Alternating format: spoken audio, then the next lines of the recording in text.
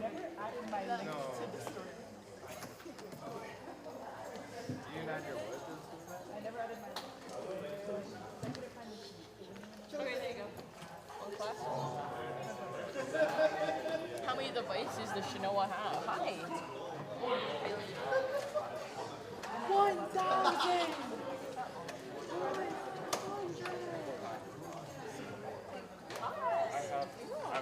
It's in my car. I can grab it. No. They didn't get the word to the home. Is that I'm gonna grab my bag. Caesars? I think. Yeah. I chose red hot. I just didn't. I didn't.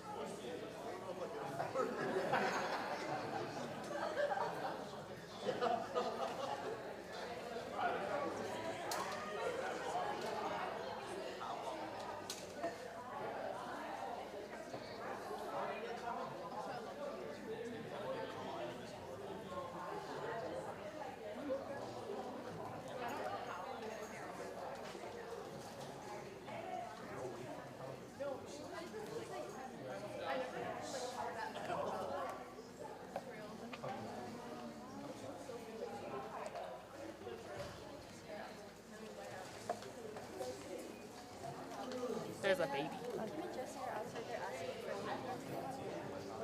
Oh no. Oh. No, you're good.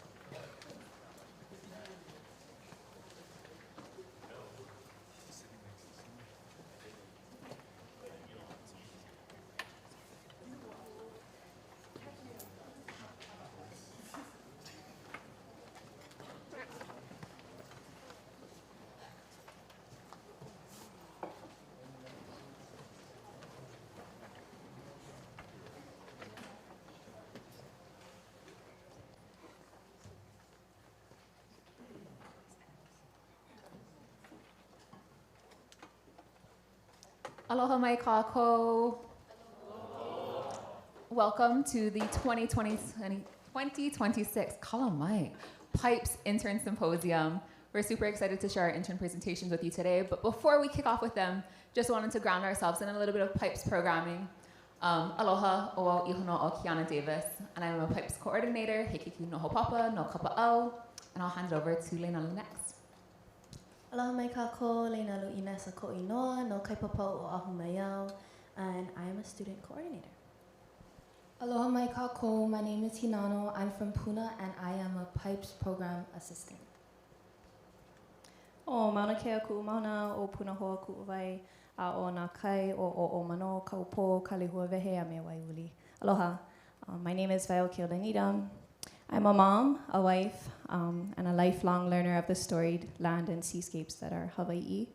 In my free time, I'm also the PIPES program lead, and very honored and privileged to welcome you all to this year's Student Symposium here at the edge of the Pa'iʻiʻi Forest. Mahalo nui to Lara Gomez and Ray Matsumoto, Dean of the School of Pharmacy, for allowing us to be guests in this space for the next 2 days.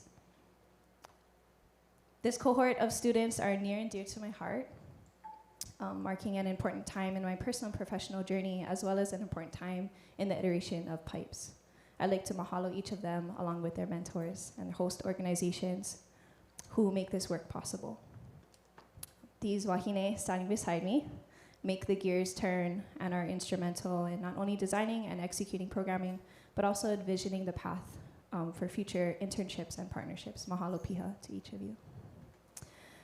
A huge mahalo to my husband, Makana, and Kiki, Konale, and Tawati for all of the sacrifices it takes to allow me to be in these spaces and all the ways you hold me up and hold me tight. To our advisory board, Sharon Ziegler-Chang, Ulu Ching, Noelani Punivai, and Becky Ostertag, who have supported programming since its inception. Mahalo for having our backs. Mahalo palena ole to the places and people who graciously hosted us throughout the summer, deepening our pilina and fine-tuning our intentions. And I'd lastly like to thank our funders and sponsors as we start our day, who believe in PIPES' long-standing commitments to Aina, stoking the fire and allowing us to be on the ground, growing generations of abundance. Keahi Makai Moku, Faith Paikukui, and Chelsea Chow of the Hauʻoli Maloa Foundation, mahalo for your years of advocacy. Marcelo Hansa and Sienna Mizuno of the University of Hawaii Foundation, mahalo for being the connectors we need. Ho'olani Lu and Ho'olena Ioane of Kipuka Native Hawaiian Student Center here on campus, mahalo for your kāko'o across our efforts. Summer Roper from the National Park Service, with which we are so fortunate to collaborate, mahalo nui. Po'ala Pasqua and Maya Godini from the Ahupua'a Accelerator Initiative, with the University of Hawaii Sea Grant under the Hawaii Conservation Alliance Foundation, mahalo for your partnership and your friendship. Janine DeFries of the Hawaii Pacific Foundation and the fabulous team who we are so humbled to build Pilina with, thank you for provisioning the path for Kanaka. And to those at the National Science Foundation, mahalo anui for your tremendous support in providing research experience for undergraduate opportunities. Can I get a pipe lima for all of the funders?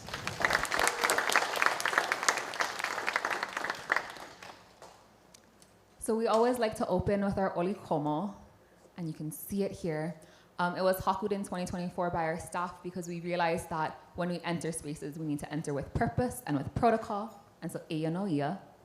And if you stay until the end of today, you'll actually get to hear our mele mahalo, also haku'd in 2024. And one of my particular favorite lines is nu'a mai na lehua i le kahiko ula ouka, vilia kalau ie ie i ka moku vai lehua, which really highlights the intern and mentor relationship. The intern is the ie, and without the kumulehua, without the mentor, they're not able to grow. And we hope that over the next 2 days, you'll actually get to see the hua or the pua of these ie that have now flourished and are peaking at the tops of the forest.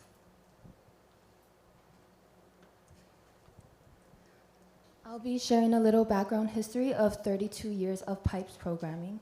So in 1994, MASSIP was established to create paid internship opportunities for undergraduate students from Micronesia and American Samoa, encouraging them to pursue careers in environmental science while gaining hands-on experience back home in their own island communities.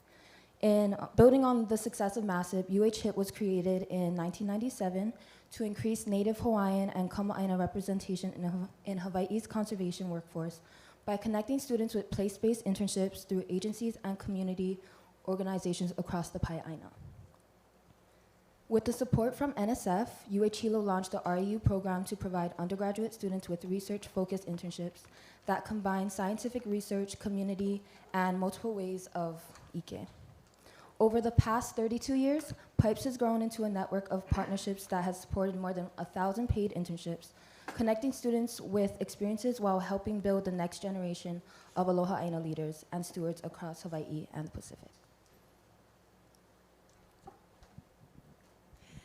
So about 4 years ago, this framework, Mo'aina framework, that we lean into now was birthed here at PIPES, and it came from a long labor of other programs and being in Aloha Aina nonprofit work. And it's based on these 4 values and relationships that we think are imperative to stewardship of place and people. Na'au being our connection to ourselves and to transformation and potential.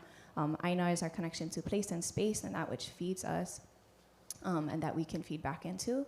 Kaiulu is our connection to our communities, and Ka'au is our connection to our articulation, or an emphasis on storytelling abilities through the research and science that we do. And Leonardo will talk about how that kind of forms into our pathways that these interns are in.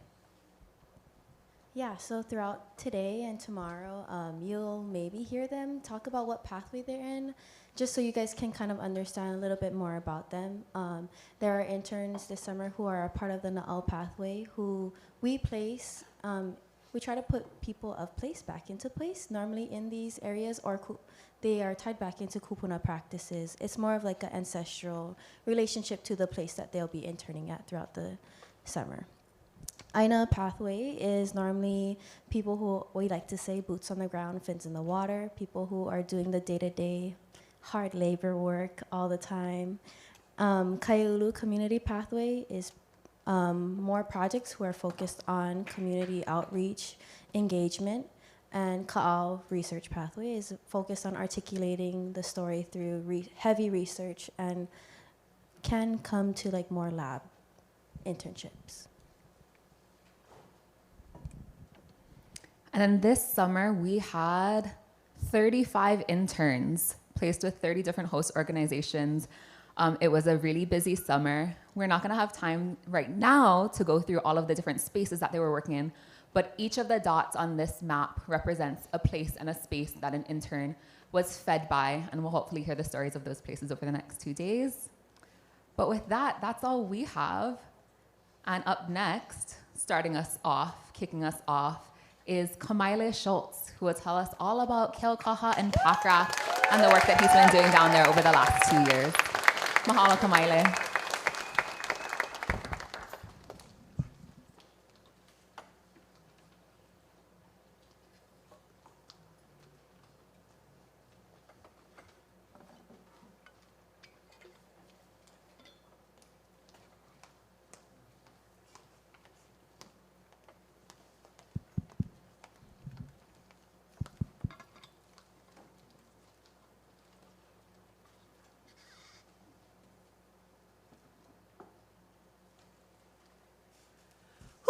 Aloha nui kākou! Ah, come on. Aloha nui kākou! Mahalo nui for joining us this wonderful morning. My name is Kamaile Schultz. I am a mo'aina this year with PIPES, and I am in the Ka'au framework. Today I'll be talking about Ka'awili epikema, interweaving science. So now we're going to start with the hua. So who are you and what is your function?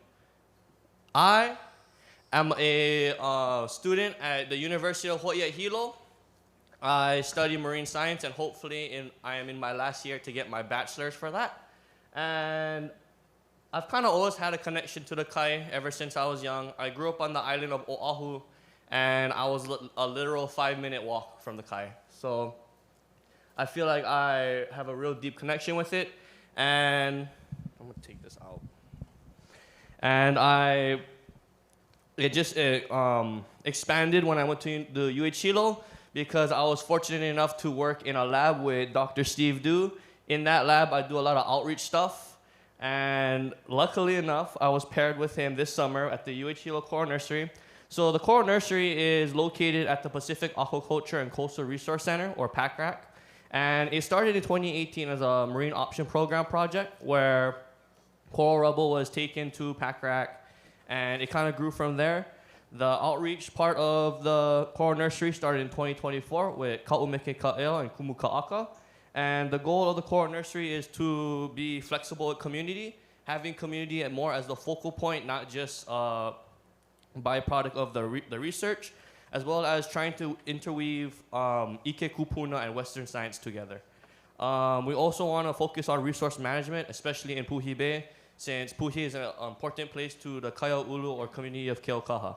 The kind of project that I was doing this summer was a lot of, it started with a lot of data collection, and then it turned into a lot of outreach and building my skills in different science. So I am a returnee, and last year in PIPES, I was in the Aino group. In that Aino group, I learned how to base myself in place. So we'll start with understanding the places I worked in. So the first place I worked in, or mostly worked in, was Milo. This is a wahipana in Keaukaha, and there's a lot of ka'ao with he'e and a he'e lady. This is where I took a lot of my intertidal surveys. So it's a rocky reef, rocky reef. And another name for it is Pu'uho Milo, which means the hill, the Milo Hill. And if you actually go over there to this day, you can still see the hill. A radio tower is actually built on it. And then I was able to work in Puhi as well. So this is where my outreach comes in. Puhi has a lot of ka'ao dealing with the akua mano of Kane Alehia. If we can see in this picture right here, this point out here, a lot of keiki from Keaukaha call that Shark Point. And that's because if directly right of that, there's a hull bush, and on hull bush covering an island. And a lot of ka'ao say that that island has a heiau for that akua. Along with understanding place, I had to understand a certain marine invertebrate that I'll be working with in the beginning part of my project. So I would like to introduce all of you to the ha'ukeuke. It lives in the lower intertidal. They're limu grazers, just like opihi. As you can see, unlike typical vana, they picked kind of like scales over spines. So all of those little like shield plates are supposed to be where their spines are, and then they actually have a row of spines on the bottom to help glue themselves to their the rock.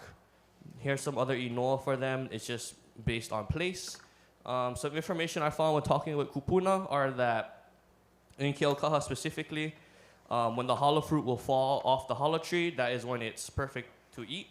So the Lelo No'el Palakahala Momonaka Ha'ukeuke talks about the hollow fruit growing big. Once it gets big, the ha'ukeuke gets big. And that's kind of place-based. So in Keaukaha, this is when they found it to collect vana. It tastes different by location. So a lot of people say that ha'ukeuke tastes sweeter on the Hilo side. That might be due to the punawai. And some kupuna also mentioned that those green spines, once they turn like a green hinge, they actually taste a lot bitter than sweet. And if anyone wants to know how uke tastes like sweet kalo, like for real, it's really weird. And if we gotta understand the place that I was working in, we gotta understand the place where they live. So they live on crustal coralline algae, or CCA. A lot of people know that as pink rock. It's actually a type of red algae, not a coral. And they're actually, when you find them on the rocks and in the reef, they're reef builders. And they're the food for a lot of marine invertebrates, such as ha'ukeuke. So this part right here is all CCA. And then we have a lot of marine invertebrates, the ha'ukeuke, the opihi, and the leho.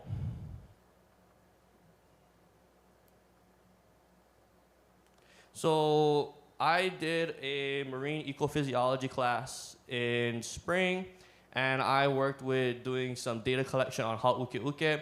The main part of this project was to look if different tones of color in ha'ukeuke. So like I mentioned, the green spines actually turn a really prominent greenish tinge. So I did some quadrats. This comes from a DAR project, the Opihi project. But the only issue that I had was that where they were running it on places like Oahu and Kauai, they have long shoreline. And my shoreline was probably 8 meters. So I had a little bit to work with. So I would actually take a picture. So these are all pictures. and I would process the data in a lab rather than actually on site, because where you find ha'uki'uki, there's a lot of whitewash, and I am more for safety than getting swept out in the ocean. So here's some pictures that I found. So initially it was to try and understand if there's a stressor with ha'uki'uki, but as I was running through a lot of these photos, none of them were green. So I was like, okay, we're gonna switch to abundance. So this picture is a good talking point. So I counted every single individual quadrat square, and if the ha'uki'uki was not like upright circle, then I wouldn't measure it. So every single ha'uki'uki was counted and measured, or tried to at least. So here's some results. The class asked to produce some results. I found that ha'uki'uki are more abundant in CCA layers, which is understandable. So when I did my intertidal surveys, I split it into 3 different groups. A high intertidal zone, so that's where the high water mark is. A limu zone, this is surface limu, so your aki layer. And then all the way down to your CCA layer. I found that they love CCA. And then from there, I took that small CCA layer that I had, and then I split it into 3 more groups. So a higher CCA, which is closer to your algae, your aki, a kind of middle CCA, and then a little bit lower into the ocean. Yeah. And then I'll also do some kilo this summer. And from the data that I got saying that, oh, they love the CCA layer, this picture proves that they're not on the CCA layer during summertime. They're actually all on top, a little bit higher up in that limu layer. They kind of stay the same size, but they're a lot higher up. I believe that's because of king tides. So king tides are pushing a lot of the newer ha'uki'uki up higher. Is that a good thing or bad thing? We'll find out next year. Here's a picture of competition. So a lot of people love opihi. Not a lot of people like eating ha'uki'uki. So here's some little competition between the 2 of them. As you can see, opihi can live a little bit higher up in the intertidal. That's because their type of limu that they eat is a lot more diverse than ha'uki'uki, but they still all prefer that pink rock. And then, like I mentioned, that pink tinge to ha'uki'uki, I was unable to find any during the springtime. However, during summertime, if I can orient you to this ha'uki'uki on the top over here, I don't know how good you guys can see that. It actually it's a lot more spread out, and the rings are green. So that was what I was trying to find in spring. Didn't get to do that. So more research is pending for that. Going into the outreach aspect of what I did this summer, I was able to work with a middle school and high school group. So we brought them to the coral nursery. This is me using our lovely coral nursery banner as an example of biodiversity. These students were so energetic when I had to explain. So energetic. Couldn't wait to answer questions. That was sarcasm, by the way. Here are some coral that we made them collect. We took them into Puhi Bay. We had to keep a stern eye on them to make sure they didn't break corals. A lot of this is CCA, by the way, so don't look too hard. And then here's them, again, going out there and going to go collect corals at Puhi. So, calamai. And with that, I had the wonderful opportunity to go to the International Coral Reef Symposium. This was in Tamaki Makarua, or Auckland, in Aotearoa. And it was scary. When you first leave the plane off of Auckland, your conference is right there. So it kind of tells you that it's a big conference. I was on the plane with all of the Hawaii researchers, so it's kind of really scary. All the directors, and yeah. So this where this pinwheel is. This is where the location of the conference was. The EV call it Tamaki. That's their Maori name for it. And then right when you enter the convention center, you have this beautiful mural that a lot of people were taking pictures on. And then we met some familiar faces there, met some new faces, was able to talk with a lot of cool researchers. as well as this was the prompt for our the Reef Symposium, was being a good ancestor. My apologies, there was a wonderful opening ceremony done by the EV of that place, but ArcGIS didn't want me to put the audio, so you can come up to me later and we can go talk story about that. And I was also fortunate to talk about my work I do in regular school, the school time with outreach, and we gave a quick 15-minute talk at one of the time slots. From there, we had a little bit of free time, so why not go learn some more stuff about Aotearoa. So we traveled to Te Hawaiʻi Amaki, which is the translation for Eagle Ray in Maori. And we were able to explore some cool stuff. So this is the kina. This is their Hawaiʻi, similar to our Hawaiʻi. I was able to see a cool ha'uke even though you can't find them there because it's too cold. And they also had a cool touch tank with a lot of interesting creatures in them that are native to that marine preserve.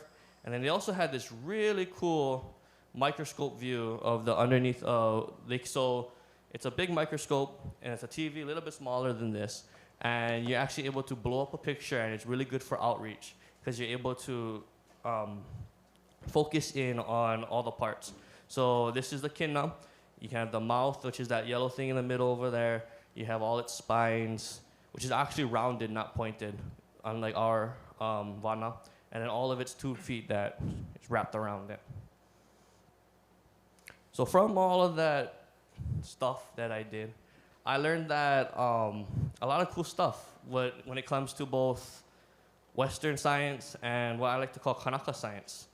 And I kind of started to realize that when you're working in these types of systems, a lot of people know how to do, for example, oli. It's easy to do oli, but not a lot of people know how to do actual protocol. So some of the ike that I gained was since I worked with ha'uke, I wanted to know, like, from kupuna who actually ate them, how they would harvest, how they would collect. And this is a puke from one of the anakalas in Keaukaha. So this is basically a how-to on collect ha'uke, simple recipe book. And then on that literal day, we went out, found a real nice female, and we ate them. So this is what I'm saying. It tastes like sweet kalo, like the initial bite. Would I eat it again? Probably not, because I'm allergic to shellfish, but yeah, I kind of risked it with this one, but it was good. So yeah, there's all the gonads, that good stuff. That's the stuff that you want to eat. It's real small. It's like first knuckle. And throughout this, I also built a lot of pilina. I had the opportunity of doing a little side mission with Hilo the camera, and this is where I did a lot of connecting back with Keaukaha. This is me doing some PCR, so this is DNA stuff. You go over there and inject a little gel. This is not like my first time doing it, but it was funny seeing all of the new people trying to get the gel, and all of them was like scared to puncture the gel, but it all worked out. And then going back to that Coral Reef Symposium, the lady to my, I don't know directions. This lady right here, she was actually my mentor, Steve Dew's mentor back in college.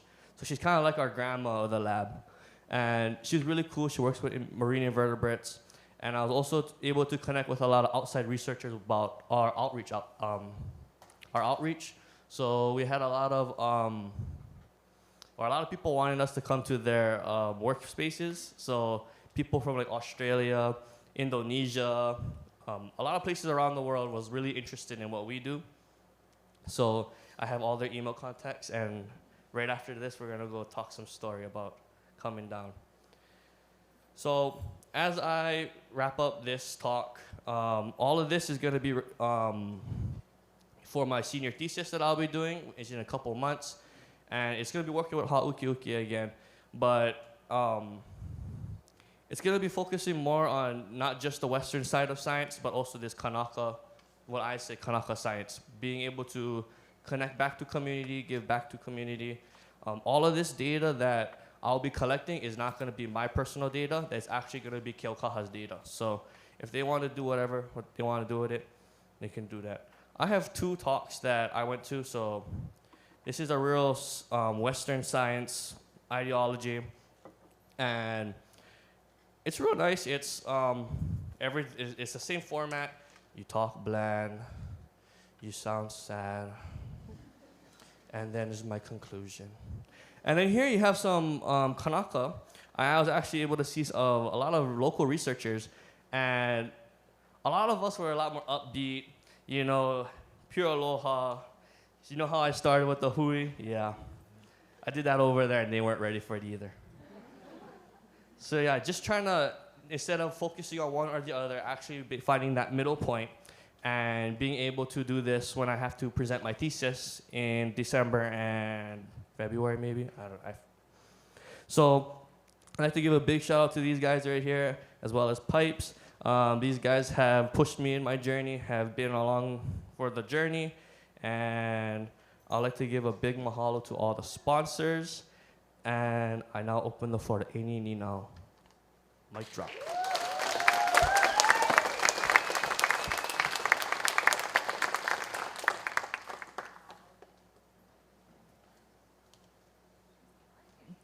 We have time for 1 or 2 questions for Kamaile. Any ni now?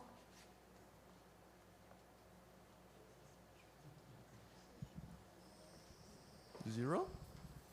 Well, if no one, Mama Sharon has a question. You have to have a question. Mahalo Kamaile, and those guys rocked in Aotearoa. That was great. They brought a lot of energy. So, what are your next research questions? Like, if you had your top 2, what would be your top 2 questions that if you were going to do graduate school, something like that? Or what would be your top 2? That is a good question. What is my top 2 questions for like future projects? Is that so? Like I mentioned, the ha'uke stuff. So the main question that I got like approved for was, do ha'uke chain have a color distinction for stress? So that will be doing a lot of stress testing and water quality stuff. And then, do I have a second question? I do. It would have to be a sustainable take of ha'uke. So working with ha'uke and opihi, and seeing how if you take out one species versus another, how that affects that intertidal system. To keep on time, we're gonna wrap up with Kamaile, but if there are other Ninau, you can find him during lunch and batter him then. But up next, we'll have Miss Ella Shapiro taking us to the Aina of Maku'u. E ho mai e Ella.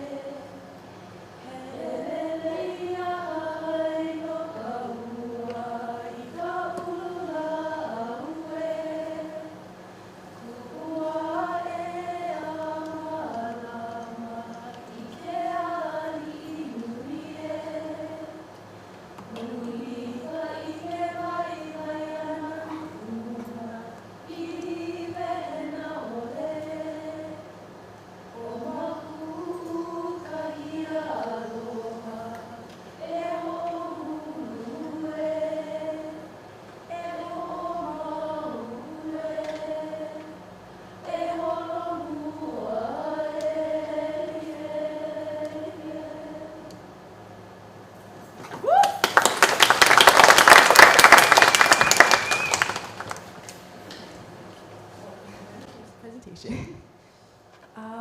Oh, I'm so sorry. I'm sorry to whoever that was. I'll bring that back up. Aloha mai kākou. My name is Gabrielle Shapiro, but you can call me Ella. I was born and raised in Puna, Hawaii, and am a second-year PIPES intern in the Aina pathway. I'm going into my second year at UH Manoa, pursuing a degree in Hawaiian Studies, Malama Aina Concentration, and Botany. And here is my presentation, Nani Puna Po Ike Ala, Growing Abundance by Remembering, Restoring Aina, Perpetuating Ike Kupuna, and Cultivating Resilient Communities in Puna. My home in Puna has shaped every aspect of who I am. I grew up near Kumukahi, the easternmost tip of Kapai Aina o Hawaii, and from a young age, I developed a deep pilina to the Aina and its elements. From the rains of Mo'aniani Lehua, Polohinano, and Ava Ava, the forests of Waukele o Puna, the oceans of Kumukahi and Kapoho, and the Vaipuna of Waiopai and Vaiapele. Being raised in a place so abundant in Aina has taught me that humans are not separate from nature, but are part of the much larger cycles around us. This summer, I had the privilege of working at Omaku'u Kekahua, a nonprofit organization established in 2019 by Kupuna of the Maku'u Farmers Hawaiian Homestead Association to carry forward their foundational work that began in 1997. The Kekahuna Ohana legacy in Puna runs deep. They have been committed to fostering abundance in our communities, in food sovereignty, and rooting Puna families back into Aina for generations. They are truly pillars of prosperity. These kupuna, along with my two amazing mentors, Lawa'e and Meleana Kekahuna, are leaders of their ahupua'a in Puna to promote and perpetuate Native Hawaiian values and traditions, to provide educational and employment opportunities, while also developing small businesses so as to improve the quality of life and diversify the economic base of Hawaii. Now, take a trip with me to Puna. If you didn't know, Moku'u is located in the incredible Moku of Puna, and at the foundation of everything OMKK does is the Maku'u Homestead, whose vision is carried forth by my mentors.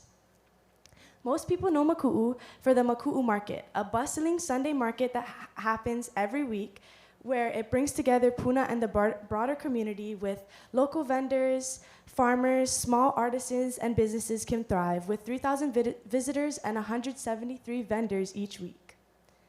I had the privilege of working at Mala Ho'oluike. A lot of people don't know, but there's so much action that goes on behind the scenes.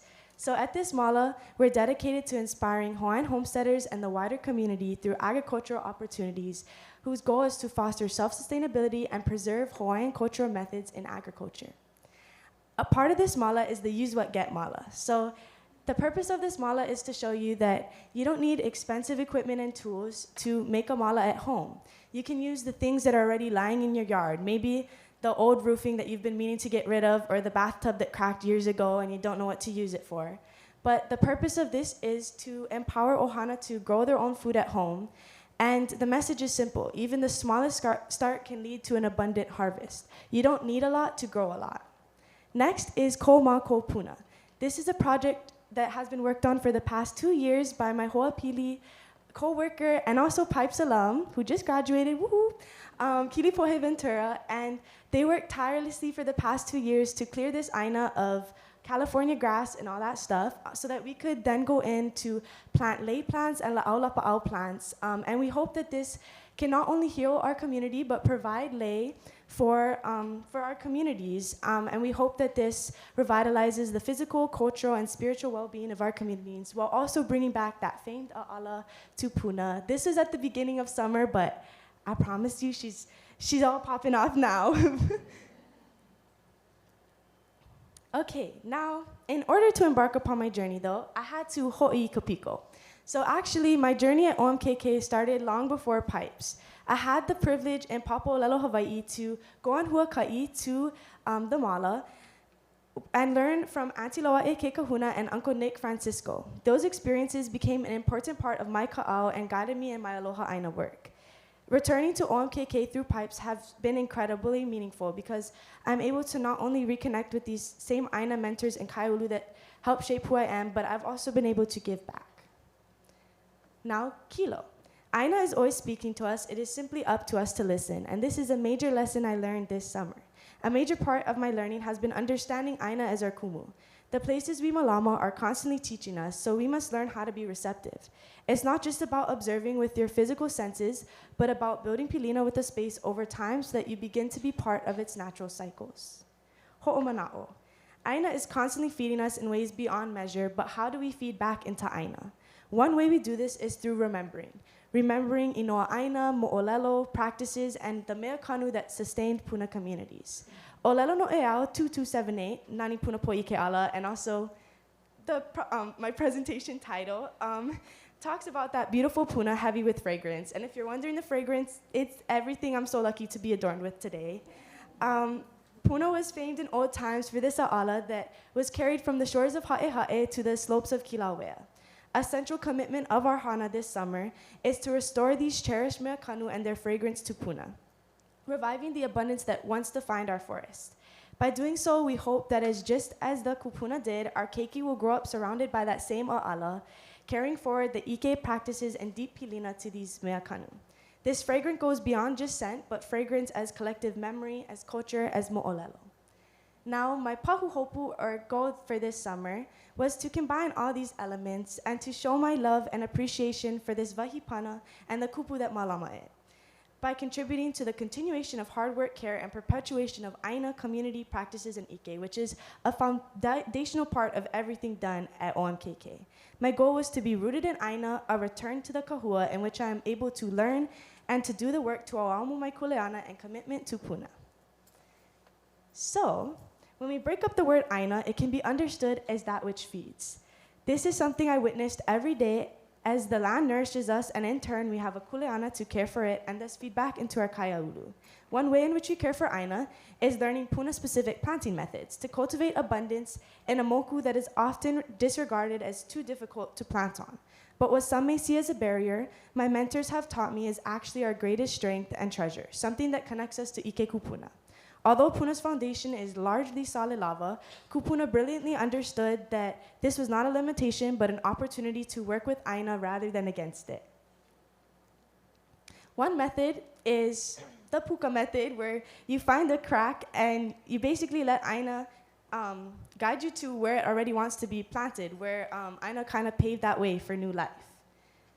Uncle Jerry and Howard Konanui, Uncle Earl Kava'a, and Nick Francisco, legendary Puna farmers, taught my mentors these next two methods I'll talk about. So the first is pu'e pu'e, where we layer fallen lau onto the bedrock, and then we plant our plants on top of them.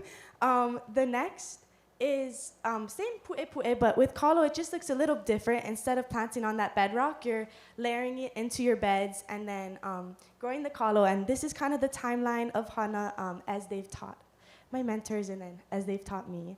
And then the next is pale pale.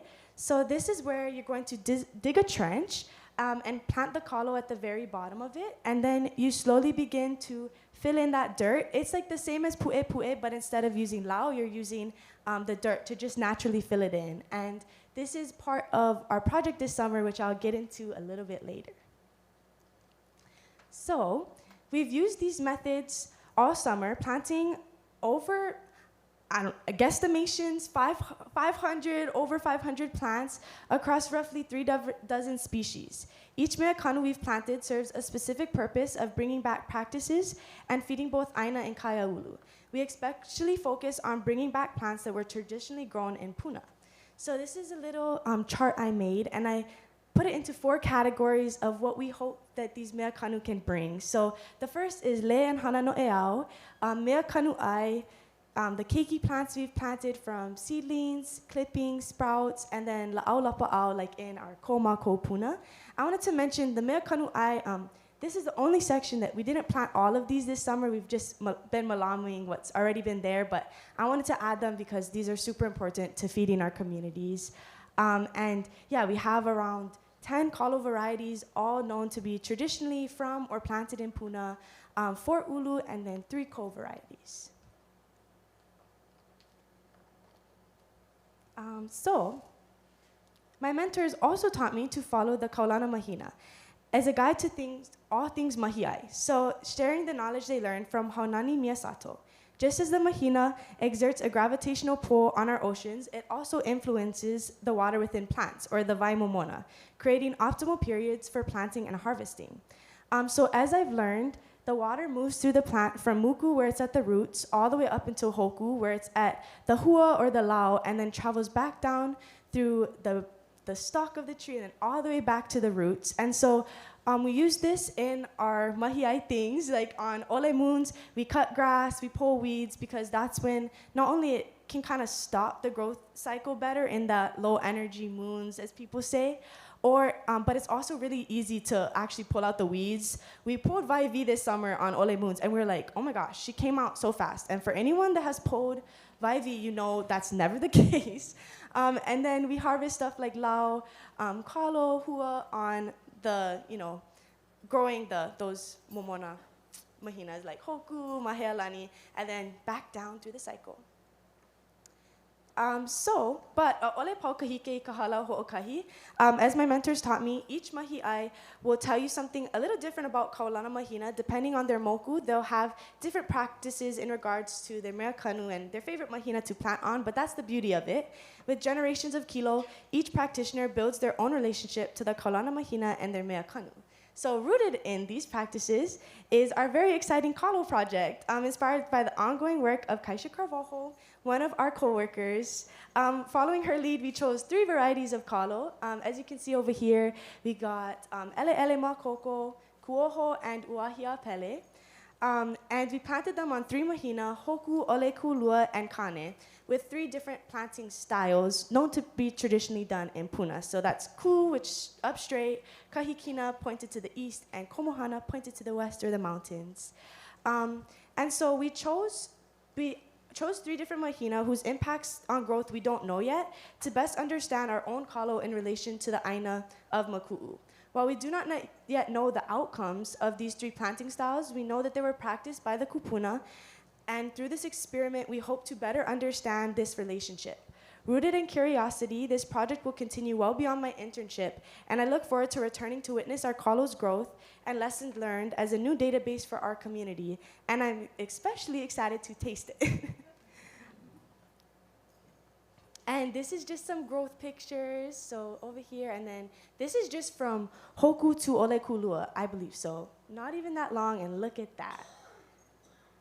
So, at the core of everything done at OMKK is a dedication to giving back to and fostering abundance within our community. I wanted to share some data that aren't just numbers but milestones, representing thousands of moments of growth, learning, and reconnection to Aina made possible by a space intentionally created to cultivate both the next generation of plants and Aloha Aina stewards. Since their start in 2019, OMKK has had incredible impacts on our community.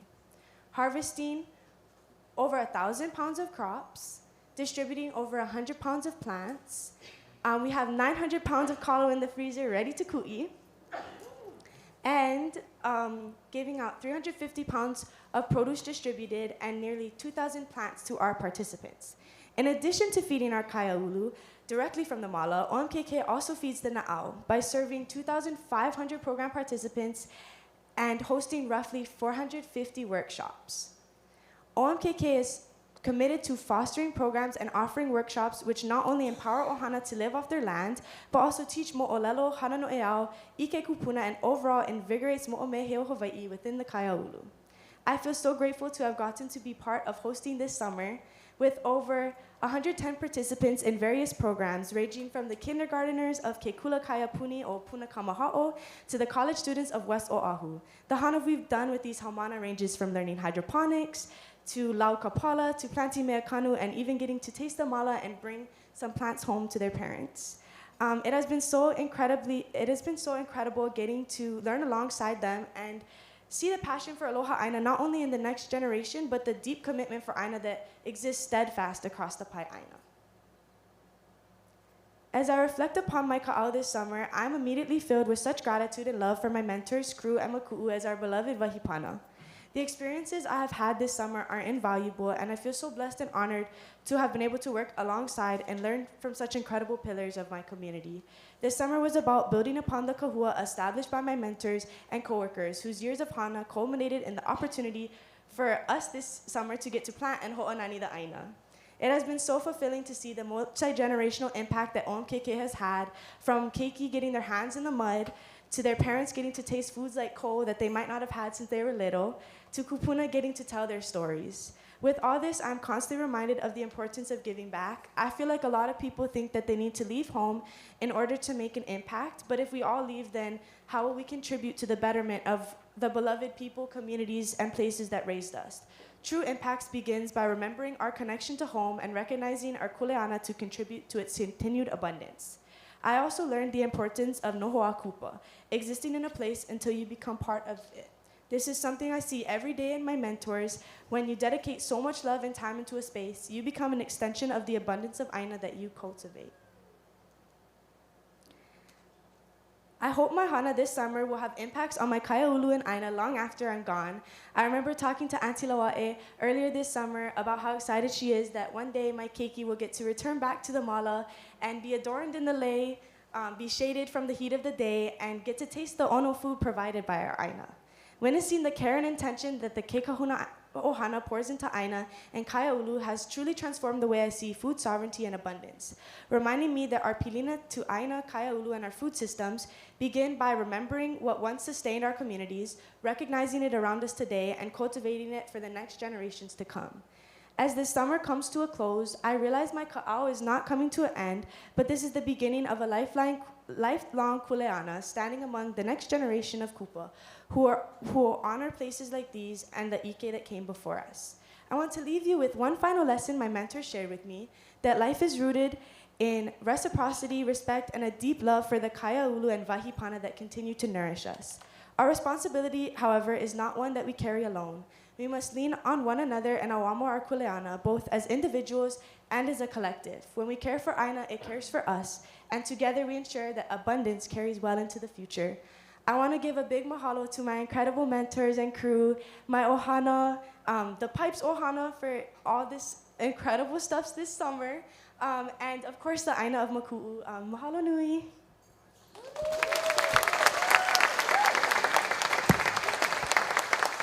Mahalo, Ella, for showing us all the momona that comes from Maku'u. We have time for one or two ninau. Any ninau for Miss Ella?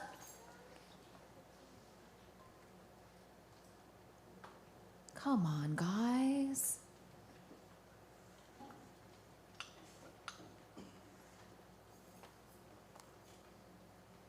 Haola?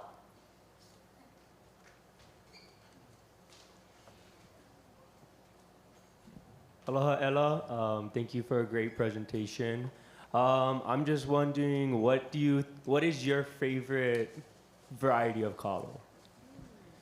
I love that question. Yeah, the good old kalo variety question. Yes, honestly, I've been loving ku'oho. That's the variety I chose to plant with our project, and so I learned that it was traditionally grown in Opihikau, which is somewhere I grew up going to, and so yeah, I really love that kalo. Also Uahia Pele, of course, she's so beautiful. But yeah, I'm really excited to see where our project goes. Thank you for the question. Of course, mahalo. Can we get one more round of applause for Miss Ella?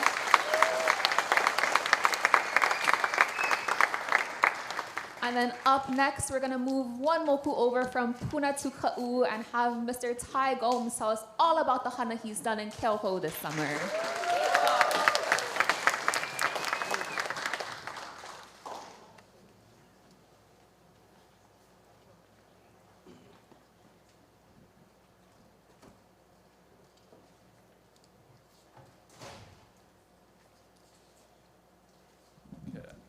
Let me get this mic. I feel like Eminem holding this thing.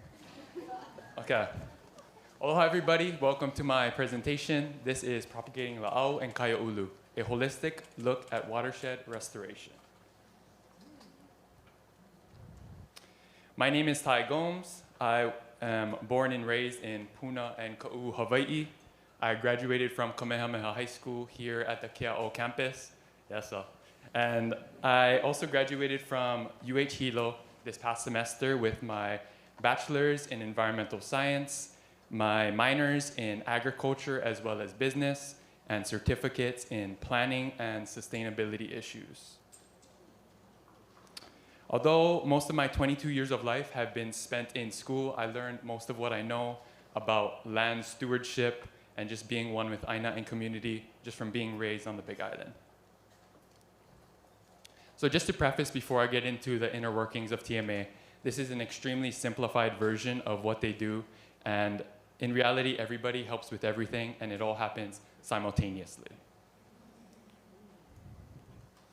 A little bit of background. The Three Mountain Alliance, or TMA, they are the largest watershed partnership in the state of Hawaii with over 1.1 million acres, or roughly 45% of Hawaii Island. You can see in all this highlighted stuff. This encompasses the slopes of Kilauea, Mauna Loa, and Hualalai, hence the name, the Three Mountain Alliance. So before a project can even think about starting, you need a lot of things, and two of which are money and permission.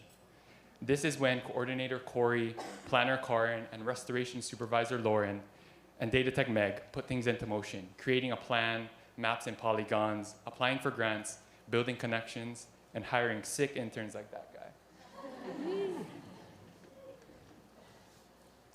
After they get the cash and the keys onto the field crew, this is when invasive removal takes place. Believe it or not, there's a fence in there. You can see that post. And it runs right through all of this wonderful ginger. So that's part of the field crew responsibilities, upkeeping fence lines, repairing any fence that may be damaged, dealing with fallen trees that may threaten the structural integrity of a fence. And then onto ungulates. So baiting and trapping ungulates is an important part of the restoration process. And without this, the outplanting efforts would be way less successful because they would be outcompeted by invasive species and eaten by feral ungulates. As the field crew is preparing a site, the restoration team, along with volunteers, go to work collecting seeds, processing them, weighing them out, learning about them, sowing them, and then transplanting them, getting them into pots where they can be raised in the greenhouse until they're ready to be outplanted.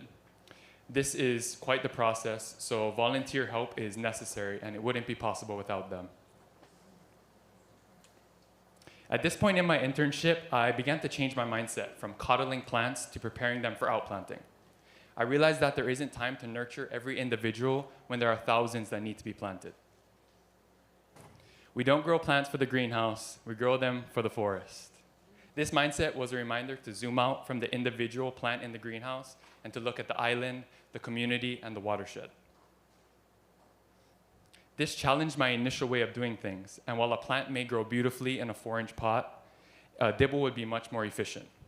This kind of thinking is what helps TMA to streamline their restoration process and to make the most of their time and their resources.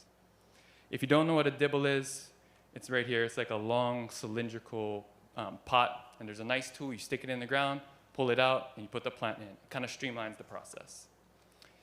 Everything at TMA has a purpose or a reason, and it's important to be functionally curious. A discovery must have a purpose in the process and not just a novel curiosity. This is what sparked my experiments using tephra in native plant propagation. What is tephra? Tephra is defined as any solid material or rock fragment blasted into the air during a volcanic eruption, regardless of its size or composition. The tephra I used for my project is airy and looks kind of like this.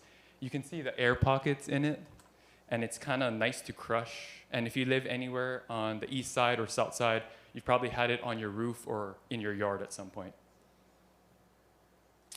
How am I using tephra? I'm using it in the transplanting mix. I'm substituting it directly for cinder. So instead of 4 cinder, some peat moss, perlite, and Nutricoat, I'm doing, instead of 4 buckets of cinder, 4 buckets of tephra, keeping everything else the same. Why am I doing this? Well, I'd like to see if tephra can replace cinder as a growing medium, because tephra comes free from pele, it's steamed, and it's delivered right to the roof of our greenhouse. Compared to cinder, which is bought, shipped, and then steamed before it can enter the park. I would also like to observe if tephra can act similarly to diatomaceous earth as pest prevention for root mealybugs. If you don't know what diatomaceous earth, it's like small glass fragments that cut up these bugs and pests. How am I collecting my data? To collect data, I'm using observation and photos to record. My goal with this experiment is to see if tephra can be used in potting mix and if the plant can be successfully outplanted. So mainly, I'm looking at noticeable difference in plant health or planting success. For my experiment, the two plants I use are Olapa, which you can see in the background here. It is a more fragile, slow-growing plant. And Povale, which you see in the background here, which is a resilient plant that grows quite quickly. On to my results. So here you'll see on the left is cinder, and on the right is tephra. So when we take a look at the cinder had 1, 2, 3 dead, and there's 1 in poor health. This guy up here. Versus tephra, which had 1, 2 dead, and 3, 1, 2, 3 in poor health. This showed no significant difference in overall plant survivability, and this showed that it can be used successfully as a substitution for cinder thus far. On to my Povale. So week 9 of my Povale, I noticed that all of my plants were alive in good health. As I mentioned earlier, they're quite resilient. But when I took them out of their pot, I noticed that the cinder here has more root development, and the soil seems more put together. When you look at them side by side here, you can see on the left, the cinder, a lot more white, more root growth compared to the tephra. However, the tephra one was taller and still looked healthy, but I just figured it was worth noting. Here's a close-up on that tephra, and you'll see those kind of pockets in there where it doesn't look as compacted and just less root growth overall. Back to the restoration process. Once the plants are fully grown, ready to be outplanted, and they're in our hardening area exposed to the elements, that's when the Imi Pono program comes in. They go to work putting plants in the ground, educating volunteers, students, and teachers, as well as just building pilina with place.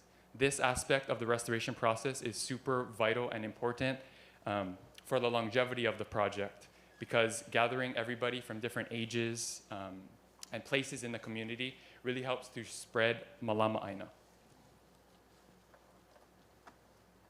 After the plants are in the ground, data technician Meg goes to work cataloging data, updating maps, dealing with survivorship and seed collection data. This is important for completing grants, applying for new ones, and just updating the team on where they stand.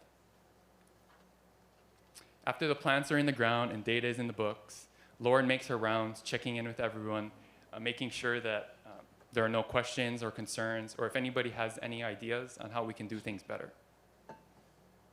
This is also when vehicles and equipment are decontaminated and maintained for future use. Access to sites can decline, so roads need to be fixed or reestablished. And plants are constantly being grown and outplanted, so volunteers help with the restoration team with transplanting, pruning, and just overall pumping out the next batch of plants.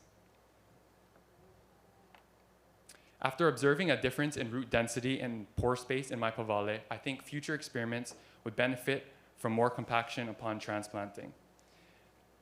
And while we try to avoid over-compacting our medium, I think tephra and its airy nature might just require it. Here are my Povale that actually just got outplanted on Monday. With the yellow flag is my tephra, and the blue flag is the cinder. So this just happened 2 days ago, so TMA is going to continue to monitor and watch the differences between my experiment. This is when the strategizing and restoration planning meeting come in. Steve, field crew tech, restoration supervisor, coordinator, planner, and data technician. They all get together, share their wins, their losses, aspirations, and confusions. This part is essential for connecting all facets of TMA and everybody getting to share their perspective.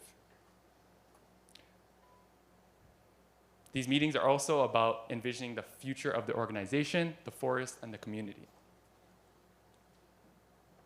My experiments with tephra have only scratched the surface in my short time here at TMA, and there's still a lot to figure out with each plant's different reaction and time frame. There's still a lot to figure out, and I would love to observe the ease of planting and if the airy nature of tephra makes it easier to remove it from its pot. Or maybe the small airy tephra chunks could be substituted for perlite. I hope my curiosity with tephra inspires others to check it out and do experiments of their own. Mahalo to Pipes for having me this year, and mahalo to TMA for hosting me, helping me with my experiments, and just including me in your family. I hope I had a wonderful summer, and I hope to work with you folks in the future. Mahalo.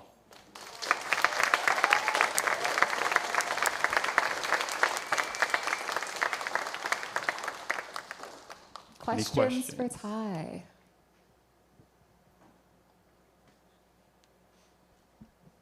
Aloha, thank you for that awesome presentation. I was wondering if you noticed, it looked like both of the plants grew faster with the tephra. Did you, is there, do you have, yeah. Do you have any idea of why that is, or do they have, is that a positive thing? Yes, definitely say it's positive.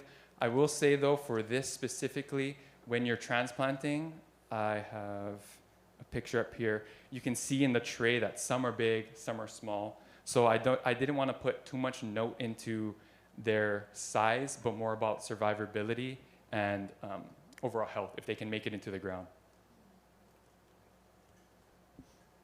We have time for one more question for Ty. Any other Nino in the audience?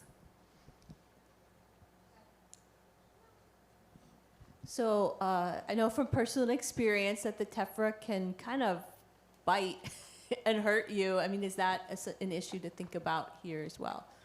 Yes. Normally when we're transplanting and going through this process, we have gloves and PPE on anyway, so I didn't notice too much of a bite, like you said, but also I've been hunting in Kapapala and it's been in my eyes and in my skin, so I might just have not noticed it. Mahalo, everybody. Mahalo, Ty.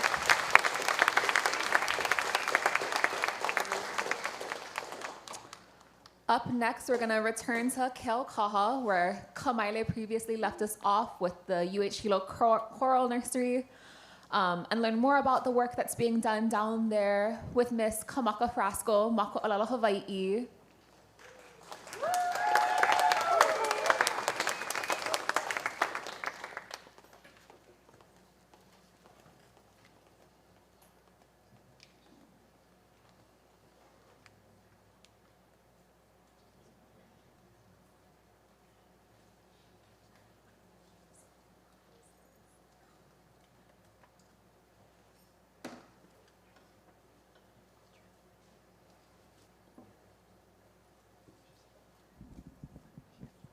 Alo mai kako. No leila, ea mai ka upahana I ulu no ka ave I ke kumukoa. No ka upapahana hueao me ka hui Hilo Nursery. No leila, mo makimaki wau ho'oha like I ke koa me ke kai kumu lao. No leila, ua ho'ololi au I ka olala na eau I ulu no ka lala I ke kumu. I ulu no ka ave I ki kumukoa. Oiai, like ka ave me ke kumu la'au. Ai wale, na la'au o ke kumu. Alela. Laila, o ka makui vo'ole frasco koino no Hilo Hawaiʻi mai au. O kai noa I puka mai ke kulanui o Hawaiʻi ma Hilo. Malalo ka mekia pelekania. Oia makimaki au lilo I kanaka hakupuke. No na keiki a me na kanaka o'o.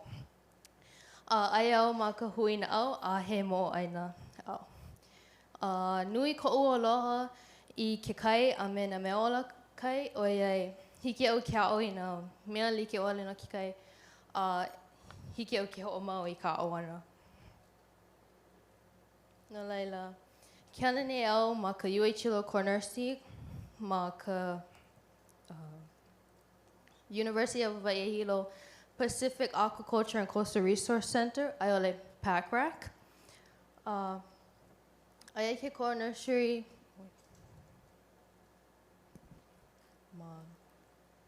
ma ia kahua. ho'okolahua, a ea mai mākou ka hui o ke wahi. He wahi ke e hana I na ano ho'okolahua like ole me na ano mea ola kai, a ka kālele mākou ma luna o na ko'a a me na ano ho'okolahua I hiki ke hana ai me na ko'a. A ea kahi ka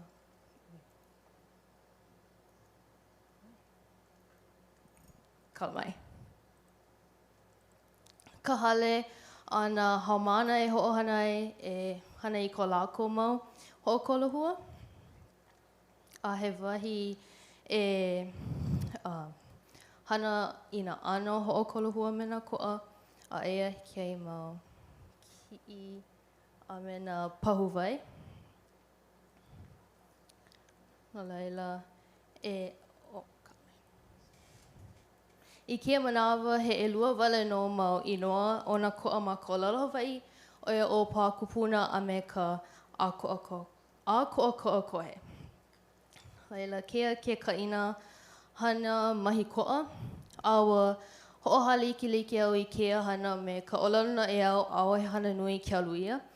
Oiai, maikaʻi ke komo I na 5 a pau ma loko o ke hana I hiki ke hoʻoko I ka pauhopunui o ia ka hoʻihoʻi I na ko'a I loko o puhi a me ka hoʻoulu ia ma ko'a I hiki ke hoʻi mai na iʻa a I hiki a kākou ke ʻai.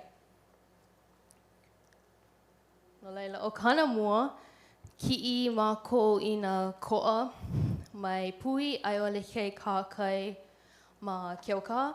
A leila, waiho mākou I na ko'a ma ke core nursery I hiki a lākou ke ma'a I ke wahi hou. A I hiki pū ke ha'alele na i'a liʻiliʻi ma mua o ka mākou oki ana ma nā ʻapana liʻiliʻi I ʻoi aku ka maikaʻi ma ka wā e tuku ai I nā ko'a I nā kahua pa'a. A leila, kokua pū nā haumana iā mākou I ka hoe maʻemaʻe a puni o ke ko'a. Oiai, ulu a hewa ka limu. Ale makemake mākou ka limu e lana kila. Oiai, e hoʻomaka ana ke ko'a e make ai ano. Oiai, ale hiki a lākou ke ai a ale hiki a lākou ke aika I nā ʻopae liʻiliʻi a mākou e hana ia lākou e like me maʻanei ma kia kiʻi. Oiai, ae mākou I nā haumana o ka ʻome ke kaʻeo e kokua ma kia hana. Ma hope o ka makahiki kula piha, hoʻihoʻi mākou I nā ko'a I loko o puhi ma ko mākou la he pūkoʻa kaniʻaina.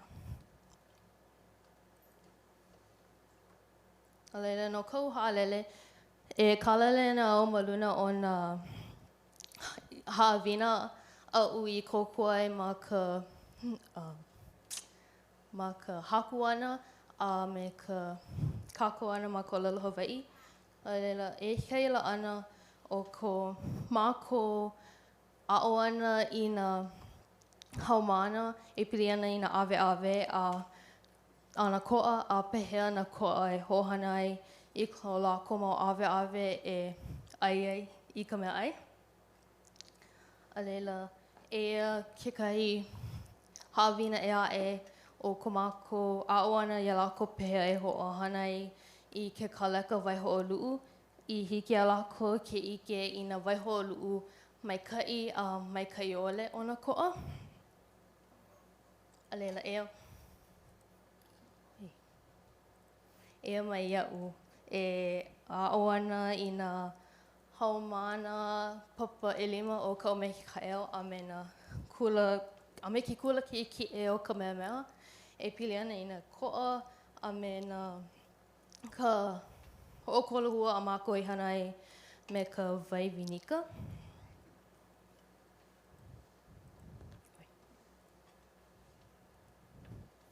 Alela, e ma ko e kokua ana I na haumana e ana I ka nui pauna o ka lako ma koa ma mua a me ma hope o ka waiho ana I na koa I loko o ka wai vinika.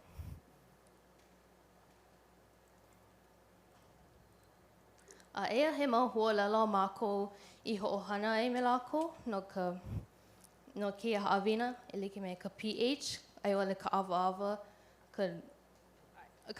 o ka wai ai ole he ko'a moku moku ke ko'a I haki ia e kanalu.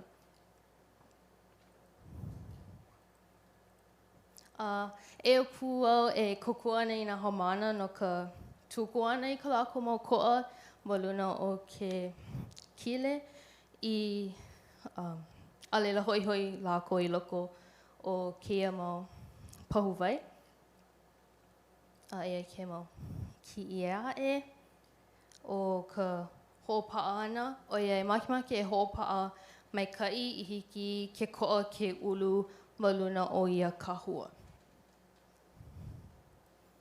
A leila e keia haumana e kākau ana I ka nui pauna o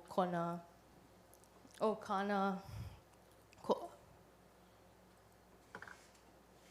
A leila e kei wikio o ia hanana.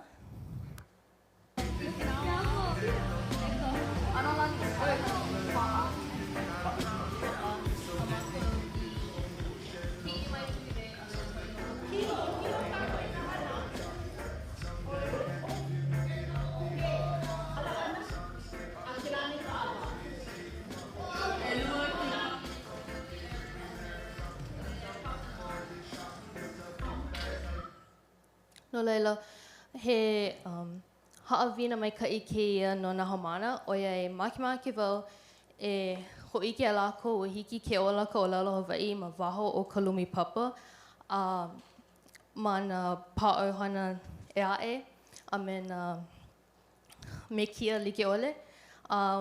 Makimaki pū wau e āwili I ka epike me kai me ka olelo Hawai'i o ia nui ka pilina ma waina o ia mau kumuhana. No leila, no ka'u huaka'i, ua e ha'alele ana mākou mai ka UH Core Nursery I ka International Core Symposium ma Aotearoa. No leila, ua ha'i o lela mākou e kolu no ka mākou hana ma ka UH Core Nursery a me ko mākou a'o ana I nā haumana a'o ana I nā haumana ka ome ki ka eo e pili ana I nā ko'a. A ua nui nā kanaka I hele mai a kā ko'o ia mākou. Oi. A leila, no leila o ka International Core Symposium, he wahi e ho'ona au wau ka po'e I ko lako hana e pili ana I ko lako ma ho'okolahua me nā ko'a a me nā mea ola kai e a'e. Alea, ea mākou ma ka lā mua e ho'omākou kau ana no ICRS. Leila, ea māua e ho'omākou kau nei no ko mākou hoiki I ke kai. No leila, no ko'u ho'ina e kalele nau ma luna o ko'u puke a'u I kākau ai o e pili ana I ka inahana mahi ko'a o ke kumuhana nui o ia ko'u a'o ana I ko'u kaikunane e pili ana I keia ka inahana I hiki aia ke apo I ka ike a me ko mākou hana ma ke Core Nursery. A leila, kia ka mua, a leila, kia ka nana ana o ka'u puke I kia maula. A leila, o ka hapa nui o nā ki'i o ia nā I Furchgott au ka po'i noa o ka'u puke o ia o no ka no kainalu a me le pua I ka ho'oulu ko'a. Nāna na ki'i e like me ia'u a me ko'u kaikunane. No laila, ua ho'omau halau I ka puke e pilana I ka inahana mai ko'a a ua ho'omaka au I keia pahana ma Ianuali 2020 kumono. Keia wā ano ke pa'i nei I a puke. E hei mau la'ana o na ao o kaupuke, laila o lipua ke o wahine, a leila o kainalu ke kane. Ke haine o lipua ia kainalu e Helena lawa I loko ki kai. I hiki ke ohi I mau ko'a mai puhi. Kou mea la like loa me puhi ma ke aukaha. A leila e hei au no na uku ko'a a me na pahuwai a mako e ho'ohana ai ma ke core nursery. A leila e hei ki'i o lipua me kainalu ma loko o ka kahi e hana I nā haumana I nā ho'okolahua. Ke a'o nei o lipua ia pehea e ho'oma'e a puni ai ke ko'a a I hiki ke ho'oma'e I ka limu. A leila e alawa ke nāna nei I ka ulua'e o ke ko'a ma hope o 2 malama. Laila I ko'u ho'i ana I ka mole, ua nui na loli a me na o ko'a maika'i I kupua'e me ko'u hana ana ma ka Uichila Core Nursery. A me ko'u komona I keia papa hana hu'ea'o no 'umi mau pule. Aka ua ike wau ua kōkua kia kauwela ia'u e lilo I alaka'i maika'i no ko'u mau pōki'i a me na hanauna e hiki mai ana. Oiai, ua upua'e o loko a'u ko'u makemake o kokua I ko'u ina kaiulu like ole a e ho'omau I ka pahu ana ia'u e ha'alele I kahi olu'olu. I hiki au ke ho'omau I ko'u ulu ana a e ho'oko I ko'u mau pahu hopu like ole. Na laila, e ho'ohana na wau I nā ha'awina a me na ike mai kia kauwela a me kia kauwela o makahiki nei no kia mua aku. E like ho'i mau no ka ho'omau I ka haku ana I nā ha'awina no ka papa 5 o kau me ke ka'eo ma ka olelo Hawai'i piha. I hiki ke ho'omau I ka ho'ola I ka olelo Hawai'i me ka nui hiki. A leila, a e ho'omau ana I ka uhana ma ka Uichila Core Nursery.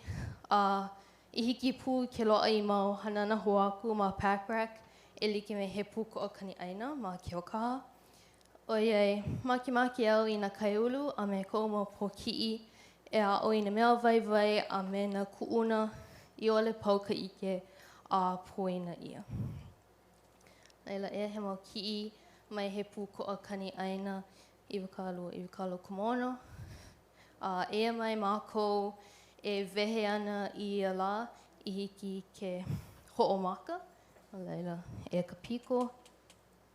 A leila e hei mau pā oihana o PIPES I hele mai a kāko'o ia mākou ma kia lānui.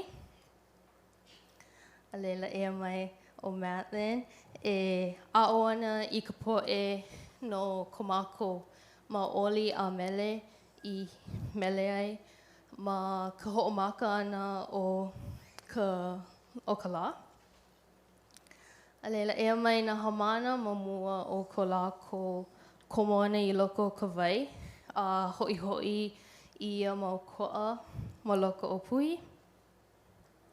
Leila e mai lākou ma loko o ka wai e kōkua ana I nā kanaka lu'u kai ma o ka ha'awi ana lākou I nā ko'a moku I nā kanaka lu'u kai.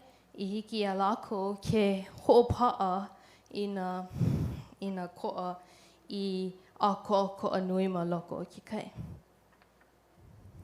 A Leila ea mai ka steppers. O iei ua himeni lākou ma ko mākou he pūkoa kani aina. A ua mai ka iloa lākou.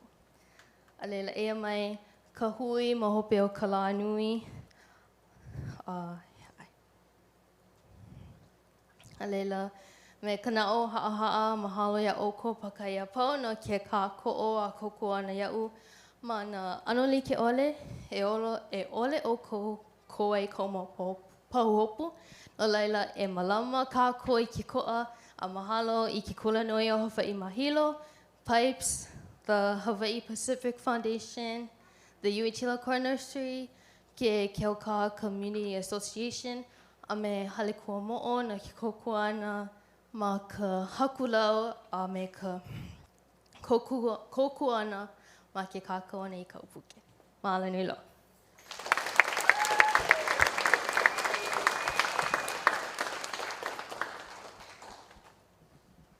He mauni nau e ka lehulehu.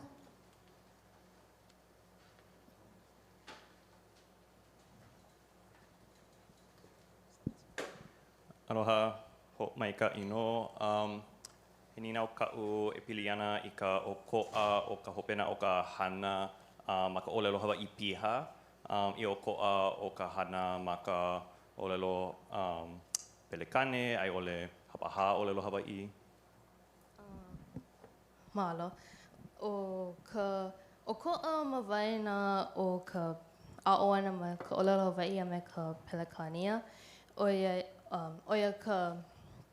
Oia aku ka kia pono o na haumana ke aia ka haawina ma ka olelo Hawai'i. Oia aia lako ma loko ko olelo Hawai'i I na manawa pau. No leila hiki ke holo pono I hana ma ka olelo Hawai'i. Ninau hou aku.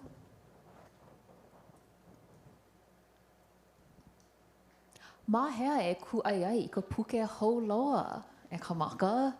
Ma hope o ka pa'i ana, o ka puke o hiki ke hele ia hale kua mo'o ma lalo o ka kula nui o lelo. Hawai'i ma kāku'ula, aia lako ma lalo pono, a hiki ke ku ai ka upuke. A kāko ia'u. Mahalo. Aia noa pau e ho'ike mai ma koala ke olu olu. Ai, hiki no.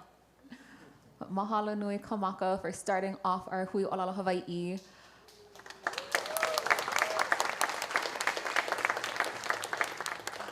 Up next, we'll be venturing all the way over to the other side of Hawaii Mokupuni to the wahi of Kahalu'u Kuaheva with Mr. Hiva Sata Ellis.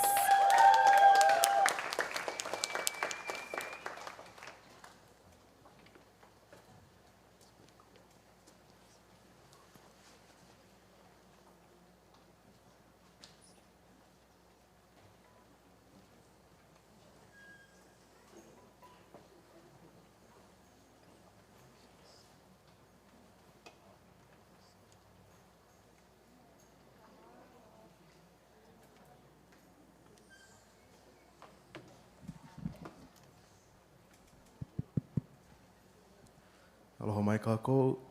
My name is Hiva Sata Ellis, and today I will be presenting on my project Makaloa, an integrated study of ancestral farming plus restoration practices and Korean natural farming.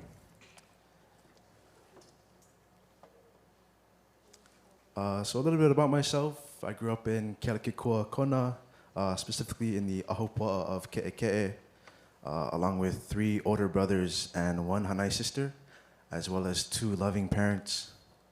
And as a native Hawaiian, I believe my love for Aina conservation developed at a time when I felt really disconnected to Aina. I never really allowed myself to fully engage with or care for the environment. It was not really a priority of mine. But I think it was when I made the decision to study at UH Manoa as a Hawaiian Studies major that I realized that I should have a deeper relationship with Aina. So that is why I was fortunate to become a part of PIPES I work for my organization, Kahaluu Kuaheva. So Kahaluu Kuaheva is a nonprofit organization established in 2021. They steward 354 acres of land, and their main kuleana is to ma'alama the largest intact traditional Kona field system, and to uplift the collective of Aina community and culture by restoring and revitalizing the wahi kupuna. We operate in the Ahupua'a of Kahaluu. This is mainly where our site is, in more of the uplands of Kona. Here you see some pictures of the site. You see it's very dense forestry. Some of our indigenous plants like Halo. There's one of our malo ho'ikeike. Yeah, this is some of our invasive species removal. And more pictures of our site. So, the project that I'll be talking about will focus on two threads, which is the ancestral farming practices of Makalua and the more modern farming practice, Korean natural farming, which takes us into our ha'alele of what is a Makalua. So a Makalua is essentially an ancestral Hawaiian farming practice, a farming method that is a traditional planting pit made of pohaku that creates a 2 to 3 foot ring. It was primarily used to capture water and organic matter into a confined space, and that was used to grow plants like uala or kalo. Archaeologists confirmed that Makalua only exists in the moku of Kona, and I believe that this fact is important because our kupuna observed the resources that was available to them, and they used that to create a fertile environment for their plants. So coming back to our more modern farming practice, or before I do that, here's a more before and after of our cleanup of the area of where the Makalua are. Yeah, coming back to the more modern farming practice of what is Korean natural farming. So it was developed in South Korea by Master Cho, and it is a farming methodology based on using what is locally available in your space. It's really embedded in the idea of farmers and farms creating their own inputs for their plants and cooperating with the natural system that Aina provides. There's a multitude of inputs, of key inputs that we used in our space, and one of those being indigenous microorganisms, or IMOs. And IMOs is a 4-stage process, and what it does, it multiplies and collects the microbial life from the specific site. And this input helps restore or reconstruct soil biology. Another input that we used was fermented plant juice, or FPJ, and we use fermented uala vines and comfrey. And it's used to develop a plant's growth and create a more vigorous plant. Another one that we used was lactic acid bacteria, or LAB. And we use LAB to help decompose harmful pathogens in the soil and improve a plant's root health. And lastly, we use oriental herb nutrients, or OHN. We use a multitude of herbs for this process, and this helps boost a plant immunity and become less disease-stricken, because a lot of our kalo and our mala have a lot of disease and fungi that is really detrimental. So there were 3 methods that I used to successfully complete my project. The first was documentation. I documented every step of the KNF process as we made each input, recording materials, our quantities, our dates. And along the way, we also outlined a full production plan, or wanted to create a full production plan, so Kuaheva has a clear, usable record of how to keep making these inputs going forward without starting from scratch. Additionally, I conducted mapping of the Makalua on site to begin physically recording features that have been here long before any of us. Second was article analysis. On my research days and sometimes on site, I read through the College of Tropical Agriculture and Human Resource articles pertaining towards Korean natural farming to build my understanding of why each input works the way it does and how it benefits the soil and the plants. I also looked into literature on makalua and traditional Hawaiian planting methods to better understand the history, the design, and agricultural intelligence behind what we're working to restore. And lastly was observation. Being on site mainly throughout the week meant I could monitor the KNF inputs firsthand as they fermented and developed, noticing changes in its smell, its texture, and its appearance over time. I could also observe the makalua directly in the landscape, comparing what I was reading about traditional dryland farming practices to what I was actually seeing and doing with my own hands in the field. That hands-on observation is where these two sides of the project, KNF and makalua, really started talking to each other. Both Korean natural farming and makalua are built on the exact same idea, that this specific place already has everything it needs. The makalua was designed to work with Kona's dry conditions, capturing moisture and concentrating organic matter from what's already there. And KNF tells us to collect microorganisms from your specific site. It uses plants already growing nearby and never import what the land can provide for itself. They came from completely different parts of the world, but it's still telling the same story.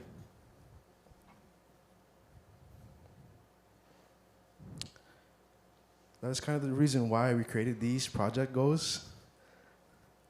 The first was creating a production log for KNF inputs, not just making the inputs, but documenting every step, date, and amount, so that Kuaheva has a clear and practical record that any future intern or farmer can pick up and follow without having to figure out if from scratch or seeing the potential that they have being a part of this organization. The second was implementing KNF in the makalua. We wanted to take these inputs we've been building and eventually bringing them into direct contact with the traditional features of the field system, meaning using modern fermentation practices to support the restoration of something traditional and ancestral. The third was mapping and restoring the makalua. This was great importance because this is the first time this piece of the site has been mapped. And this restoration and mapping creates a restoration protocol that allows some of the systems or features in our wahi kupuna to become actualized. And some of the more personal goals that I had being a part of this organization was to just get my hands dirty and to just learn new experiences because this was totally out of my comfort zone. I was always the kid who would always stay inside and not want to get my hands dirty because that was just gross. But yeah. And also just to create a deeper connection to Aina, just bridge that gap between it. So transitioning into our huaka'i, before we got into the main process of the project, we had to do some general upkeep and maintenance, which consisted of weed whacking, wood chipping, using net chips to mulch some of our kalo areas. And once we did that, we got into our KNF creation. And we focused on our process and our data collection, which we used our resources that were available to us on site. We monitored the fermentation process of each input, remember focusing on the odor, color, and the length it took to be completed. And we logged and documented all those aspects of the KNF to create the production plan. In the process of working on our KNF inputs and documentation, we also started to map and restore the area of the makalua. And firstly, we used tape and compass mapping, which is a more simple way to map the areas and the makalua, measure distance and bearing, or like the compass direction from a fixed reference point to each makalua. So what that means was we found the true north to have the accurate orientation of each makalua. And we also recorded its length and width of the makalua and logged coordinates so it's correctly located on the map. So that takes us into our ho'ina. And you can see here, this is all a map, a small part of the piece of the map in Kahaluu Kuaheva. You can see very detailed pieces in the map, but as you see highlighted, that's the makalua area, and there's not many details. But we were fortunate enough to successfully mapped this area, and we successfully mapped about 54 mokalua. And some of these features, you can see that some of them have very distinct characteristics, but some of them are less visual or visible. And thankfully, we were able to come into this space and restore about 3 out of the 54 makalua. And I believe this was a very fun experience, and it definitely taught me perseverance, because as you can see, the murk, you just cannot see anything, and you're just picking at rocks that you can't see. But you know, my group made it a fun experience to just come inside and just do the work. So secondly, we successfully created a working KNF production plan for Kuaheva. It tracks 7 inputs across a log window of from June 10th through June 22nd.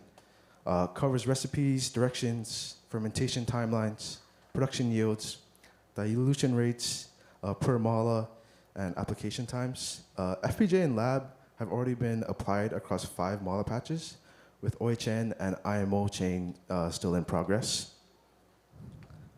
For IMO 1, we packed cooked rice into lahala baskets, and then we let that sit out in the Ohe forest for about 5 days to draw in the local microbial life.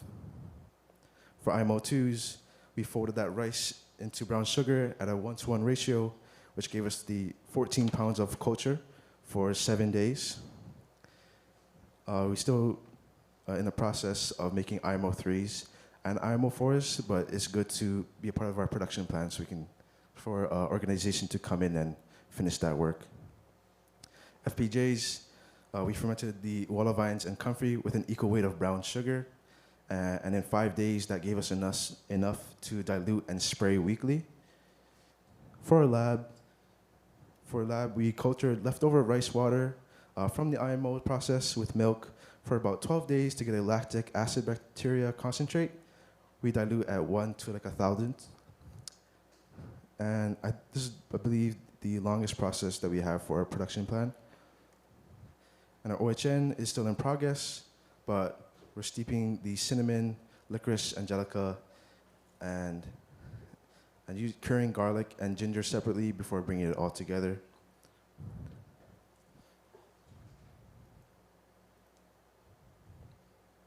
So this is the mix that we load into the backpack sprayer or the foliar spray, and it shows the FPJ and lab are the 2 inputs that we applied so far. IMO 2 is made but not yet sprayed, and our OHN is not yet ready. Here, this shows what's growing in each mala and how long it takes to feed each one. Anywhere from between 15 minutes for ho'ike to up to 2 hours for a kalu'ulu. And here's, okay, yeah, sorry. But yeah, both of these inputs have made a resounding impact on not just me, but I believe this will benefit the community. What KNF really demonstrates is that fertile, productive land doesn't require imported resources. Everything needed can come from your own space. That's not true in the field system.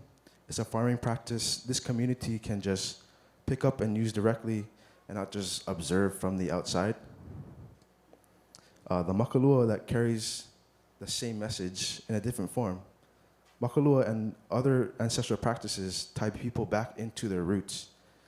Restoring one doesn't just restore one planting pit. It shows this community that these practices haven't disappeared or appeared. They're still here right now and just waiting to be reconnected with.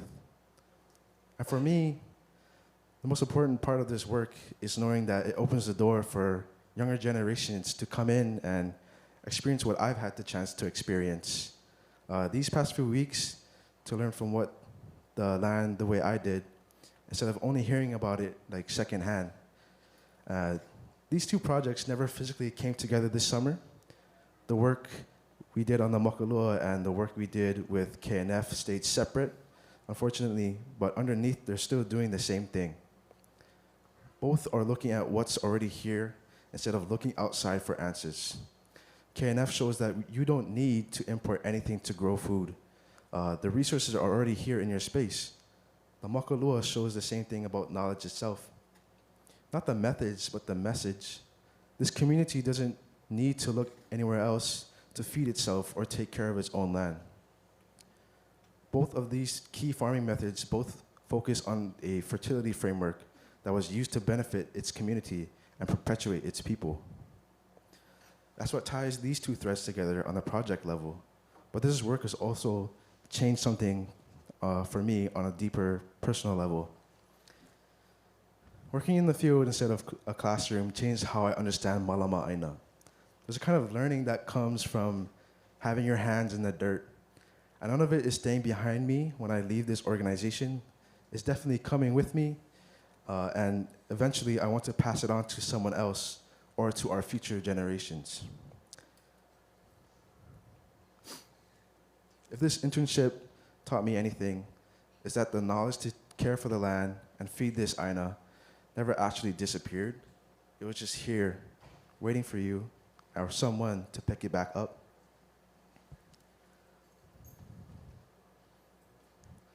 Mahalo to the PIPE staff and the funders that made it possible for me to experience something so great. I'm grateful to my mentors, Kim and Jessica Ho'onei, for allowing me to come into the space that is Kahalu'u Kuaheva, as well as Eliana and Kealohi for creating an amazing work environment.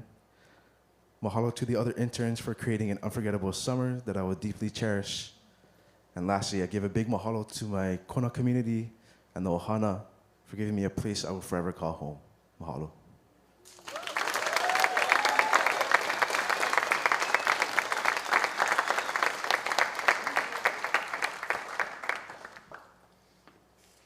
Questions or comments for Mr. Hiva?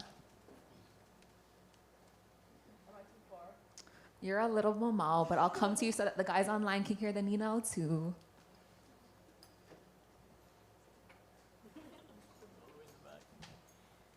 Aloha Hiva. So I wanted to ask, since you guys are working in Kona and you guys probably already know about the Kona cropping zones, but I was wondering if you guys mapped the cropping zones within the area you guys work in at Kuaheva?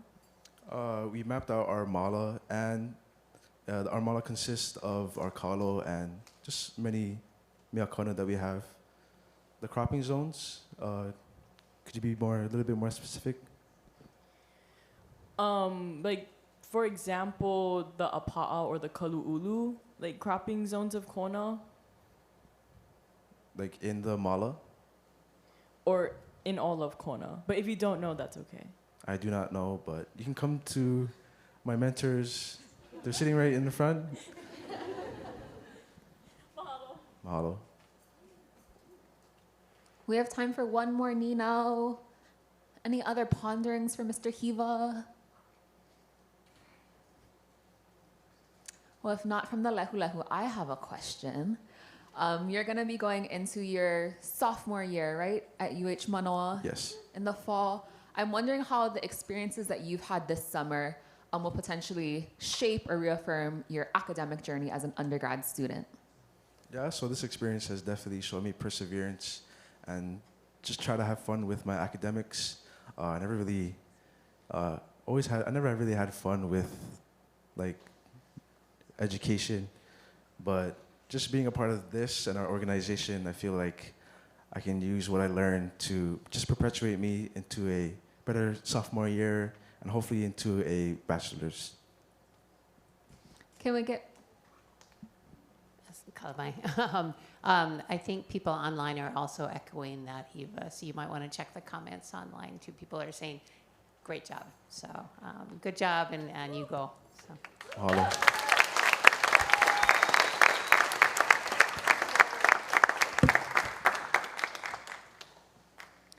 And then up next, we have Miss Kanani Tim Singh taking us out to the Aina of Huimau up in Hamakua.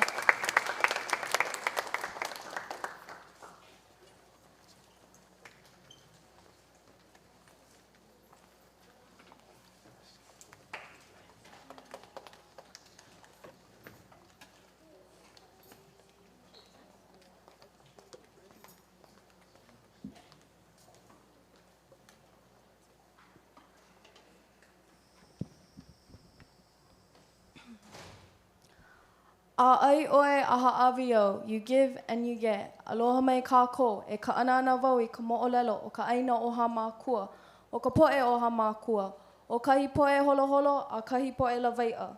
O ke kahua mamua ma hope ke kukulu.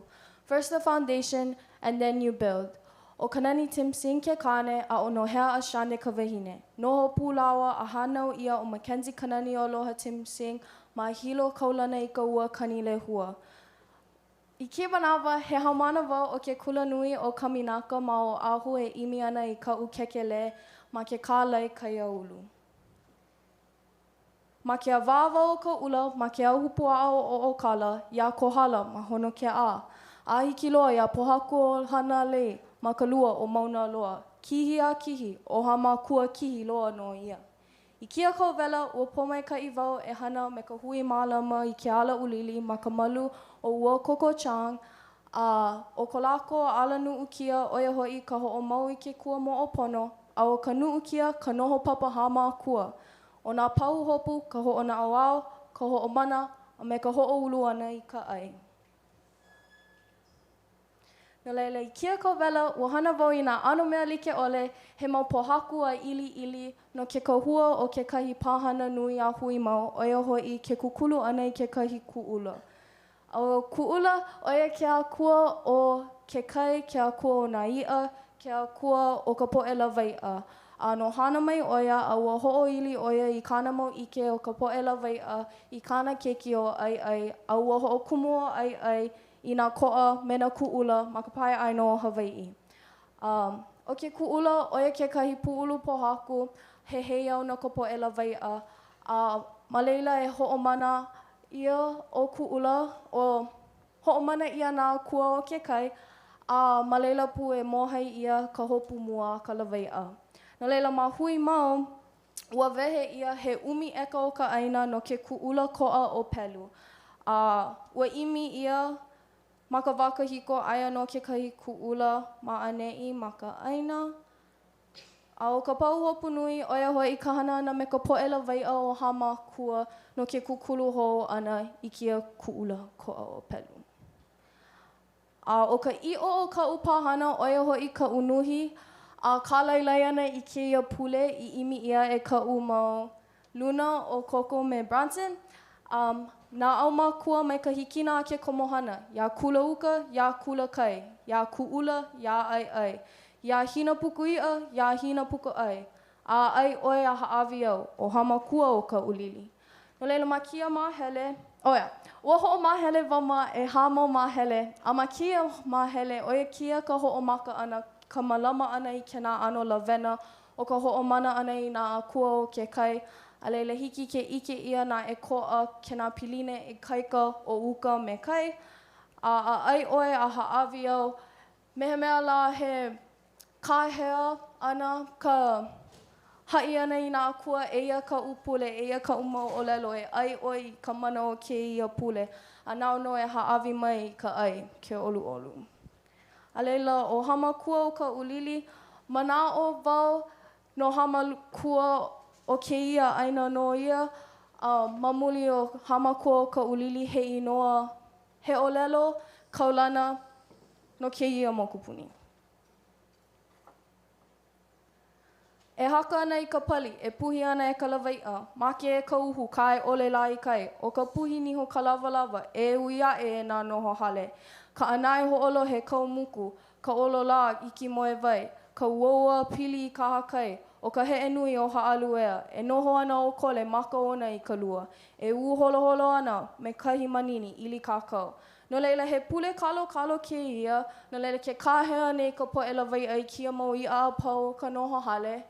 Ona ia a noho hale, a hiki ke ike ia na e ko'a, loa a ka anai, a leila loa na olola, ma ke ia mau pule loa a ka nā mo'olelo o nā kino lau a me nā akue ae o uhu ma kai ka makua o nā I a pau, a leila o ha'aluea ke nā he'e nui ho'ohana ia no ka la'au lapa au.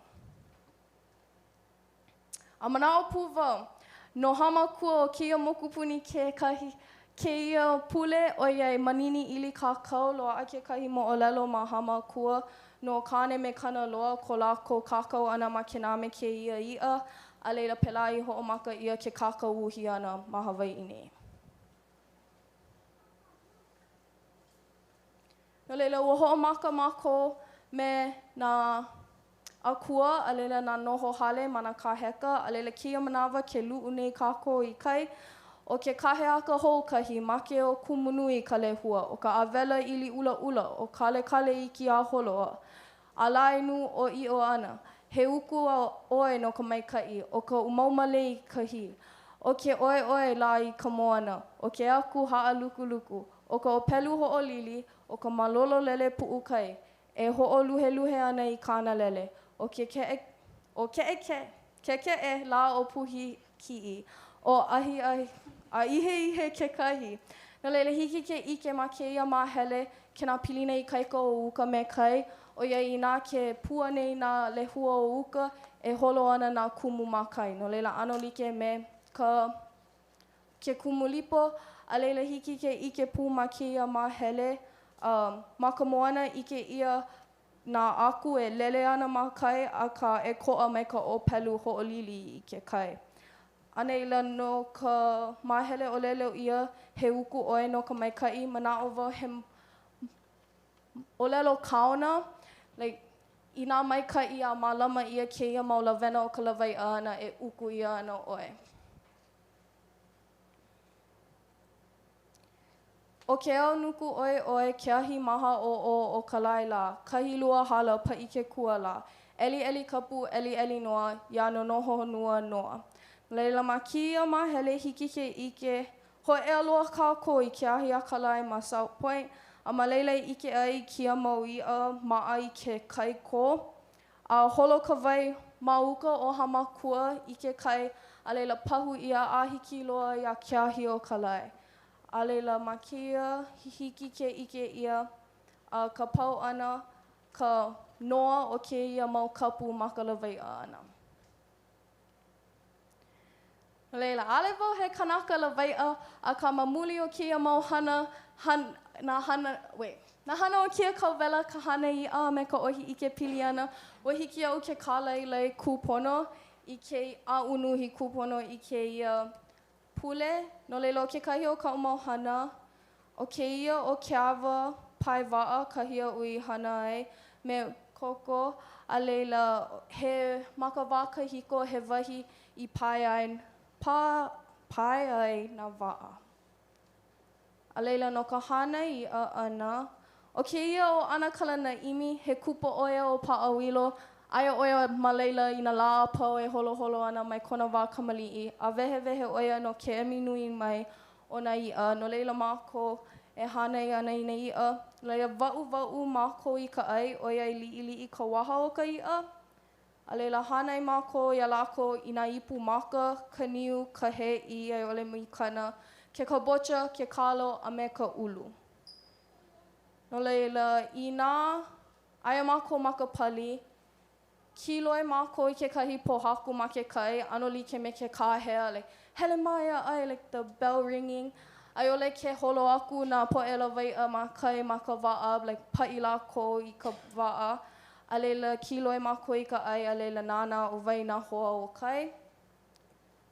A leila I nā lu'u mākou ma kai. Wahi mākou I ka ai, a leila lu'u ke kahi a wehe I ka ai.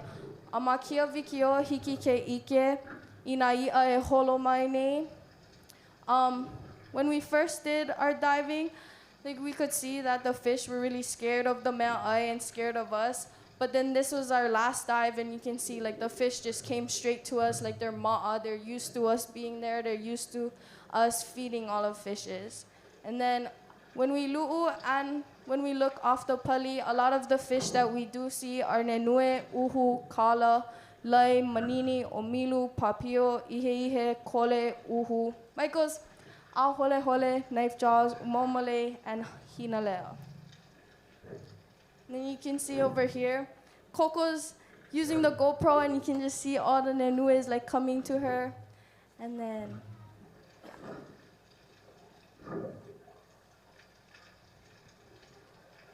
yeah.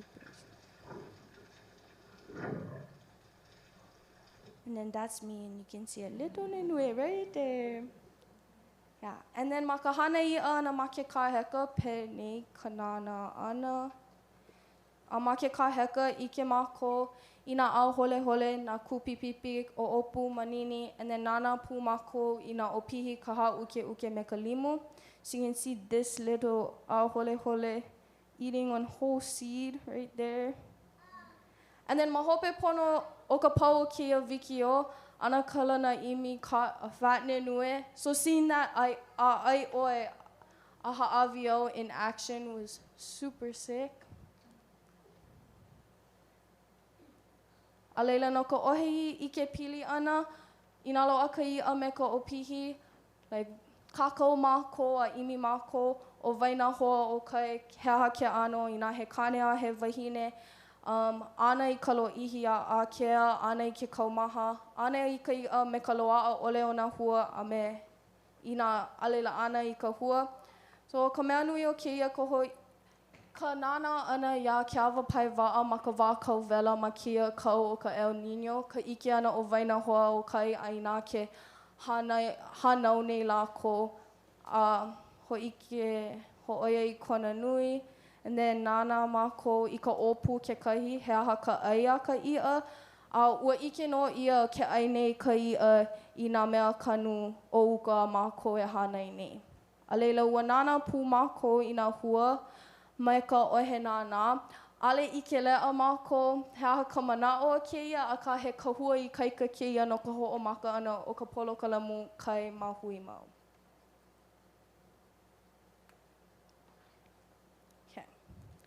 And with all the experiences and the lessons that I gained this summer, especially with the pule and like learning it and unuhian and kalailayana, I know now that we can't just mimic our kupunas, but we have to live, breathe, and think like our kupunas once did. The goal is for the Hanauna to have a strong foundation, to know who they are, where they come from, and what their kuleana is, to noho papa. And as a product of a Hawaiian medium education school and a graduate of Ke Kula o Nawahio Kalenio Pu'u, I am able to incorporate Olelo Hawai'i and traditional Hawaiian knowledge and practices in our conservation efforts for a thriving Hawai'i. That being said, mahalo ya PIPES, mahalo I ko'u ohana, and to our funders, and mahalo ya kohola lele. Yes, oh, Hemoni, no.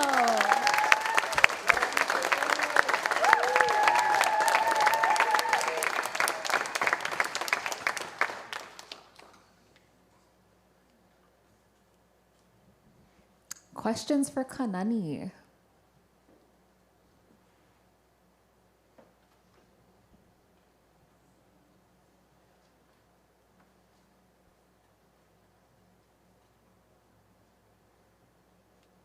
He ni nā ka'u. He aha kou moe moe a mahope o keia kauwela no keia anohana oi ai ke ole au kuhi hawa o olalo oi o keia ka maka mua o keia ano kālailai ana I nai amalaila. Ea, he aha ka pahu hopu nui, ka moe moe a, pela wale aku. No a no ka hui ke kahi paha. Mana o wau, o ka pahu hopu nui no hui mau me ka umauhana. Oia kona keiki, like ike ana I kia mau mea, no ka poe o hamakua, like, to be able to be in these spaces, to be able to not just be in those spaces, but really be in those spaces with, like, not just to catch fish, but to have that kuana ike that our kupunas once did, to see in the lens of our kupunas once did. And I feel like that's a personal goal for myself too, is not only just to be in these spaces, like be outside and like see all these things, but really to huli ia and huli ko'uno ono o ana, to really think like our kupunas did, so we can tackle everything, like with everything being new, we can tackle it the same ways our kupunas did with their thinking. Mahalo e Kanani. Can we get one more round of applause for her?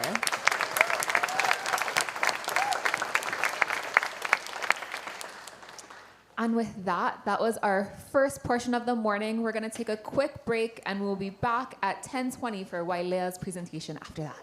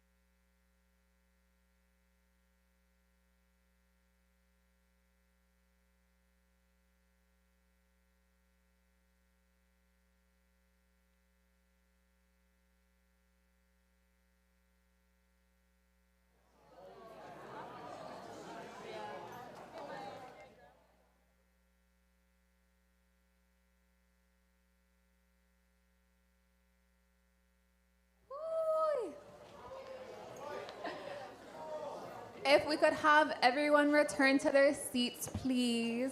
It's 10:20, and we would love to get started next on Miss Wailea Tupo's presentation, which will continue in the Aina Uluvehivehi of Hamakua Ipa'awilo.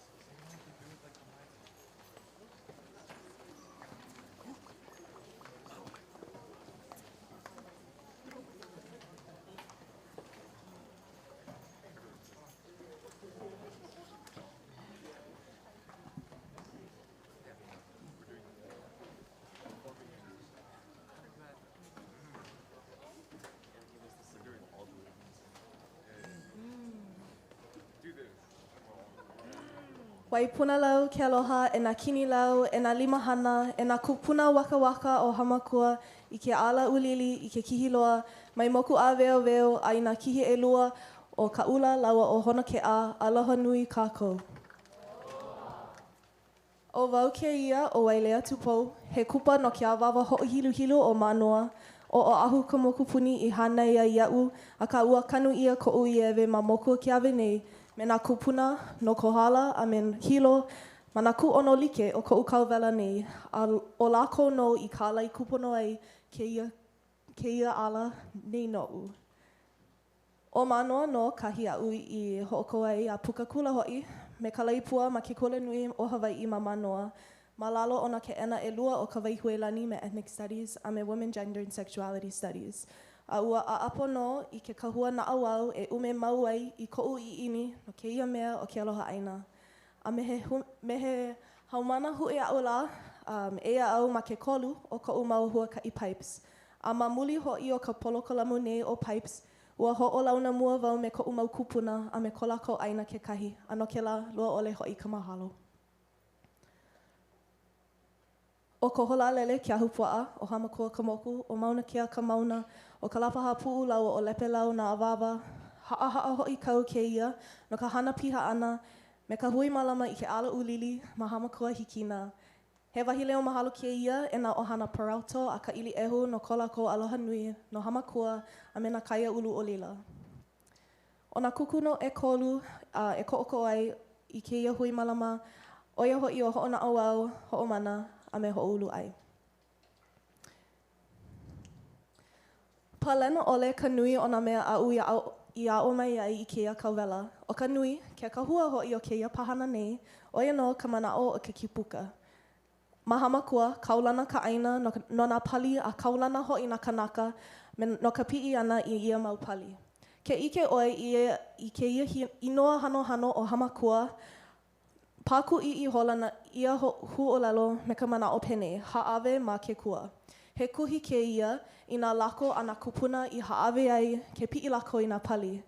No leila, I mea e haʻawe pono ai koʻu pahana nei, e haʻawe kākou I nā kipuka, I mea e nalo wale ole ai I ko lākou momona a ko lākou mau inoa kekahi. I mea e hoʻonohonoho ai ko kākou nohona, eia mako o hui mau ma Hamakua I nā ʻāpana ʻaina o Kilohana, iwa kālua mau eka ke ia a he maha ulu hoʻi ke ia. Ma uka no o Kilohana, eia no o kau mai ka ohu, paʻakiki hoʻi ka waile ʻana I nā nāhelehele ma ke ia ʻaina. Iwa kālua mau eka kekahi, I piha no me ka ohiʻa, ka ulu a pela wale aku. A ma ke ahu poʻa o Pa'uilo, aia no o ka hua, aia ka nui o ke ia ʻaina ma e 5 mau eka aka o ke ia kahi e hānai nui ai I ka lāhui. Oia, ma ka haʻalele ʻana o ke ia pahana, ua ʻimi no I nui wau ma nā palapala ʻaina. A no ka Hawaiʻi o ke ia au nei, he kokua nui ia mau palapala o ka māhele, ke ahu puaʻa a me nā ʻaina kupuna kekahi. Ua luʻu piha wau ma nā palapala ʻaina o Kohola Lele, I piha ai me nā Land Commission Awards o Pū Manamana, Nuʻu Malolo, Moano, Kaikua ʻana, Pua Hewa, ka ʻaia awawa, koʻokoʻu ku a me kāla I kanoa. O ke ia ke kaʻina hana, a ui hoʻoko ai no ke ia pahana nei. O ka mua, ua imi wau I nā aina kuleana a me nā kupuna ma ka holalele. O ka lua, ua ho'o maupopo maila I nā mea kanu, nā wahipana, a pela wale aku ma ia mau a pana aina. O ke kolu, o ia ke kuhi ana I ka momona o ko lākou a pana aina. O ka ho'a halike like ho'i I ia momona me ke ia mea o ke kipuka. No leila, ua hapai nui wau I ke ia ninau he aha ia mea o ke kipuka. Ano ke kāko'o ana I ka pane o ke ia ninau, mahalo nui wau I nā kupuna elua o ko'oko'oku lawa o Puahewa. So I ke ia kauwela ua nui no ka hana, a ka mawaho ho'i o ka hana wale no, ua ho'o maupopo nui wau I ke ia mea o ke kipuka. A ma ko hola lele, aia no umi mau eka hou I waile piha ai e nā 5 hana o pipes, e nā 5 hana o hui mau. A like ho'i ke ia a pana aina, me ka aina a ko'oko'oku I puli mai ma ka hulihia o ka mahele. A ke ho'omaka nei mākou I ke kūkul ana I ka pāuea, ma ke kahi a pana aina I piha ke ia mau eka he umi. A oiai he ano kui ka haole ke ia ano kūkulu pā, a ole ia he kaa maluna, he kāko'o ia, he paipai ia I ke ia ano aina. No ka mea I nā ole ho'i nā holoholo na ino, ole ho'i nā nāhelehele kuaho, e ola mau ana ke ia a pana aina. No leila, eia mai no o ko'oko'oku, aia no ko ko'oko'oku aina ma ka hikina o manini, ma ke komohana o lepelau, a helu papa ho'i oia I ka momona o kona aina. O ho'okahi kiha pai mai a ua mahi ia, e hā kiha pai kalo ua mahi ia, a ina ike oi I ke ia polu, ka pahu polu, oia nā laina, ka palena ho'i o kona aina mai ka waka kahiko, a ina ike oi ka lepo ma waho, ma hope ho'i, oia no kahi a mākou I hana nui ai me ke kukulu ana I ke kahi pāuea. No leila, o kukulu mākou I ke ko'oko'o mualoa he H-brace ho'i, a lilo ke ia aina I ulu niu no hui mau. Mai ke ku ono mai, ku'i I kaika ke lā ko'oko'o a me ia pou, a ho'omaka ka pukui a uhola ana I ka uea mai ia pou a I ka pou hou, he T-pose ho'i.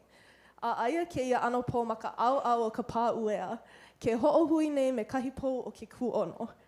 Kalawai, ke ho'au nei wau kaha ki'i ke ia hana nui loa. I mea e pa'apono ai ke ia apano o ka pā uea, pono no oi e huki a malo e loe ka uea. A ke pau ka huki ana, aia nā umi'i he 5 no ka ho'opā ana I ka uea I ia pou. O ka pina'i I hola no ia a pau ke la au o ka pā uea.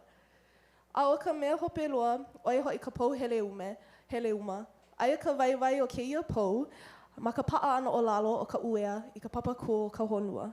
I mea hoi e papa ole ai I nā pua'a e koma I loko a hele a mokaki ka aina aui o ki mau unui ai.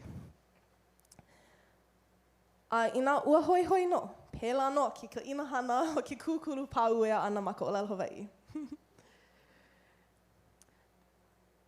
A oia, I ole nā he mahalo nui wau I ke ia hana nui o ke kūkulu pāuea ana, no ka mea I ole nā kipuka o ko kako aina, e ole hoi nā aina kupei anaha.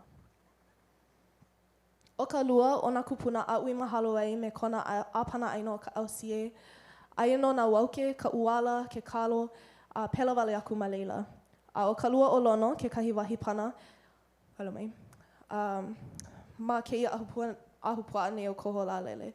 A mau ka wehe ana a Puahewa I kona pāhale, ua ka haki I hoi o ia I ka aina ma ke komohana o kahi kapa ia o ka lua o lono. A he aina nani ia, kana 5 kumalua anana ma ka loa a 5 kalua kumalua anana ma ka laula. A lua ole ka mahalo no kona kāhea ana I ke ia aina o ka lua o lono. Ma ia aina ua wehe a ela nā 5 hana o hui mau I ka ulu kukui na mai a ka wakahiko a me ke kahi mau papo haku ke kahi I waiho ia ai e nā kupuna. A ma ke aka mai o ke kahi kulana haa loa ma la e hoi ka waiwai o ke ia ki puka nei. I nā naue kākou I kai o ka lua o lono, ike ia ke kahi kipuka Hawaiʻi. Mai ka waha a ke kahi ho'opa'a ma o lelo kaulana o ho'oulu mahie. Kāhea oia I ke ia ku'ula kai I kuai ma ka paliki ki e loa e a koho la lele. A pēnei kona o lelo. O keia he au ku'ula I ho'i ke a'ela, e ki e pono I hola ana I ke awapai wa'a o kohola lele. Oia no kahi a kanani hana nui ai. A o nā ku'ula kai, oia kekahi ano kipuka kekahi. Noi leila ke kaha nei wau I nā laina e lilo I keia mana'o nui o ke kipuka. A ka alele ho'i ke ku'ula kai I kahi e ākoakoa I nā i'a. A mālama ho'i ka lawai'a I ia a pana o ke kai. Noi leila oia no kona kipuka ma ke kai. A mahalo ho'i wau I ka ho'oulu mahia hāpai ana I keia ku'ula kai. I mea e ho'ohalike ai I nā kipuka ʻelua o ke ku'ula kai a me kona mana a me kahi a mako e kukulu pāuea ai no ia kipuka hou. No leila mauka la o keia ku'ula kai aia no o ka ulua o lono a ea au ke kāwili nei I ho'okakahi mana'o nui o ke kipuka. Ike ia ke kipuka ma ke ku'ula kai, he waihona ia no nā i'a, ike ia ke kipuka ma ka lua o lono me nā mea kanu o iwi he nui, a ike ia ke kipuka no me ka hāpai ana I nā inoa kahiko mai nā kupuna. No leila, ho'i kākou I ia mana'o o ke kipuka. Mahalo nui wau e like me ka ui o lalo ai I nā kipuka e ki e pono I lalo I ke ku'ula kai, kipuka o ka pāuea, kipuka o nā āpana aino o ka mahele, he mau kipuka like ole ko kākou, ke lohe oi I nā hāwanawana o nā awawa, nā pohaku I pa'a ma nā pali kihikihi loa, a nā ala ulili ho'i o Hamakua. A ohe lua e like ai me ka hana piha ana ma ka ʻaina, a ua kāko'o wau me nā hana like ole I keia kauwela, e no kekahi helu papa ana, o ka ho'omoana oi, o ke alaka'i mea ho'okipa oi, o ka hana oki mau'u oi a pela wale aku. A mamuli o keia pilina I kukulu ai, me keia mau kipuka, ua ike maka wau I ka hohonu o ka hana piha ana I nā kipuka. Shout out to Kamala Ama. Eia no ka nani o hui mau. A me ka ho'olaulea pu ana me nā hoa pipes, ma ka la ho'i ho'i. O keia ka haʻawina ʻoiloa o keia kauwela nei. I ole ho'i ka ho'ea ana, e ole ho'i ka maupopo ana I ka waiwai o nā kipuka. E mau ana keia mana'o o ki kipuka, mau ka ho'opili ana I nā palapala mahele, me ka huli ana I nā lima o I lalo e pa ana pou o ka pāuea, a me ka ha'awe pono ana I nā kipuka ma kou kua. He wahileo mahalo keia, ia Bronson lau o koko, nā lima hana hamaloa o hui mau, ka ohana, ka polokalamu pipes, a ka ʻaina o Hamakua kekahi. A huge mahalo to my families watching online. You are all that I am. A huge mahalo to the Aina crew for supporting me and making Hui Mau feel like home. It is a true gift to know that the right people are taking care of the right spaces. Mahalo ho kākou. Mahalo.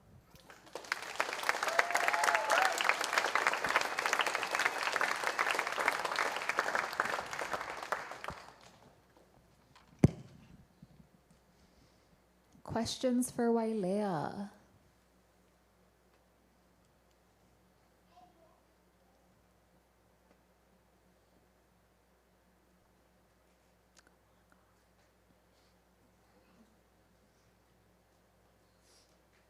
Aloha Wailea, ha'aheo wau ia oi.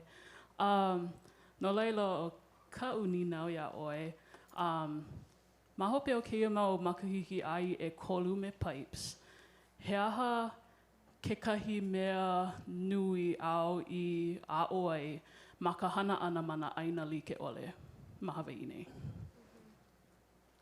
Mahalo Tori. Ma moli ho'i o pipes ua hana wau na mana moku he nui o moku keawe ma kona, me ka halu ukuahewa, ma honaunau, me Forest Solutions, a me kolalele, me hui mau. O ka through line ho'i, oi hola keia mana o ke kipuka. Kuno na po'e o ke la me keia aina I ko lākou kipuka. An kohu like ko lākou aina me lākou ho'i. Yeah, mahamakua I keia ano me kanu ho'i I ka pākukui, e like me ka hiwa, aia no na makalua, makona, no leila Yeah, kaulana na wahi pana like ole I ko lākou kanaka a me ko lākou kaila. Mahalo.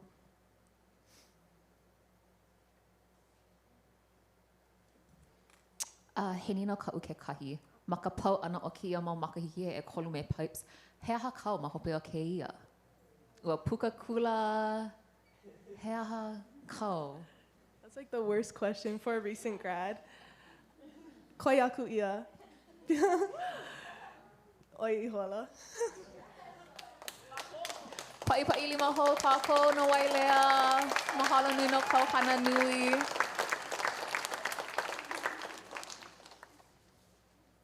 And from Koholalele, we will venture on next to the Aina of Pu'awa with Miss Shaylee Kanuha.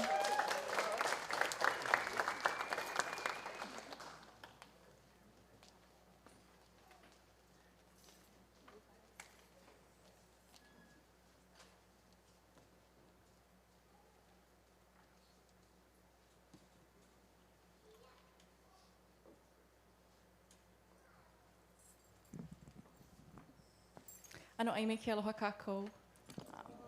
Aloha. O wau iho no o Shaylee Iliana Kanuha, a he kupa wau no ka aina la'i malino ho'i a ehu o kona kai opua I ka la'i. I was born and raised in North Kona, specifically O'oma and Kalawa area. And this is my first summer joining PIPES and being a part of the program. And I was fortunate enough to have been placed with, this might be a little biased, but what I consider one of the best host orgs. Growing up in North Kona, I was raised as an olapa, as a hula dancer. So understanding the reciprocity between Aina and Kanaka was pretty easy growing up. And I feel like it was fostered through Aloha Aina experiences, guided through Halo, which was really helpful. I just graduated from Hilo this past May with anthropology and Hawaiian studies. And after spending so much time in Aina in non-formal spaces and building this toolkit through Kulanui, I felt that the only thing I was missing was field experience. So with that, I went on a long shot, applied for PIPES at the very last minute, and was fortunate enough to make it into the program where I was placed with Kaiolupuawa, which is funded under Akaka Foundation for Tropical Forests. I was led under the mentorship of Ku'unahenani, Keakealani, and Kaleonehu Shah. And these are my wahine noho pu'u, or the women who dwell in the uplands. And so these are my beautiful mentors, and we were also accompanied by another intern, Makahiapo, and our support animal and pu'u mascot sister, Keakealani. I was the first PIPES intern to be undertaken by Kaiolupuawa. So this was kind of a new experience for all of us. And prior to hosting me in this internship, the Nehe team was holding it down on the pu'u. And it's very important for me to mention that this is a 2-woman team handling this pu'u by themselves, and they do an astonishing job. So with the collaboration of all 4 of us this summer, we were heading to answer the question of what makes a healthy community-based forest, and how can we do that in a culturally conscious way that strays away from agency, strays away from poison, and strays away from the easy way outs, but rather places Kanaka and our mo'olelo as the forefront and guiding framework for this. And so prior to this, like I said, they were pretty busy. They were dealing with everything from fence breaks to ungulate regulation. Our forests were left in very devastating condition following the Kona lows. So the Nehe team really was working on getting that ready and prepped for us to come out to install the next 800 or so native species into the ground. For this summer, we focused, unfortunately, we didn't get to do too many pa'uea hana, but it was really fun to grow and plant ID and planting techniques, explore different bioculture indicators, and learn mo'olelo about Kaiolupuawa. So here are just some of the mea kanu we have on site. This is our manele, mailelauli'i, our hi'alehua, ala ala, sister having a kilo moment in front of our koa that's freshly planted, our aia, mamane, and koki'o. Most of these mea kanu were new to me, so it was really interesting getting to learn about them on the book side, and then Nahe taking me out into the field and kind of playing a game like, what is this? Can you see it? Do you remember this leaf? And then coming into my project, I really wanted to answer that overarching question of what makes a healthy community forest by highlighting important mo'olelo as the binding agent between Kanaka and Aina, and that we are not two separate entities, but rather we depend on each other for our own survival. My first day on the pu'u was spent doing kind of like more ho'okama Aina stuff. So Nahe took me around, she pointed out different landmarks. And when we came back, I was able to watch Anake Ku'ule Keakealani's new short film entitled He Mo'olelo Wahipana. If you're not familiar with Anake Ku'ule Keakealani, that's Nahe's mom. And she is a revered storyteller, educator, and culture practitioner who descends from Ke Kahawai Ole Ona Kona, or North Kona. And she, in 2026, she put together this short film emphasizing how place names are crucial to carrying genealogy and identity and fostering that pilina with Aina. And so this mo'olelo in movie form kind of served as the doorway and as the catalyst to learn that the names and stories of place allow us to view Aina as not just Aina, but as a living ancestor with their own identity, their own characteristics, and stories that need and meant to be told. And so this was kind of like my foundational ike going into my research. And I had some predicted goals and outcomes that I wanted to focus on. And really my overarching goal was that I wanted people to see the value in mo'olelo in all aspects, whether it be ha'i mo'olelo, capturing mo'olelo, compiling mo'olelo. And that cycle of perpetuation is essential to ensuring that these stories are here for many hanauna to come. And so I encourage you all to look at Aina in the way of an ancestor as something that can inspire us and something to continue to be inspired by. And so through this project, I was hoping to create a buildable resource that can kind of compile a lot of mo'olelo, inoa Aina, and important ike surrounding North Kona and Ke Kahawai Ole Ona Kona. So in preparing to undertake all of this, I was getting to know my host organization, their mission, what that looks like, and also the learning and teaching styles of my mentors. And part of the magic that was happening during this time, on our trip to Huima, I remember one of our makua mentioning, he pepeau ko ka Aina. And yeah, I've heard it before, but I've never experienced it to this point. In research, as we started going down all the rabbit holes, I find out that Nahe and I are cousins. And we are cousins through, if you're familiar with our Sila Hawaiʻi, these are two twins. Namahui kapu a ke kaulike. Kamanawa on our far right, your left. And then Kame Eamoku on the right. And coincidentally, we had two great uncles that helped Kame Eamoku on his mo'olelo of vengeance, which is a mo'olelo for another time. But it was crazy to see, like, in research, I'm finding out more about myself, more about our pilina here, our pilina to place. And that was really foundational in kind of leading where my mo'olelo was gonna go.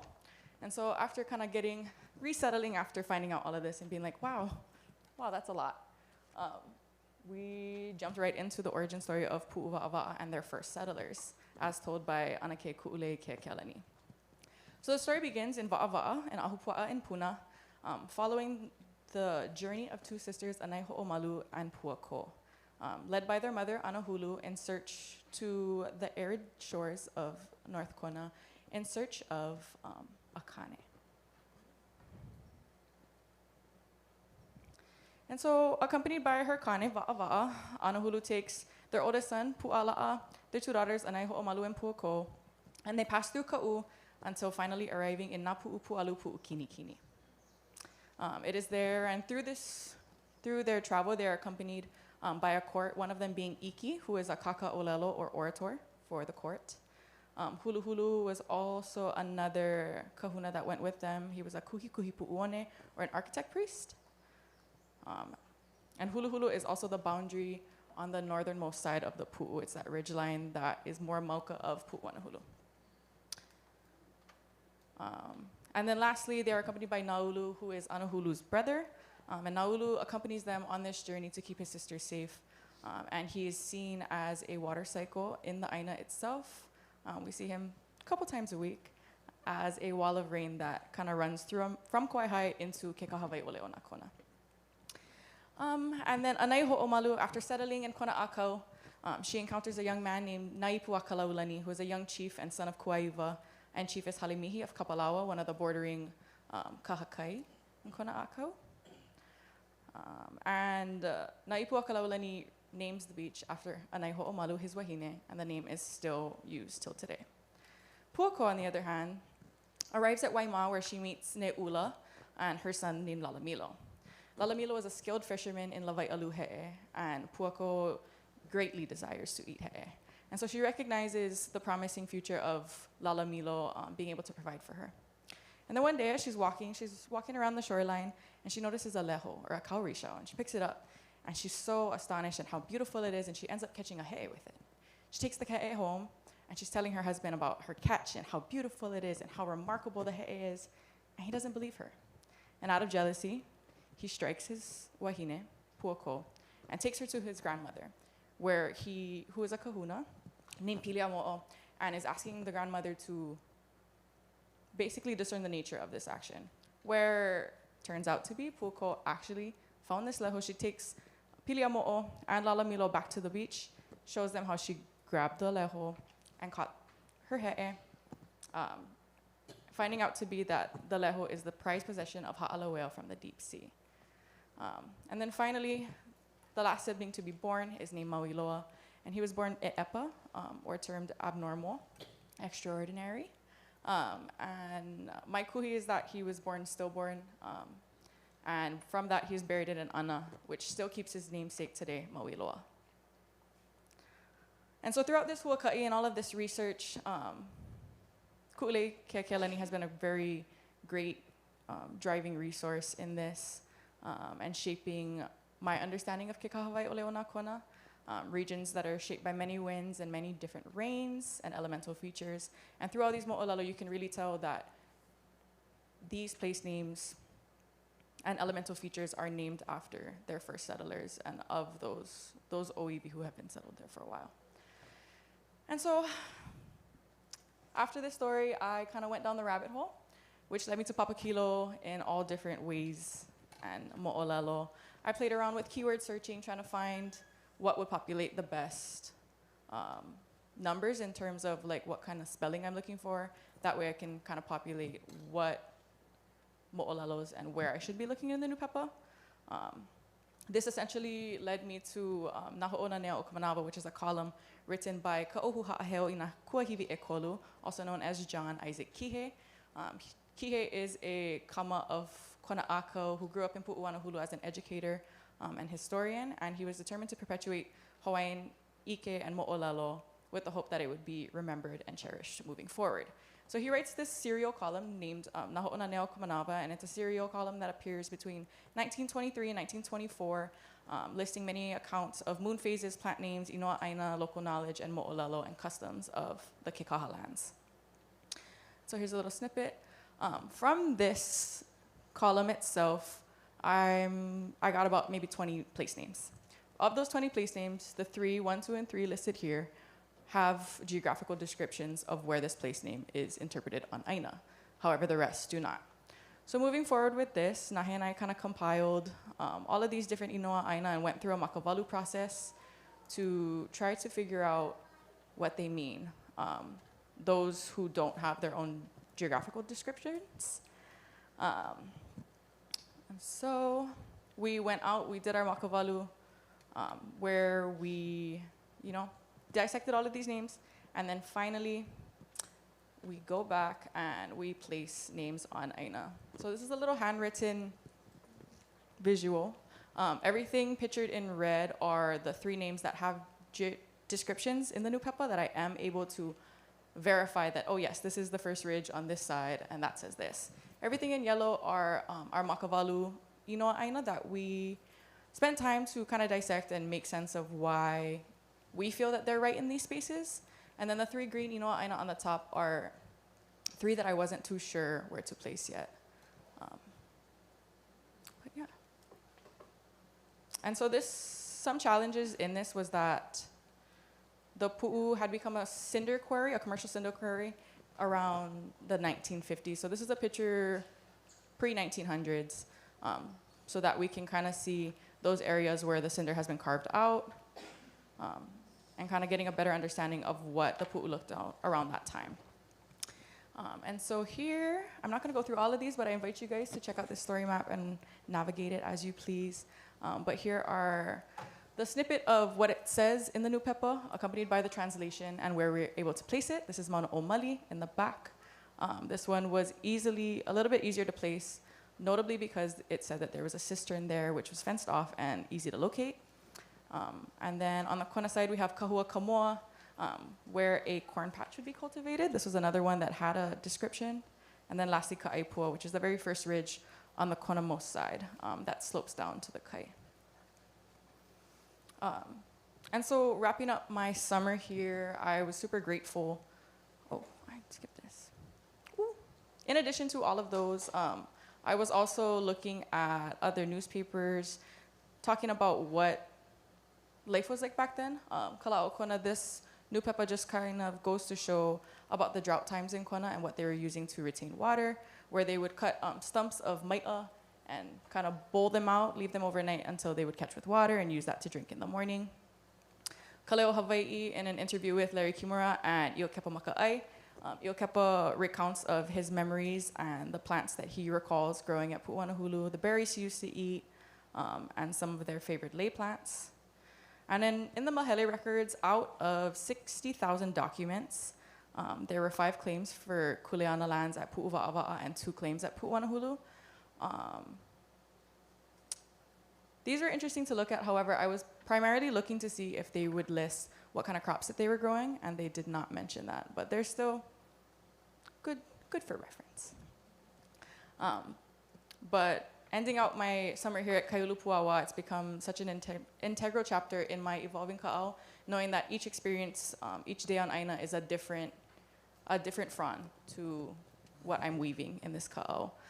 And that these stories are not simple accounts of the past or things Kupuna wrote down because they thought it was interesting, but they are mo'olelo, and that they are stories and histories that guide our pilina with Aina, our perspective, and the way we view stewardship. So growing in mo'olelo Aina literacy has been a really big part of this summer, to be able to understand all versions of stories. And the more you read, the more you know, and in seeking you shall find. And you'll find a lot more than you realize. So are some of our beautiful views on the pu'u. But this summer we were able to accomplish 478 native trees into the ground. And that moving forward, I hope that other people lean into the ainas that shape and have raised them, and to become inspired by those mo'olelo, and let those mo'olelo guide you into fostering your own ka'au, into leading you into your own mo'olelo. But moving on from this project, I hope to continue to compile and learn the stories and the winds and the rains of the places that shape me, and lean into those stories, because the ike is there, and it's just our kuleana to listen, seek, and carry them forward, to understand Aina as one of our own, as a sibling, as a cousin perhaps that you just found out about. But this is some of our other gallery pictures on the pool. But I just want to close it saying Heleo mahalo keia to all of the helping hands that made this possible.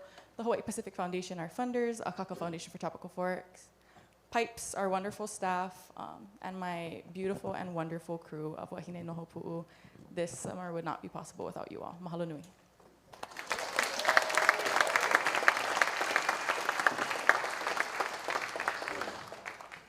He mauni nau. He mauni nau.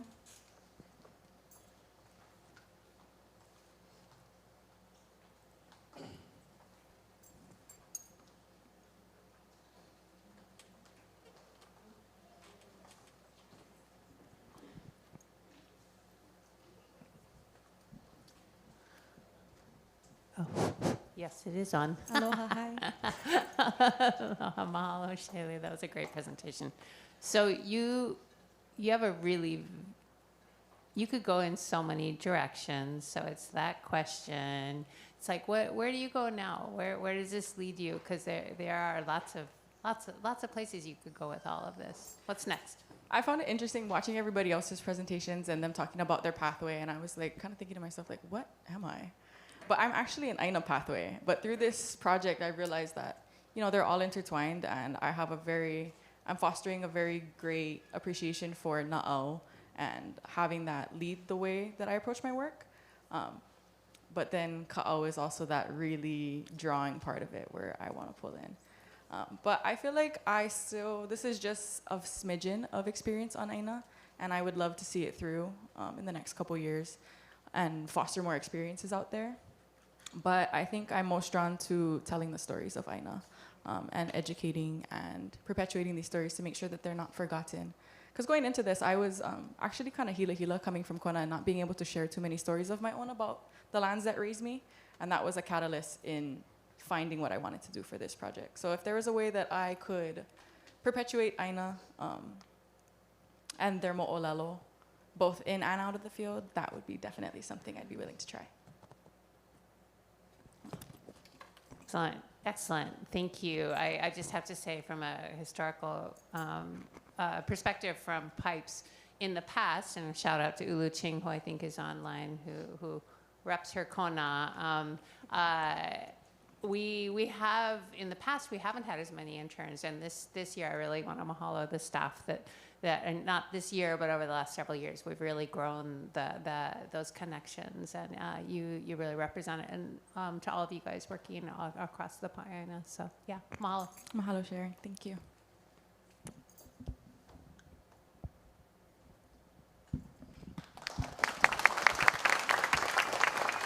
Sorry, you cannot leave yet. There is one more question online. Yeah, Kalamai. With the background of hula and framework of research, where do you see yourself applying this Ike in your life? So a little bit similar. I've always told myself that I'm not a conventional classroom teacher and that I can't be contained by four walls. But I have a kumuhula who has inspired and fostered my experience in Hilo, and she does it all. And if there could be a way, maybe it's nonprofit work, maybe it's teaching in a non-conventional classroom setting. I don't know what it is, but something where I'm very mo'olelo hungry. So something that is gonna feed that, and somewhere where I have a window to push it out when it needs to come out, if that makes sense. Mahalo. Mahalo, Shaylee. Amen. Up next, we have Miss Alicia Andrade, who's going to tell us all about Ohia and Rod and how we can all be involved with the work as well.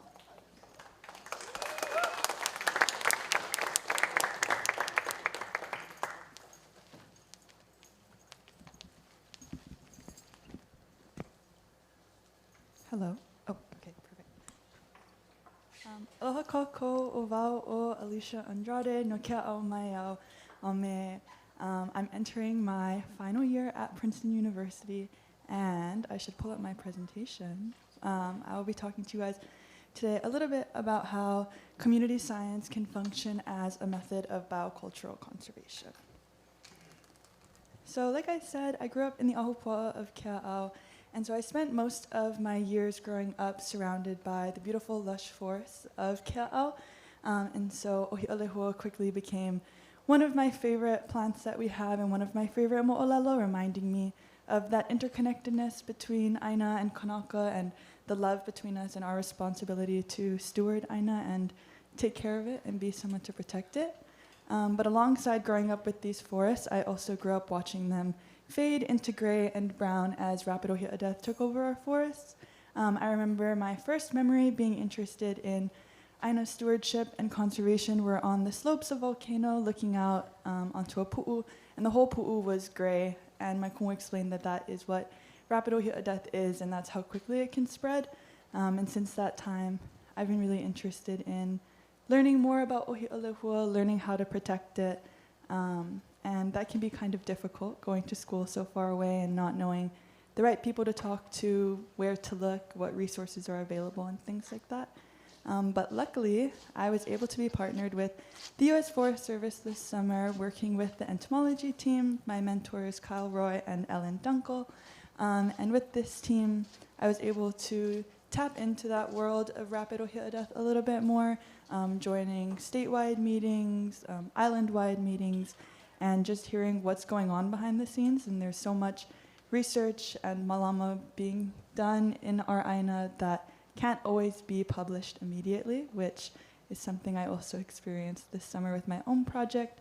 But some things that I was able to work on were capturing ambrosia beetles, looking at native moth predation on koa seeds, and applying the new ambrosia beetle repellent that you can put on your ohia trees called Splatverb.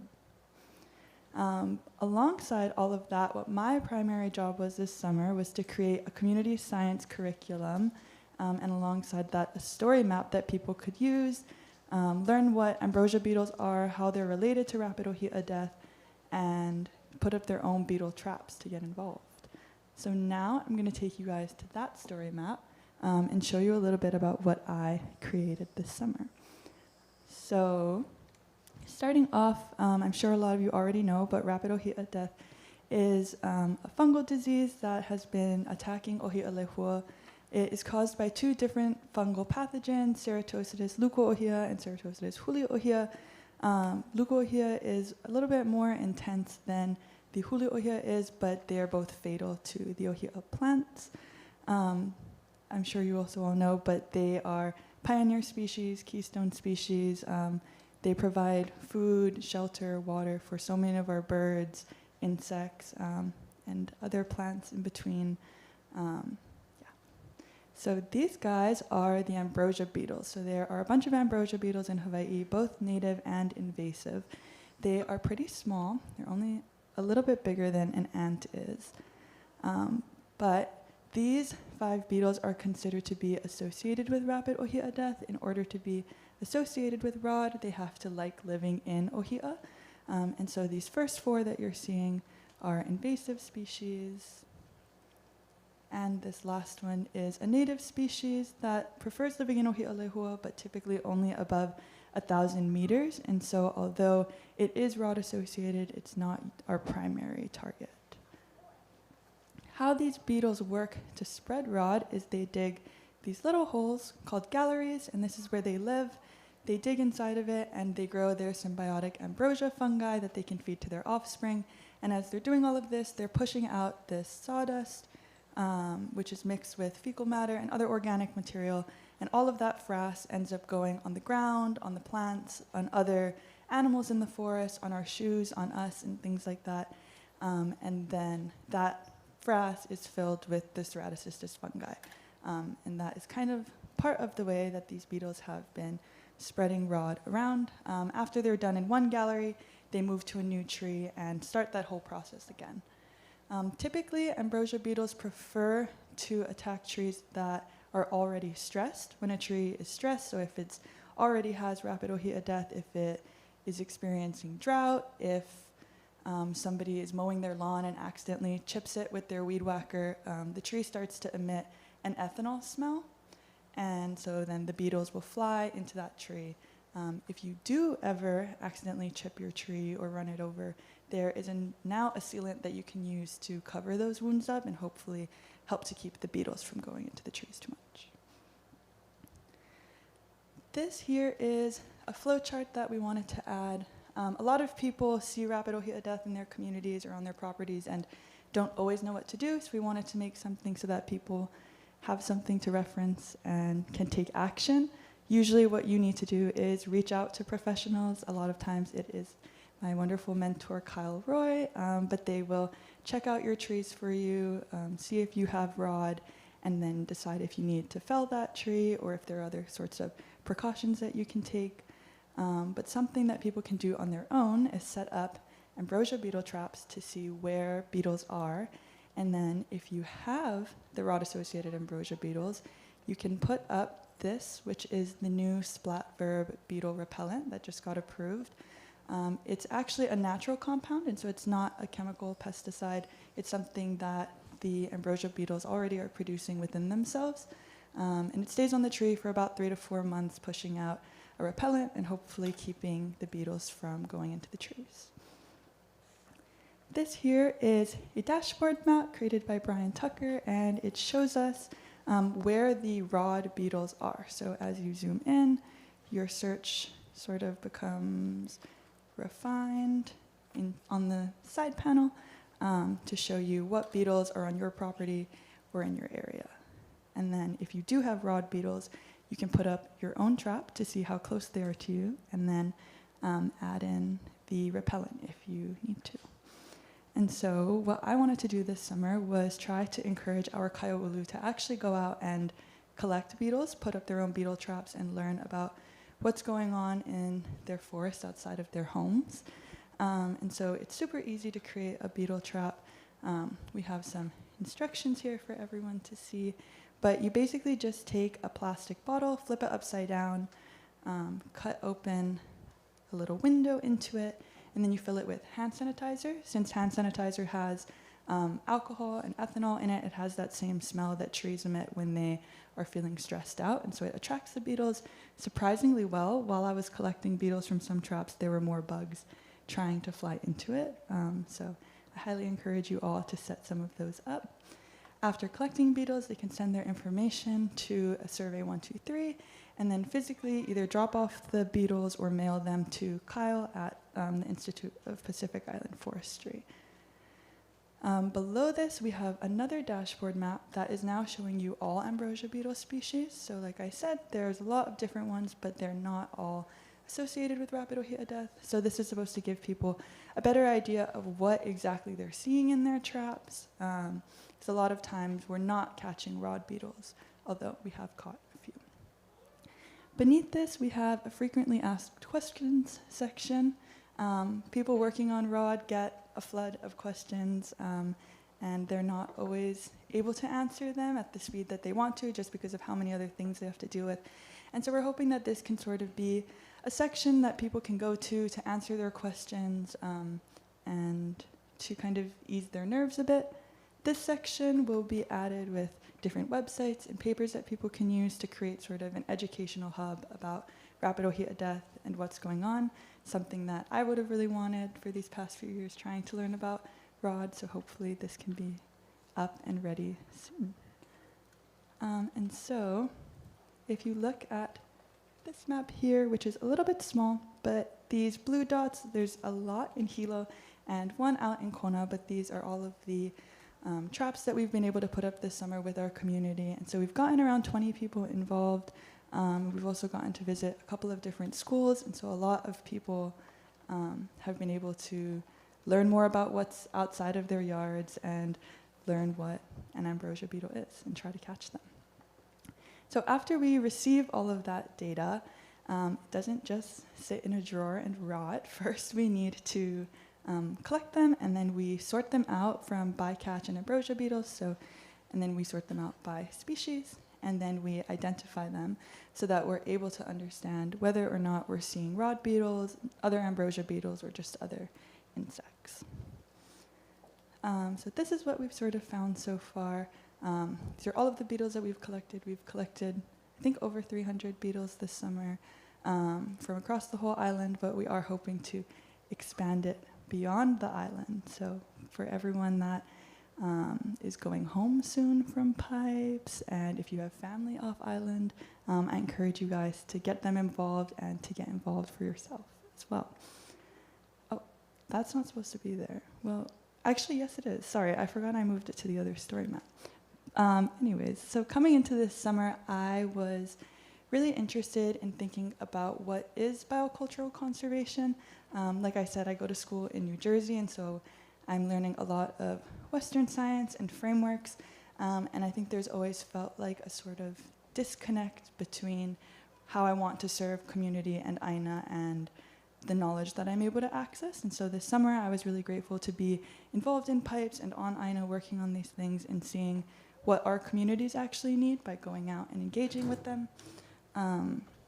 And what I was able to kind of think about this summer through PIPES was the idea of huli'ia, so kilo, observing the same place over long periods of time, and then talking about it with your communities from keiki to kupuna and trying to form these large-scale indigenous data sets that are sustained and held within memory.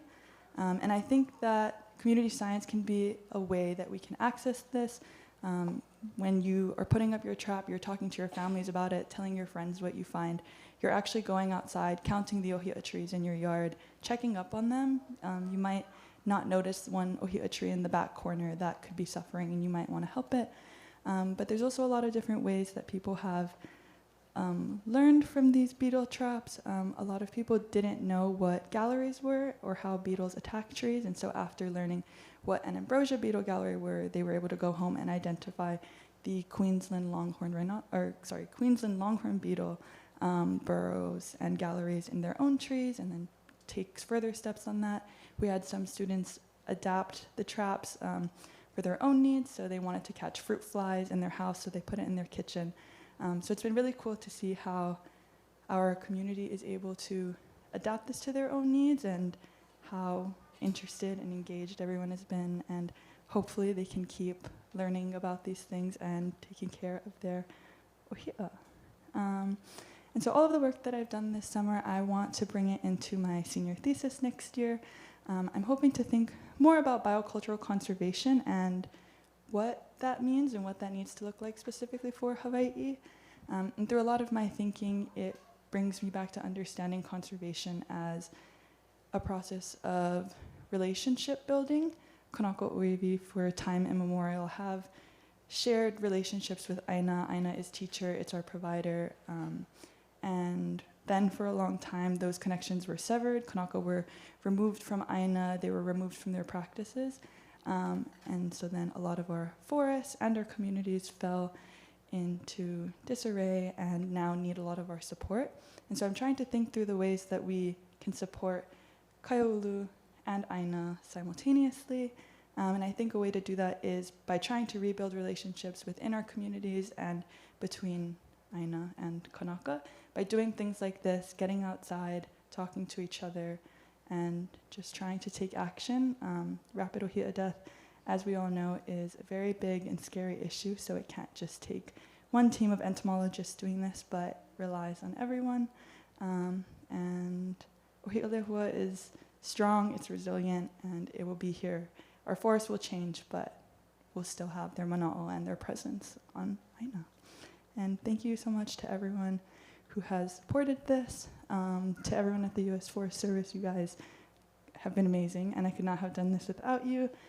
To the PIPES coordinators, you guys have made this summer absolutely amazing and kind of helping me to bridge those gaps that I was feeling in school of not being on Aina and not knowing who to talk to, and now I know people I can talk to. And to the whole PIPES cohort, you guys are amazing and make every day a blast.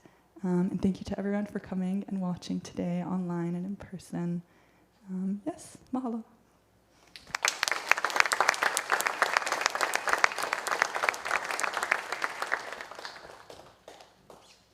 Questions for Alicia?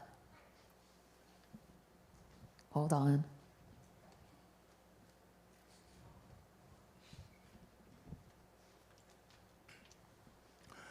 Thank you, Alicia. Wonderful presentation, and thank you for sharing. My question is, you mentioned that ambrosia only attacks ohia trees that are like old.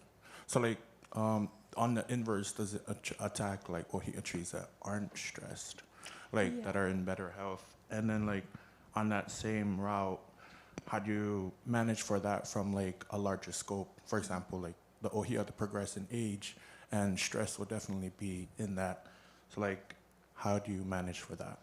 Yeah, so I think first step in that is just watching your trees and trying to see if you can recognize when changes are occurring. So the ambrosia beetles prefer going to wounded trees because it creates a better environment for them. They can't entirely thrive when the tree is still thriving. And so, although sometimes they do attack live trees, it's not as common as if they're wounded. Typically, older trees are getting attacked more than younger trees just because they're more brittle, require more nutrients. So when strong winds come through, it's more likely that a big tree will break off its branch than a little tree, and then that causes stress, so more beetles will fly to it. Some things that you can do, like this flowchart is sort of talking to you about. You can put fencing around. They found that that is making a big difference with all of the pigs coming through and people brushing up on the roots, on the tree. It's causing them to get more stress quicker. And so there's a lot of research being done on the efficiency of fencing. So that's been something that a lot of people can try out. If you are worried, you can put up the beetle repellent preventatively. But yeah. Other questions for Alicia?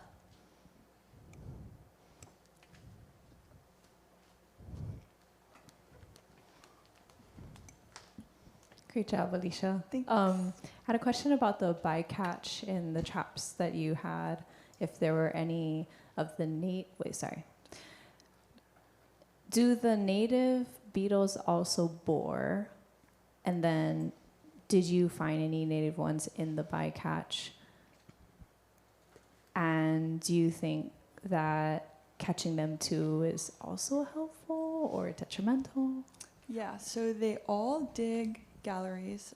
It's something that all ambrosia beetles do, and they all grow that symbiotic fungi.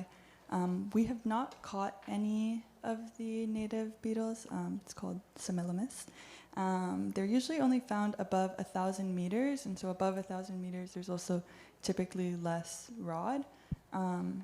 So we don't really anticipate it being a risk of catching them, just because if you're living up that high, you probably don't have rods, so you're probably a little less interested in this, but also the beetles just aren't lower where people usually live. But yeah. And anyone else? Can we get one more round of applause for Miss Alicia?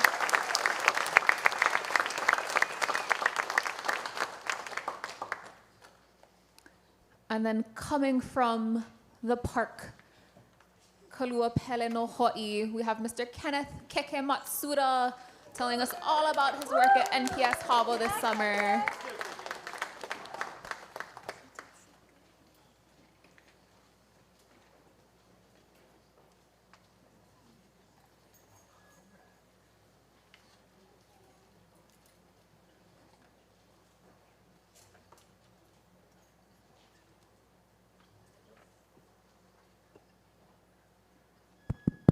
Hello, can everybody hear me? Okay, good. Right, hello everybody. My name is Kenneth Kekimatsuda. Touch a little bit more on that in a little bit. But my project this year was exploring cultural resources with the National Park Service. So this year I got to travel all the way from Kohala here on the Big Island, which for those of you that don't know, is all the way on the other side of the Big Island. So quite far from where I'm from, but very interesting experience. So I'll start with a little bit about me. Like I said, I'm Kenneth Kekimatsuda from Kohala here on the Big Island. So on the complete other side of the Big Island, the most northern tip of the Big Island. And in that picture, that's my family who drove here all the way from Kohala today, about 2-hour drive. So very thankful for them. They're definitely my backbone and who have pushed me a lot to kind of explore and take all opportunities that are presented to me. And currently, what I'm doing when I'm not in Pipes is actually attending Chaminade University on the island of Oahu. Another really far journey for me. I'm actually studying environmental studies at the University of Chaminade to go into law school eventually. I'm also taking an environmental pre-law certificate, as well as a minor in education working in our 4+1 program, which is a program that I can do to get my Master's of Teaching Arts in a year instead of 2 years. But yeah, so moving on to my project for this year, I worked with Hawaiʻi Volcanoes National Park, which is our island national park, which was founded in August of 1916, encompassing Kilauea and Haleakala. And in 1961, Haleakala separated and became its own national park. So Maui has their own national park, and Hawaii Island has their own. Throughout the park, there are also many offices, not just my own, but also education, as well as some of the other offices who take care of different things. So these pictures are just kind of the different sites that we went to. This is mainly of Kealakomo, which is our coastal site, which if you go along Chain of Craters, you can come down and you'll actually be able to see this kind of coastal. The weather changes pretty nicely too. So when you're up on the Mauna and it's raining, you go down a little bit more, it's like nice and sunny. But yeah, so these are just a few pictures of our hike in to some of our archaeological sites. And this is Kilauea erupting on the first day of PIPES internship. But yeah. So starting off, our CRM office, this summer I worked for the Cultural Resources Management Office, which mainly takes care of archaeological sites as well as historical structures. So this is our main base of operations where we start and end our days, as well as where all of our equipment is stored. This is one of the sites that we went to, which houses a lot of our different museum team artifacts. So this is the Kilauea watershed, which is also very significant to the park because that's how the park stores all of its water through the catchment systems. So this is actually a fairly recent photo, about maybe 1 or 2 weeks ago, where it was my first introduction to using some of our more niche tools, something you don't always get to see when you're just working out in the Aina. So this is our LiDAR tool. That's what I'm doing in the picture, which is just like a 3D scanner for different artifacts, as well as photogrammetry, which is just where you take a bunch of section photos and stitch them together at the very end so that it's a lot more detailed than just taking one solid picture. And then, like I said earlier, our Kealakomo coastal sites, which are one of our many sites that fall within the park. It's about a 2.5-mile hike in where we actually got to see and clean up some of the archaeological sites that you don't always get to see if you're just going on like a baseline hike. So it's really nice to see what else is out there in terms of different things to see other than just, the beaches and the sunset. And then we also went to our Namakani Pao cabins, which is a historical structure, slightly different from our archaeological sites and are instead, like I said, historical structures, which I will touch on. And then lastly, our Kahuku Field School. So this is the largest field system within Hawaii Island. This is actually where our Kahuku Field School is, which is where we invite the community as well as schools to come and actually kind of look at and see this field system and actually help with some of the archaeological work to actually uncover, as you can see in the picture, some of the walls. So when I went out there, we were actually looking at this kind of what they assume is a fishing village. We actually had a famous archaeologist with a film crew actually go in and kind of see what's there. So they're excavating different bones as well as different structures that fell within it. Now my ha'lele. So this summer I got to really dive into archaeological stewardship, which isn't something that's automatically thought of. Especially here in Hawaii, when we think of stewardship, we think of, maybe like a ranch or something, actually going out and doing work and then coming back to like a home base. So this is fairly similar, but with protected sites. So if you ever see like those movies or hear those stories about someone, they have to move out of their house, but then they find an artifact, like maybe Native Hawaiian artifact of some sort, and then they get to keep their house because it's now protected land. That's what the park does for all of these archaeological sites and historical structures. So in turn, it also protects all of the land around it, not being able to allow it to become hotels or parking lots. So these are more pictures of the Kealakomo sites as well as the watershed. And then going out to these sites takes both mental and physical preparation to succeed in our goals of both preserving and protecting the sites and structures within the park. So it's not just, we're gonna jump in the truck, head out. It's actually, thinking ahead of where are we going, what are we doing? How much water do we need to bring? What tools are we gonna bring out there? And then making sure everyone is safe and gets there and back in one piece. So as I said earlier, our archaeological sites are sites that were from old Hawaii that have been here since the Native Hawaiians made them, as well as surviving throughout the years so that it can be studied and stay intact.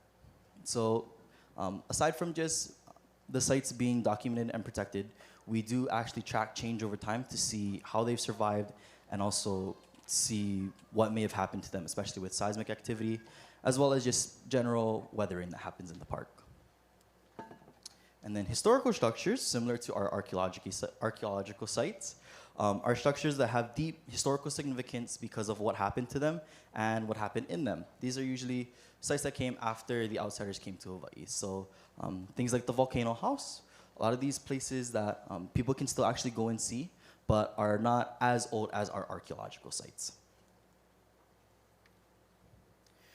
So for my Huaka'i section, we go from preserving the sites of old Hawaii and keeping the life within our historical structures to educating new generations of what's here.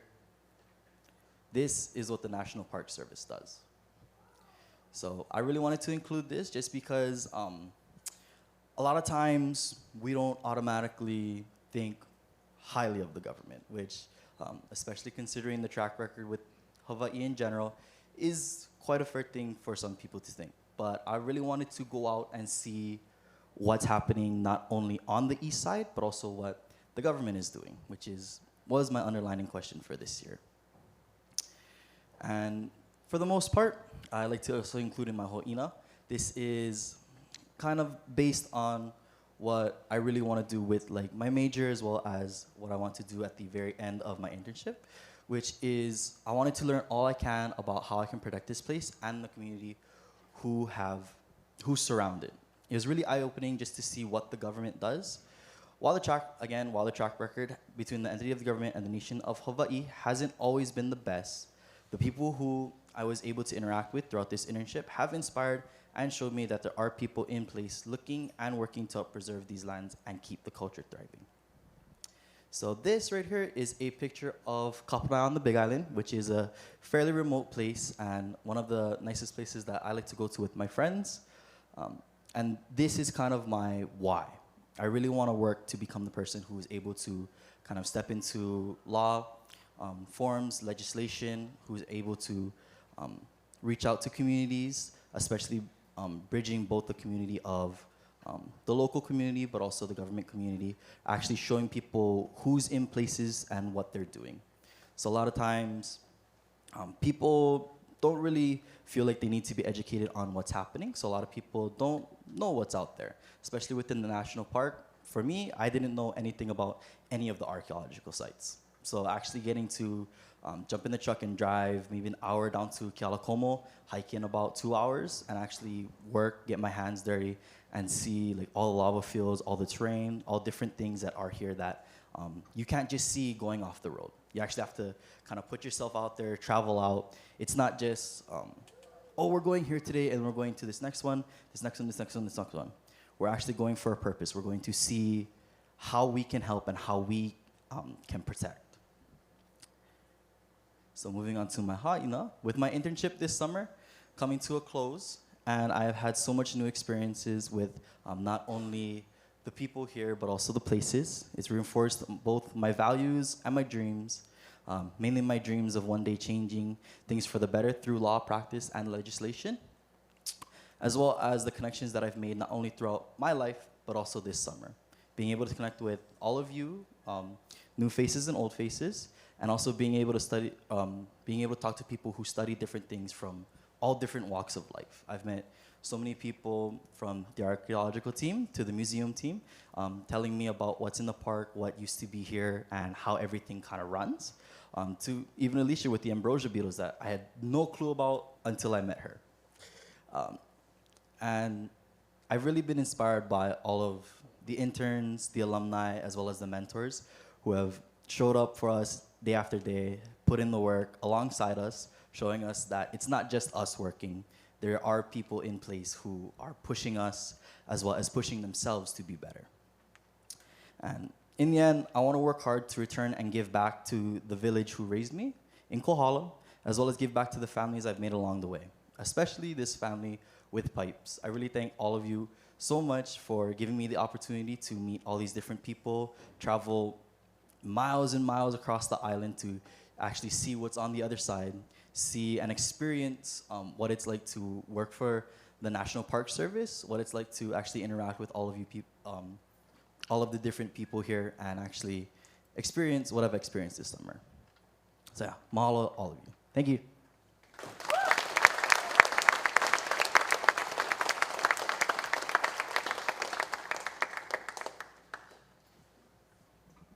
questions for Keke?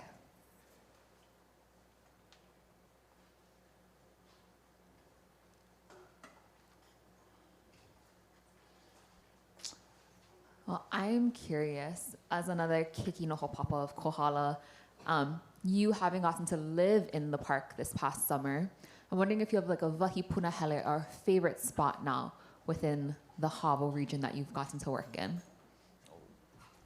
Yes, I think one of my favorite spots is actually Halema'oma'o Crater, especially during night. Sometimes I'll just go up there to kind of kick back. It's really nice to see, especially when there's no people hanging out there. It's nice to just take the drive up. You don't have to worry about traffic, and you actually get to see. I took a picture recently.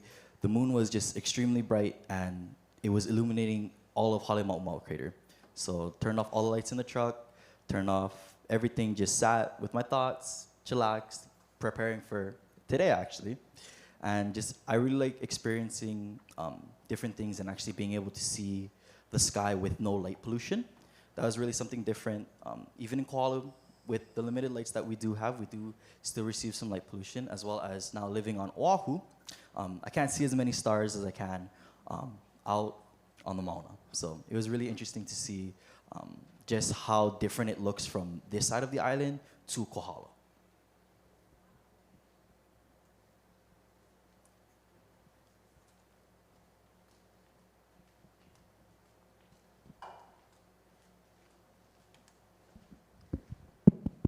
What's up, KK? Also being in the park, I guess we had our struggles with just being next to an active volcano and tephra and glass falling from the sky. What's a challenge that you encountered this summer just because you're kind of in Pele's domain? Great question. So one of our main concerns was the volcano actually going off. As you all know, it does affect the air quality. So we are connected directly with dispatch. We have our radios as well as the number for dispatch. So if anything does happen, if one of us gets incapacitated, we always go in at minimum pairs.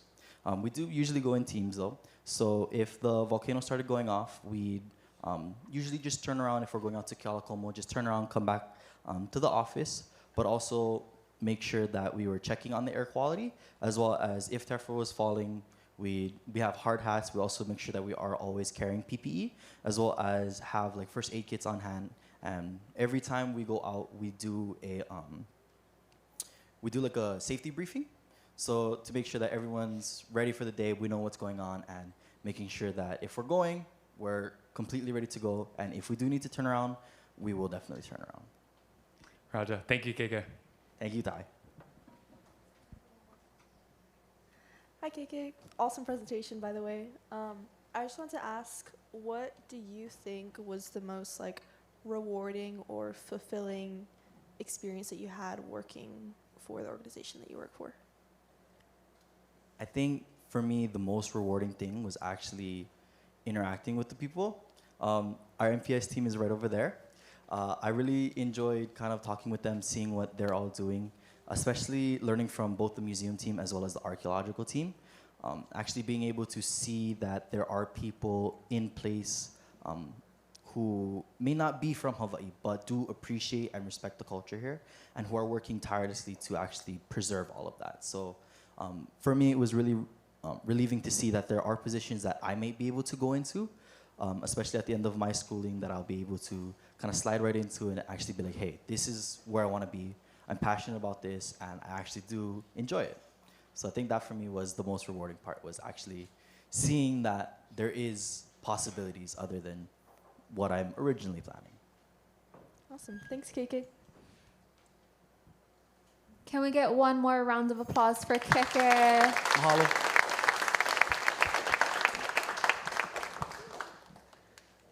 And then keeping us in Pele's domain, up next we have Miss Kama Poi Poi, who's going to be telling us all about the connections to Mo'olelo.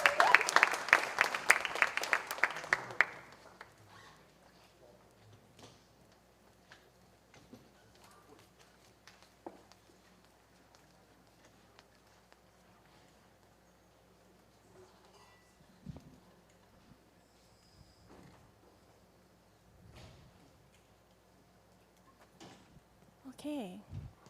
Aloha mai kākou. My name is Kamalani Kama Poi Poi. And hi Ohana and Tomodachis online. Today I'm going to be talking to you guys about Pinina Mo'olelo, or connecting Mo'olelo to geologic processes at Kilauea and Mauna Kea.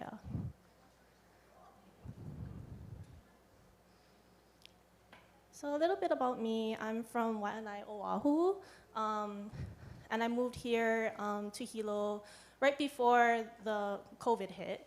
So I've been here for a while, and honestly, I really love it here. I'm a recent graduate of UH Hilo. I got my bachelor's in geology. Yay! And I am in the Ka'au pathway, so very articulation in like data sets. I'm also a Mo'oaina intern. I am a third-year returnee, so this is my third year and final year. And I'm a hula practitioner. I dance for Halau Aka'unu for Manaya Kalani Kalua, which you guys know. He tells us great mo'olelo throughout the summer. My favorite mea kanu is a'ali'i, and throughout my time here, my first 2 years I was with USGS HVO, and I got the privilege to be published through them. So my research through Kilauea June 2023 eruption, that's my baby. So you can find the data set online. So my whole site this year is at the UH Hilo Geology Department, and my mentor is Dr. Liz Gallant. And my research that I'm going to be telling you guys today is we're going to be assessing 2 mo'olelos of where Pele and Hi'iaka are present at Kilauea and Mauna Kea. And we're going to be linking those analyses really with geological processes and making interpretations of what we see.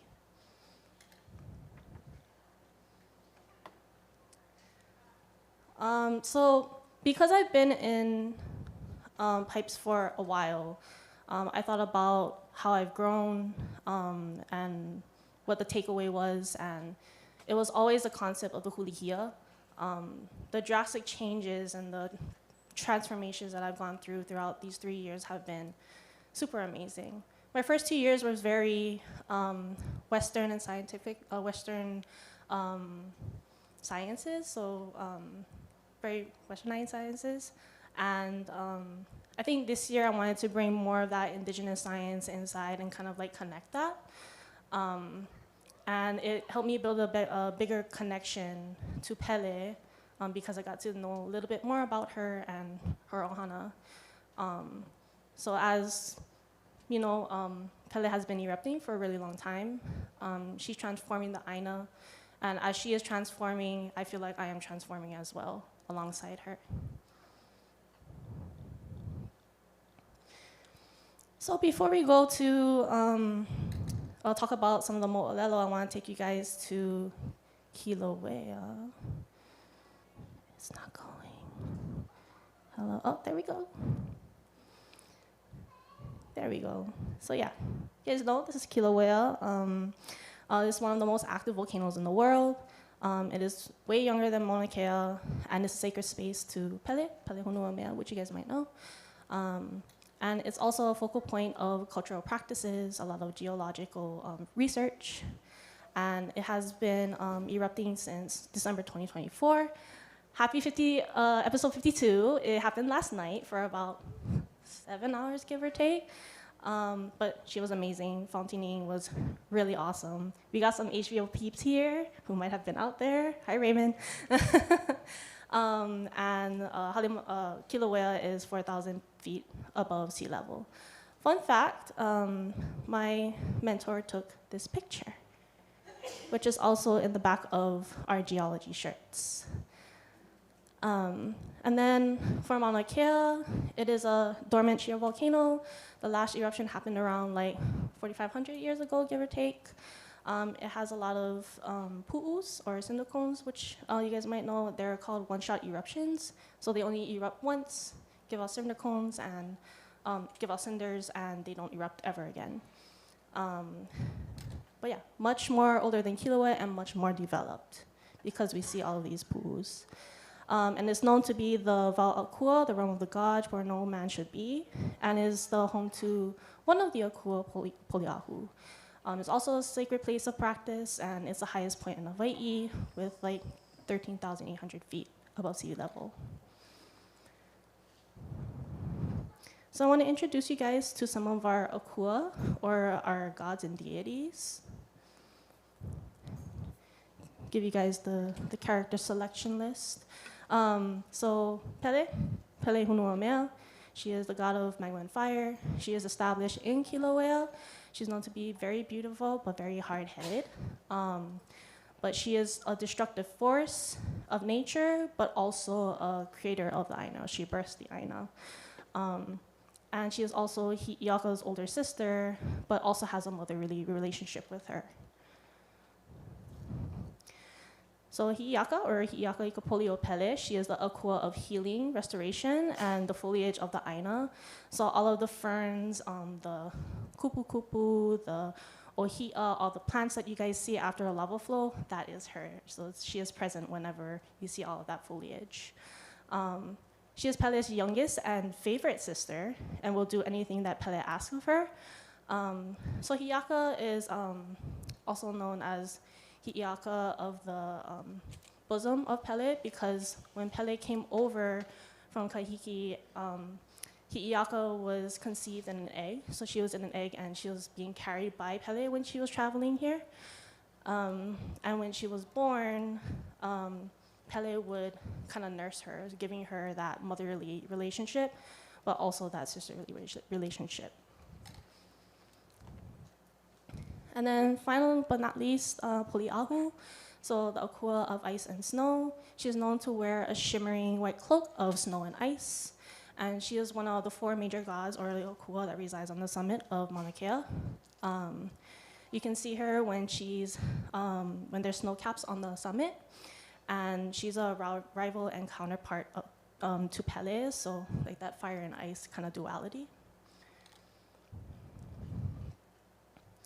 So now we're going to talk about mo'olelo. For those of you who don't know what mo'olelo is, it's the storytelling of legends and myths and that were passed down through generations. It was passed around orally, so all of that history was passed down through from our kapuna to us with these high-tech things called our eyes and our brain. So it's a preservation of all of these historical events, and it contains a lot of data. So all of these observations that they made, it goes back way much further than Western scientific, the period of when scientific sciences were developed. I just wanted to put it out there that volcanoes are very cyclical, and they last really, really long, longer than our lifespan. So all of the generations that I have seen all of these eruptions before and events that happen, they are very much needed. And all of these mo'olelo help us to see what's going on in the past to help us make interpretations for the future. And mo'olelo, in my interpretation, is our lab notebook. So everything that our kupuna had, their brains were basically their notebook. So the first mo'olelo I'm going to talk about is the mo'olelo of Pele Hi'iaka and Holohi'au. A lot of you might know, a lot of you might not know, but basically Pele sends her sister, Hi'iaka, to retrieve her lover back from Kauai. Hi'iaka goes to get Lohi'au, but he's dead. So she uses her power to bring him back to life, and they make their way back.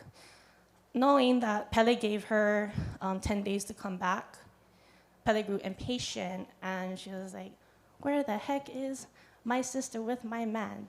Did he cheat on me with her?" So, you know, the dramas. So in that, she grows impatient, right? And she gets mad, and she destroys Hi'iaka's Ohialehu forest, which she promised to protect. But Hi'iaka returns with Lohi'au, and she sees all her forests destroyed, and she's like, "What the heck?" And knowing that her sister did it, she makes love to Lohi'au in front of Pele, and in that, the scraps happen. So Pele and Hi'iaka fight, so causing the earth to shake, and then kills Lohiʻau again. Guy, get out of the way. So Hi'iaka is just like, going into the crater, I gotta get you again. So she digs into the crater, and she gets Lohiʻau's spirit, but her uncles come to her, and she warns Hi'iaka to not go any deeper, or else she'll hit water, and the water will touch Pele, which will burn her out. So they stop fighting, and then Hi'iaka saves Lohiʻau and is later reunited later in the stories. And then the second one that I wanted to tell you guys is the Holua race. So this is about Poliahu, her sisters, and Pele wanting to race each other on their Holua sleds on Mauna Kea. So they wanted to race each other, and then here comes this beautiful young lady. They don't know who it is, so they're like, "Oh my God, who's this pretty lady?" And they don't know that it's Pele. Fun fact: in this mo'olelo that I found, Pele is known as Kiahilele, and Kiahilele is basically the leaping heat or the leaping magma. So Kiahilele asked if she could join them, and they say yeah. So Pele thought she beat everybody, but Poliahu came out of nowhere and just like passed her. So since Poliahu won, Pele was mad because she's like, I should have won. So she caused Mauna Kea to erupt, which sent lava flows coming down towards down Hamakua side and Lapahoehoe side. Poliahu then lifted her cloak and then threw it over the peak of the mountain, so you can see all of that snow after all of that lava flows, right? And all that was left was all of the narrow strips of black lava that eventually made it down into the sea. Okay, so now we're gonna kind of like grab all of these concepts and kind of connect them to what we see today or recent events in geologic processes. So Pele destroys Hi'iaka's Ohialehua's forests. So we can go back to 2018 of Kilauea, the lower East Rift Zone lava flow. This was officially named the Ahu Aila'au in 2021, and the amount of eruptive material was about 300,000 Olympic-sized swimming pools. That's a lot of swimming pools. So also the lava covered about like 8 miles of land, so that's kind of like the destructive side of Pele.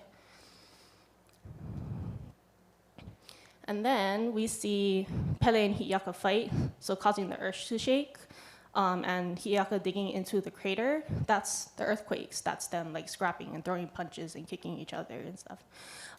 So the depth and magnitude of the earthquakes is actually Hi'iaka digging, and also can be interpreted as the caldera collapse and the exposure of all of that layers and all the strata that we see. And here is the actual video of the collapse. Okay, so we see Pele getting mad. Oh my God, getting mad. Oh, they're fighting, some earthquakes, and yep. Lohiʻau dies, and you know, friggin' it's like, oh, I gotta get your spirit, now I gotta dig down. So that was Hi'iaka digging down, right? So, yeah, and then the last one that I want to kind of touch up on is the water will touch Pele. So wanted to kind of interpret that with the 2019 water lake.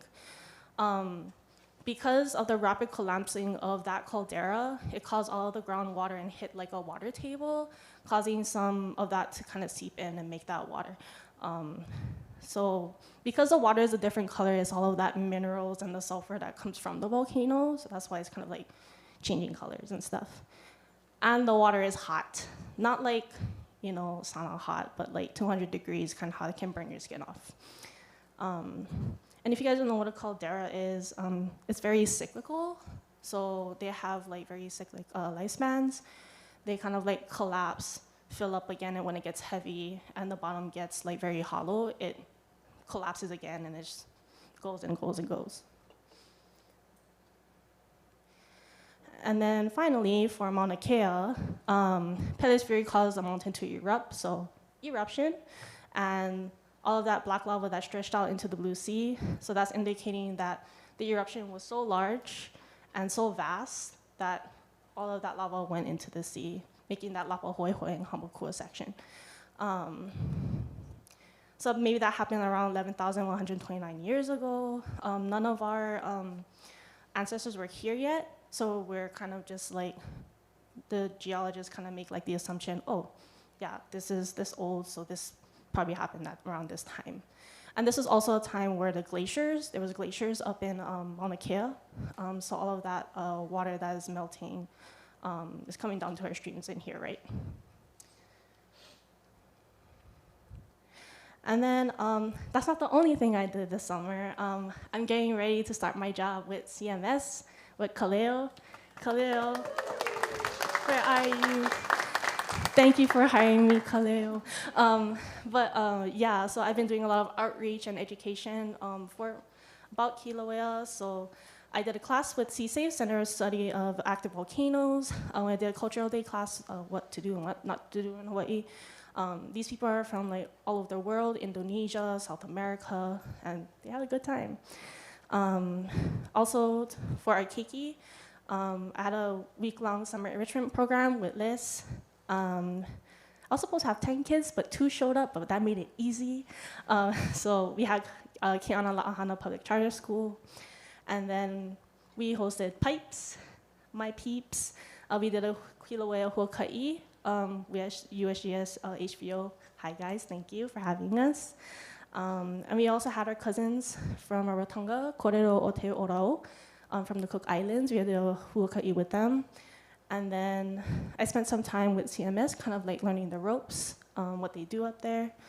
And kind of my takeaway is to kind of like, or my goal is to inspire and spark curiosity in the next generation to explore and engage with more earth sciences.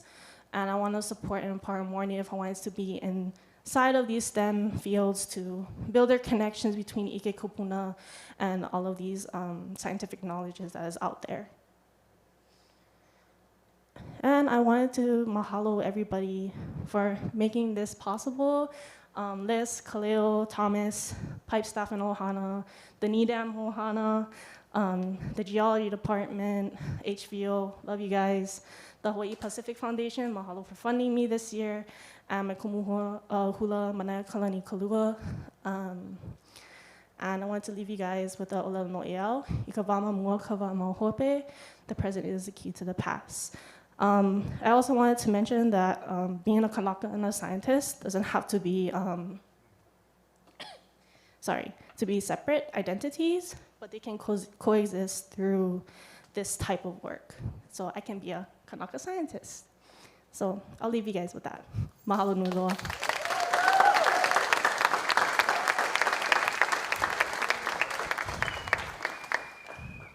Any questions? Me now.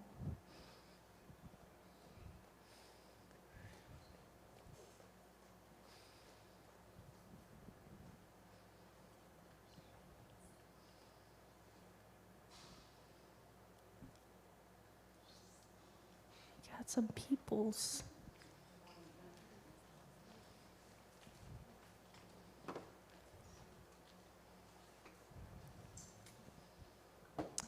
Hey, I just wanted to know, like, if you had a favorite eruption or just like a favorite memory with Pele.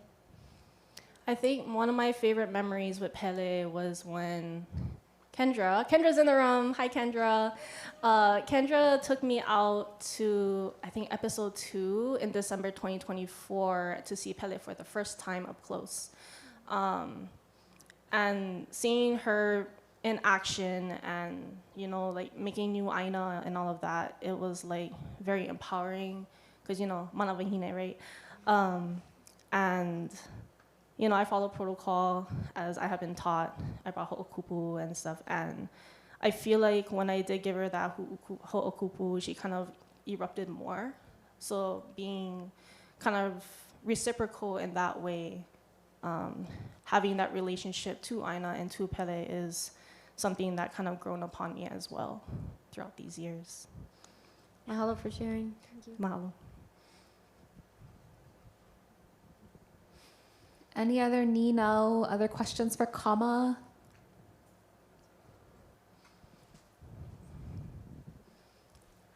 Hi, Kama. Hi, Great Hawaiʻi. job. Mahalo. I just had a question. When you guys are kind of monitoring the eruptions or like prior to the eruptions, are there any mo'olelo that correlate to like Pele preparing to erupt and kind of watching those cycles go through before a big eruption? Yeah, that's a really good question. So I think in modern day practices, we use instrumentations, right? But I think like since our kupuna were here, they could like feel the shifts in the aina, and then they had like so I've been reading a lot of the epic tales of Hi'iaka. So there's a lot of mo'olelo about that indicates, oh, here is all of the plumes that's happening. We can tell this is sulfur because of all of these things. And it's also been helping me with my olelo Hawaiʻi, trying to get back into it. Yeah, does that answer your question? Yes. Thank you. Yeah, I recommend that book to everybody. It's awesome.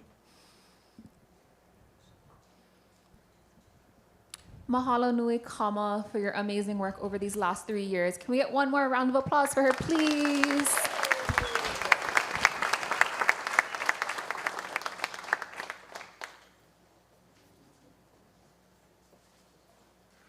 And then up next, our last one before our lunch break will be Miss Kalikopua Zablan, who had the opportunity to work with Pilina Aina this summer. Excited to hear in all the different ways about your experiences, Miss Kalikopua.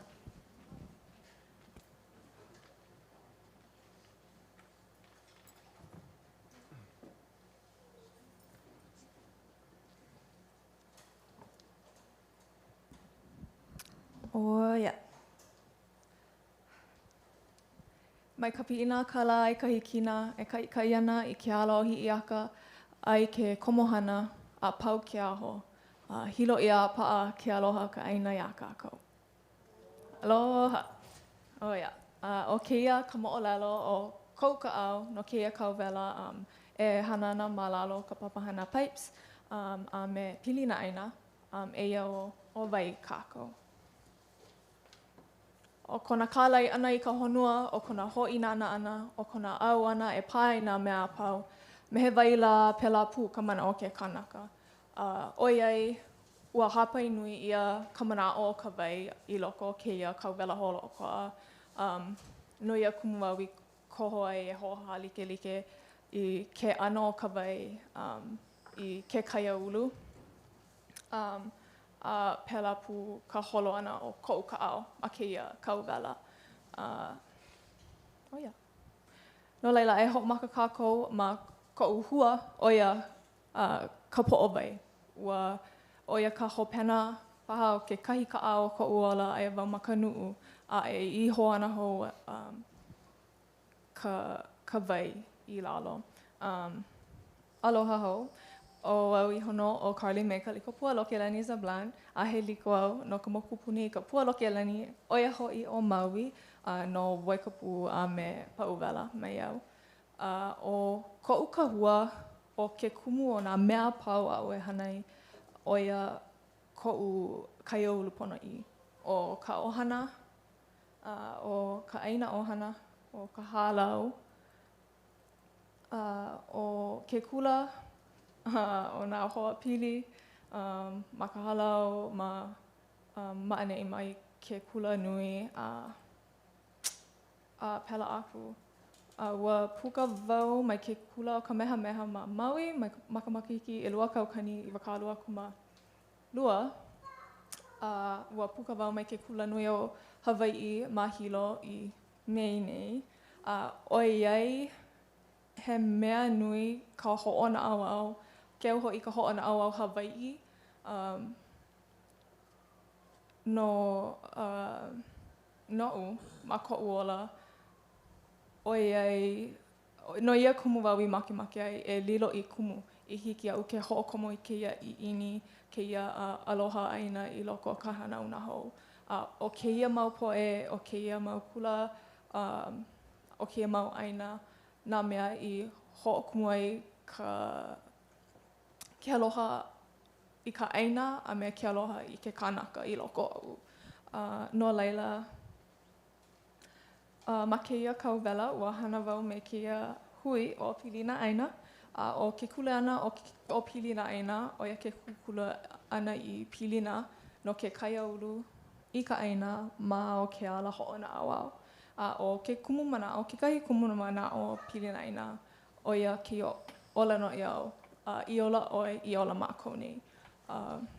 E kālele nui ana mākou I nā lali I ola I nā mea pau. O ka aina paha, I ola I kākou, o ke keiki paha, I ola I kākou.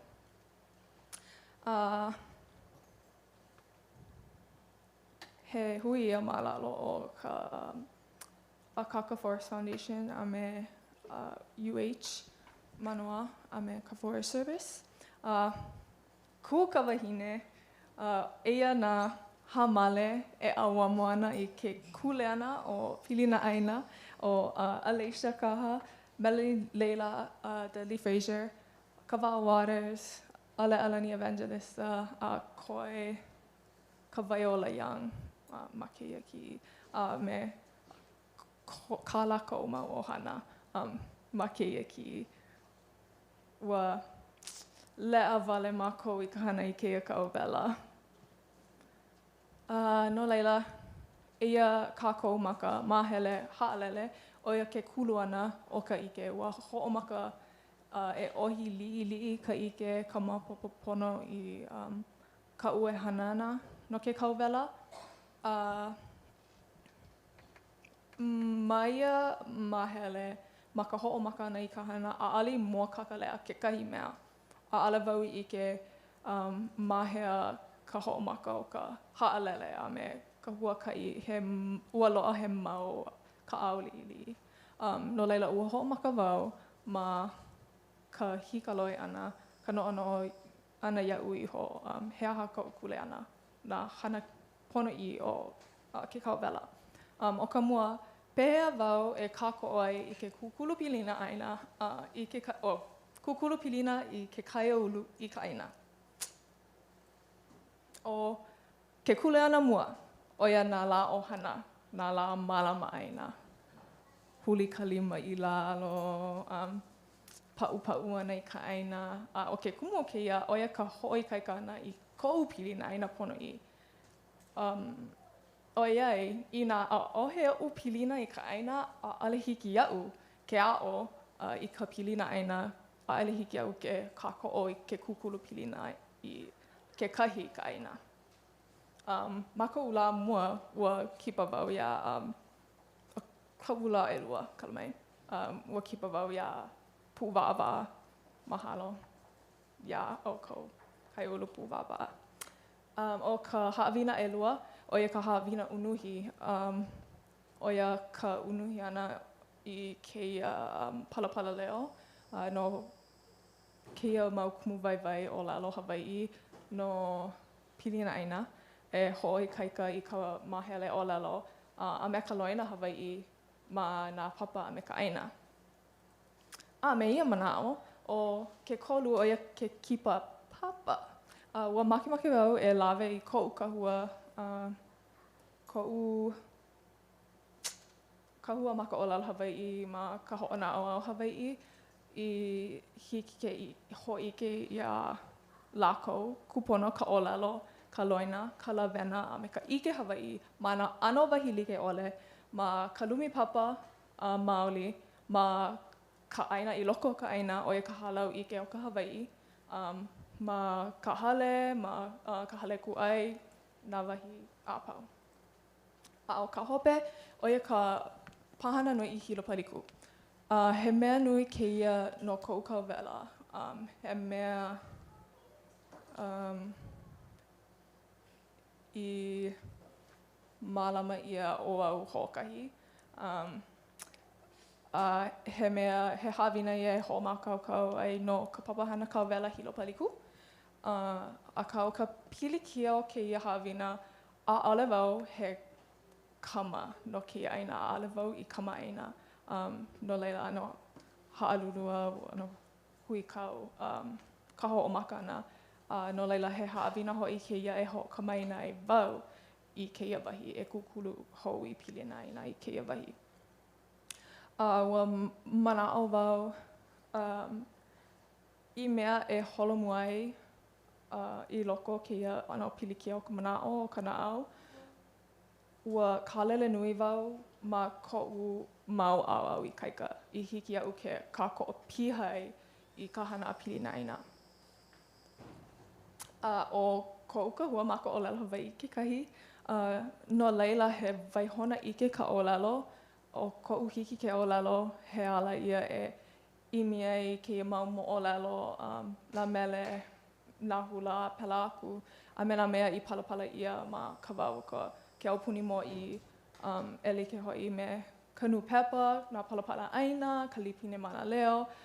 E like me keia nu pepa I palapala ia ka mo'olelo o lauka ia ie, pili no Hilo paliku.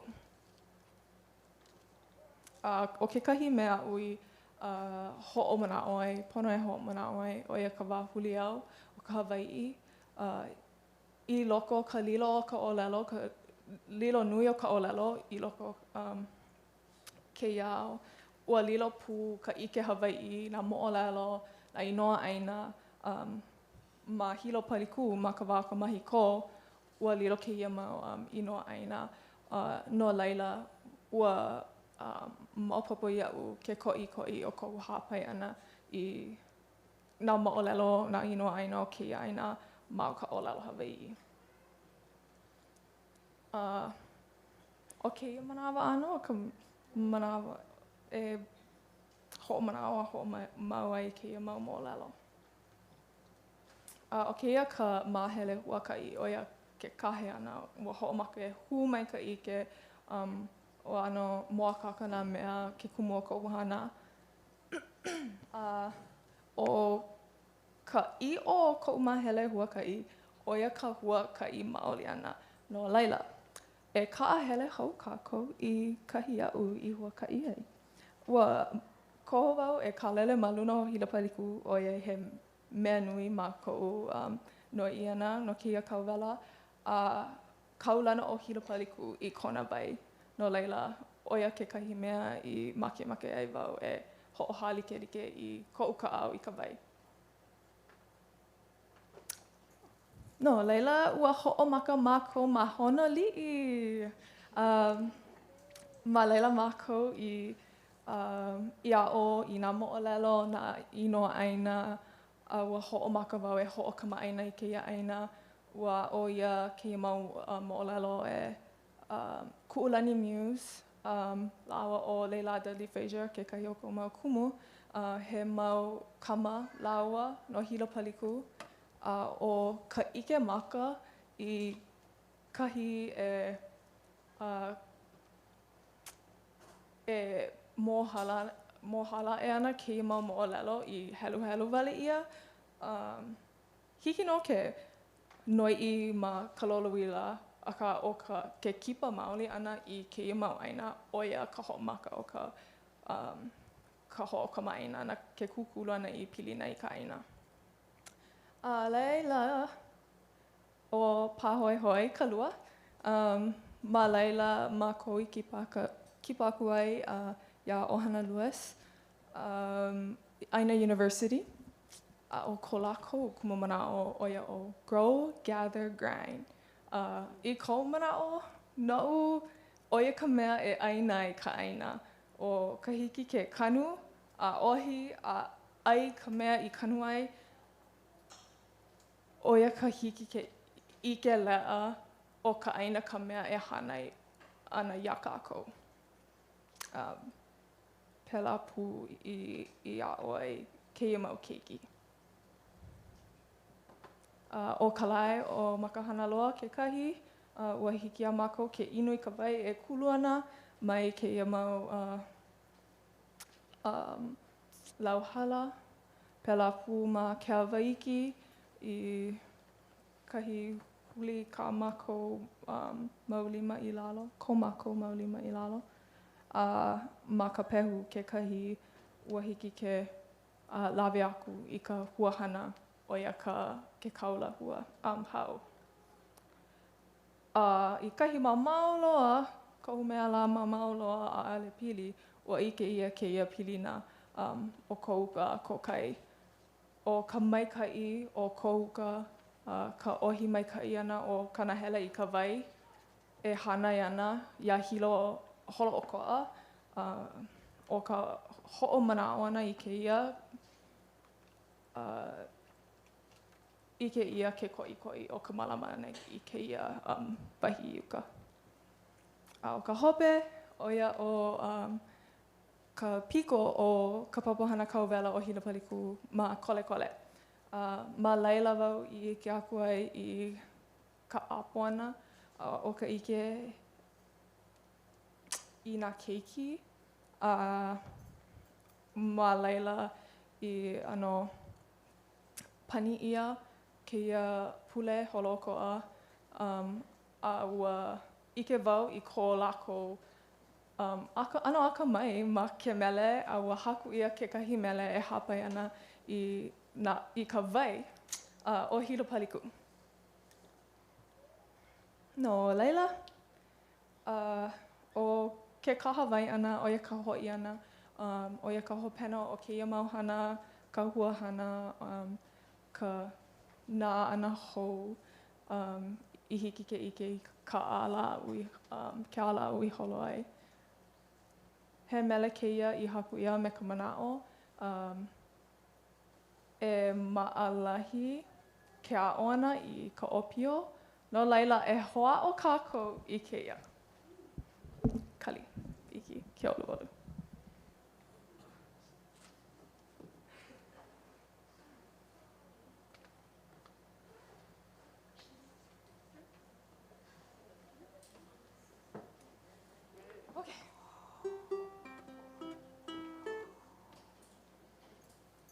O nā kaha wai lau o Paliku ma muli o ke mele o pau ke aho nā kiaka. E hoʻomaka ʻoluʻolu kākou I ka pauku mua a e hoʻolohe mai kau a e hoʻopili mai. E maʻalahi ana.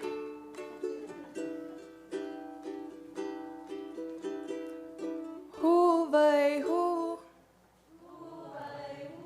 vai o Honolii e. Kala mai. Vai o Honolii e, kulu vai kahe vai, holo mai e.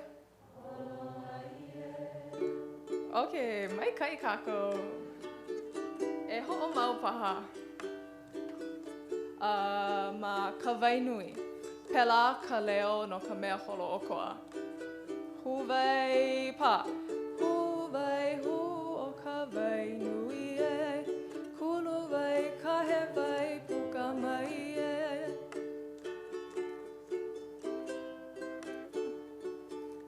Ka pehu. Huwai o ka pehu e. Kulu wai kahe wai kuka hau e.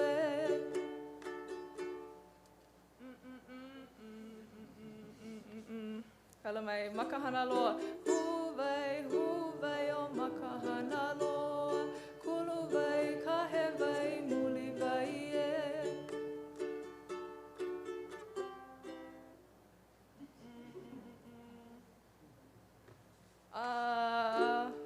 Huwai o hakalau e.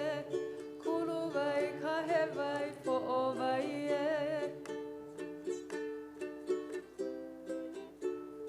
Pahoe hoi. Huwai o pahoe hoi. Kulu wai kahe wai ki o wai e.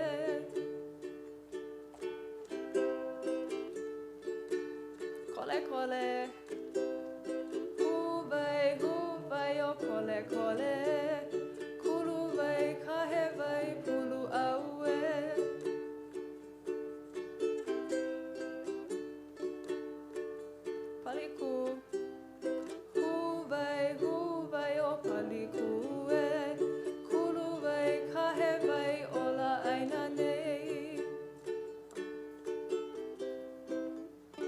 Kākou ola hilo paliku.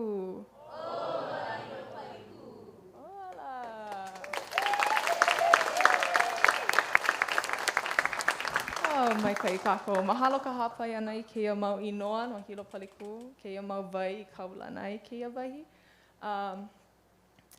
O kekahi huahana i kupu mai keia kauwela, oia keia ho'omaka ana o ka waihona ike no nā inoa nā mo'olelo no hilo paliku ke e hana ana wau e ho'okona wau i keia he makana ia no nā mea i kōkua mai o ka po'e aina me ka po'e kānaka i a'o mai ia'u i keia kauwela. No'u he ha'awina keia kauwela holo o kana au o ko'u na'au. Ua nui ko'u na'ana hou i ke ano o ko'u na'au, ke kumu o ko'u hana, ko'u mau au i kaika. A o ka ha'awina nui o ka momi o keia kauwela, oia ko'u hili na'i ana i ko'u hiki ke hana i ke lau me keia mea. Ma mua a'ale wau i hili na'i au iho. I ko mana'o a'ale i lava ko'u pae olelo Hawai'i, a ole i lava ko'u hiki ke a'o i ka opio, a'ale ho'i wau i ike i ko'u akamai ma ka haku mele. Aka oi ai, ua lu'u piha wau i ka hana, ma laila i hiki ai ia'u ke ho'oko i ko'u mele mua. I hiki ia'u ke kukulu i pilina i ka ʻaina o hilo paliku, a kukulu i keia kaiulu hou no'u. O ke koʻikoʻi o ka mālama ʻana i keia mau mo'olelo, pēlā pu ke koʻikoʻi o ka haku ʻana i mau mo'olelo hou e kipa aku ana i keia mau wahi pana e mālama haku i mau mele, mau mo'olelo hou. O ke ola o nā mea pau o ia ka hāina o kou ka'ao. ʻAʻale ia he pau o nā ka'ao a pau o ko'u ola. E naʻe, mahalo wau i keia kaiāulu hou i ko kukulu ʻia i nā ʻaʻohe oʻu kāko'o mai keia poʻe kānaka, keia mau poʻe ʻaina, ʻaʻale wau i hana penei keia kauwela. Ma ke hoʻi wau e mahalo i keia poʻe kānaka, ka poʻe i hana ia puna mai iaʻu keia kauwela. Nui a pau ʻole kou lea mahalo iaʻu kou o ko pilina ʻaina. Melanie, Leila, Dudley Fraser, Alea, Alicia, Kawao, Kawaiola, and Rebecca. A me ka o ko mau ohana o ka ohana hilo paliku, Ku'ulani Muse, ohana Lewis, ko makahana loa a ko hakalau a me Cheyenne Perry, a me nā keiki, a me ka ohana i a'o ia e a'u, i a'o mai e a'u i keia kauwela. Melamuros, Lanakina, ko Alamero, me ka papahana kauwela hilo paliku.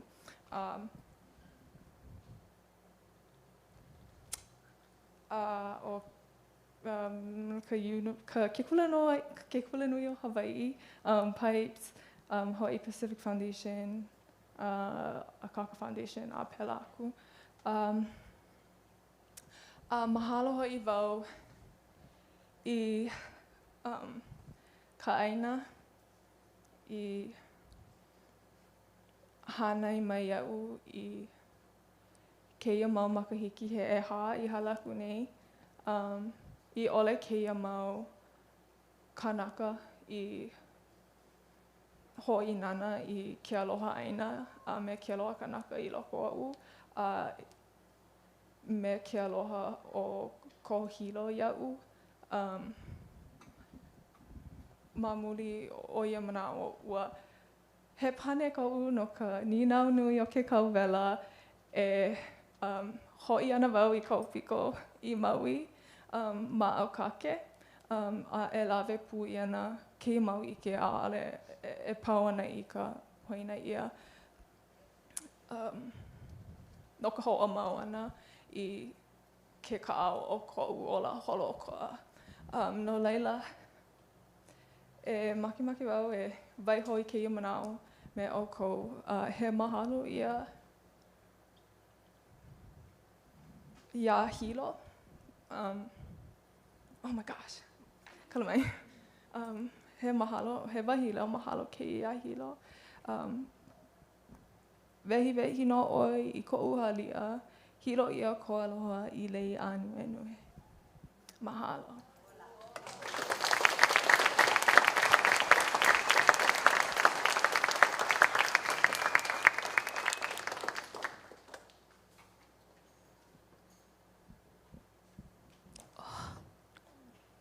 E like me kau I olalai ma keia ua kulu no ka wai.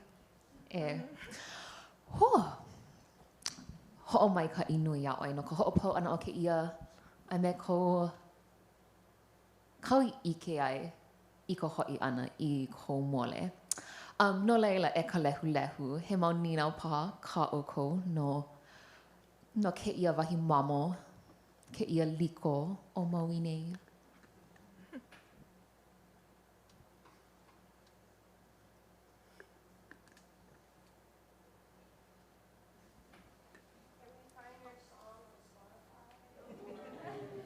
Which one? Which one? This one is like koi ka ke ea o ke mele cause ua haku wau I keia I ka pōnei. No laila, koi aku ia ma keia mele. But I don't know. Maki kulele paha? Instagram paha? I love it. Maka pase de nona mele I haku ia e na haumana pipes paha. Oh yeah? Can we get one more round of applause for Kulikopua?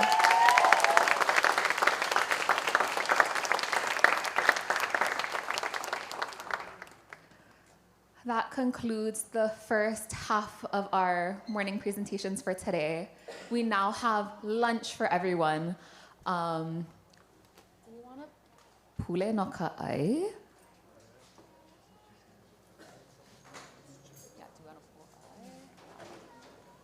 If we could all stand, ke olu olu.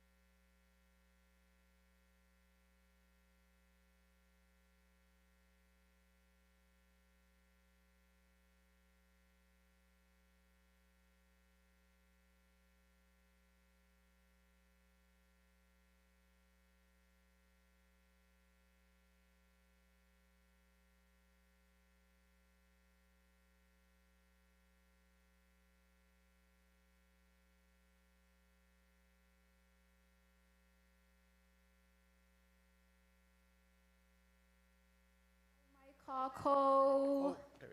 I hope lunch has fueled you all to get through the second half of our first day of presentations. If we can all get back to our seats so that Sema can tell us all about the Nanea friends that are up on stage with him. We'll be starting in just about a minute.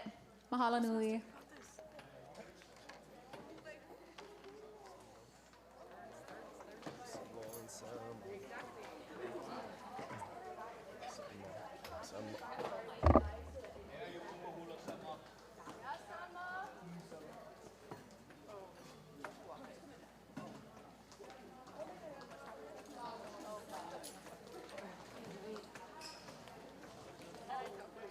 Hello.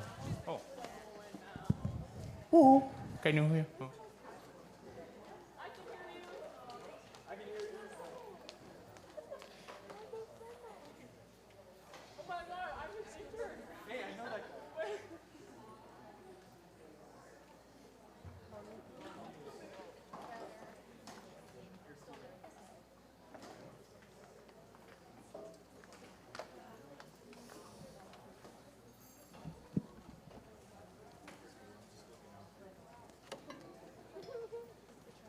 Okay, pretty.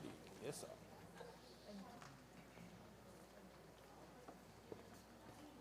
It's good.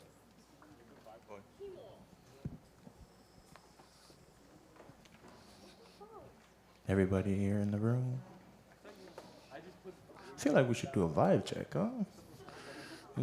If you get one Kanaka tag, get up, stretch a little. Let's do something quick. Yeah, it's just a little something, All right, everybody up. Come on. Let's get up. Twist to your right. Oh, I'm not one kumu, bro. Not yet. Twist to your right. Twist to your left. Well, yeah, my left or your right. All right, on the left side. If you're here with us in the room, can I get one chee-hoo? Oh, yes, sir. I see you. Here on the right side. Bentos. Oh, okay. Everybody with us, eh? Make sure you drink your waters. Go to the lure if you need. Yeah. So, yeah, you can take your seats. So, yeah. I guess I can get right in. Let's boogie. Amatala forsanga ile nei tula le uli. Mo lava ona tu atu le alfa talofa mal fa malo ya te utou to a fiom fata simai wa ia mo lungai fa mo ma tol fa na le nei yaso. Ia ai ola li watu ngan fa pertan yo no le filongienta tu maftanga. Talofa lava, everyone. Thank you for coming, even though it is past lunchtime. I'm sure some of you are tired. Maybe that chicken got to you, yeah? I think it got to me a little bit, but I'm good. I'm still here. But yeah, let's get right into it. My name is Letiuna Sema Nusila. I am a PIPES returnee. This is my second summer. And my project this year is called Rooted in Aina, comparing biological nitrogen fixation in Nanea and Kaupi. Now, just a little bit about myself. I am from American Samoa, born and raised. This is my village, Alofau, in American Samoa. If anyone from home is watching online, hi. And this is also my other village in Samoa. I still remember when I did one of my stuff for high school, and my teacher asked me, "Where in Samoa are you from?" And I said, "I'm from over here, I'm from over there. You can find my family all over, everywhere." And so what got me into ag is I didn't really start like in a lab or anywhere. It just started in like my grandma's flower garden or in my uncle's plantation with his kalo and his maia and all that kind of action. And then it grew into science projects. Like in high school, I'd say I was one of those quote-unquote nerds. I was always at NHD, science fairs. Didn't place that much, but still did it. And so now, I am currently a senior at Cornell University in the College of Ag and Life Sciences, where I'm studying, thank you. I'm pursuing my Bachelor of Science in Agricultural Science with a concentration in Sustainable Cropping Systems Management. And I'd say one highlight that I've learned from there is I've got to learn, I've got to grow. That space has nourished me and welcomed me. And I'd say for the same thing here at the University of Hawaii at Hilo through the PIPES program. These are some of the spaces that have welcomed me and where they have fed me. This is the Aina, that which feeds, and these two spaces have fed me, including my home. Oh, okay. And my host organization last summer and this summer is with the UH Noa Indigenous Cropping Systems Lab under the leadership of Dr. Noah Lincoln. And some of our lab crew is actually here with us. And what the Indigenous Cropping Systems Lab does is focusing on the appropriate stewardship of kupuna crops. So that includes kalo, mai'a, wala, and several other projects with like community organizations or nonprofits. And I've been very privileged to have worked for this org for the past 2 summers. And this was my project last year, looking at awa hydroponics and the mo'olelo behind that cultivation system. And then for this summer is the presentation that I will be giving today. All right, let's jump straight into it. Now, what is biological nitrogen fixation? As alluded to by my title, let me get this. So, biological nitrogen fixation is a process in which soil microorganisms called diazotrophs, like so. So these are the little guys here. So they have symbiotic relationships with various plants, and what the process that they do is they fix or they absorb atmospheric nitrogen or dinitrogen, N2, the little circles. And so they bring that into the roots and they create nodules. And the nodules are initiated by a nitrogenase enzyme. And so in exchange for bringing down nitrogen, the roots give diazotrophs sugar and energy, and they fix and make nodules, which provides nitrogen for the plant and also the soil microbiome and the soil system itself. I will be walking to and from. And the reason why, probably asking, why does biological nitrogen fixation matter? And so this matters because 60% of the global nitrogen available on planet Earth is from biological nitrogen fixation. And so, one day, diazotrophs has died off, we're screwed. Because we don't have the capacity to, fully and effectively create and synthesize synthetic fertilizers, synthetic nitrogen fertilizers, to support the entire globe. And that is why you and I should care about BNF. And so some of the species that share this special relationship are from the Fabaceae family, or legumes. And it just so happens that Hawaii and the Pacific has a native coastal plant called nanea. Put ladies in the front here. I'm gonna talk about them, so they should be in the room with us, yeah? And so nanea has been in the Pacific for plenty years. However, the one lacking area of interest or research is its agronomic value. Nanea is found throughout Samoa. It's called Fuesina in Samoa. It's called nanea here in Hawaii, but based on which island you are on, there's Mohihihi, there's Mohihi, there is Nenea. So it's place-based name, but the same species. And the uses for this plant were to treat skin ailments, fever, flu, but this work is more, oh, it's working, is more in the, also in the ecological roles that it plays. Is not only does it have medicinal value, but ecological, where it serves as a weed suppression. It is very tolerant in salty soil systems, and it's a very hardy plant. That's all I gotta say. It's a very good plant. But no one has looked into its nitrogen fixing ability, and that is what this project looked at. And so in order to compare these two, we compared it with cowpea, which has been cultivated in Hawaii for more than 100 years and is known as a very hardy cover crop and has been utilized throughout the world in agro-ecosystems. So like the rationale is, would nanea have the same ability to fix nitrogen as cowpea? And that is the question that we delved into this year. Okay, here are the objectives. In order to standardize and like, what are the questions? What do we want to know? How are we going to do that? And so we were looking at whether the two species can compete at the same rate and whether they can form enough biomass to support agro-ecosystems throughout the Pacific and here in Hawaii. Okay. Now comes the fun part.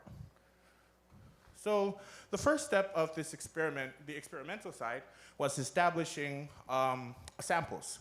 And shout out to my mentor, Jake, who planted 80 plants total for me to just come in and start sampling immediately.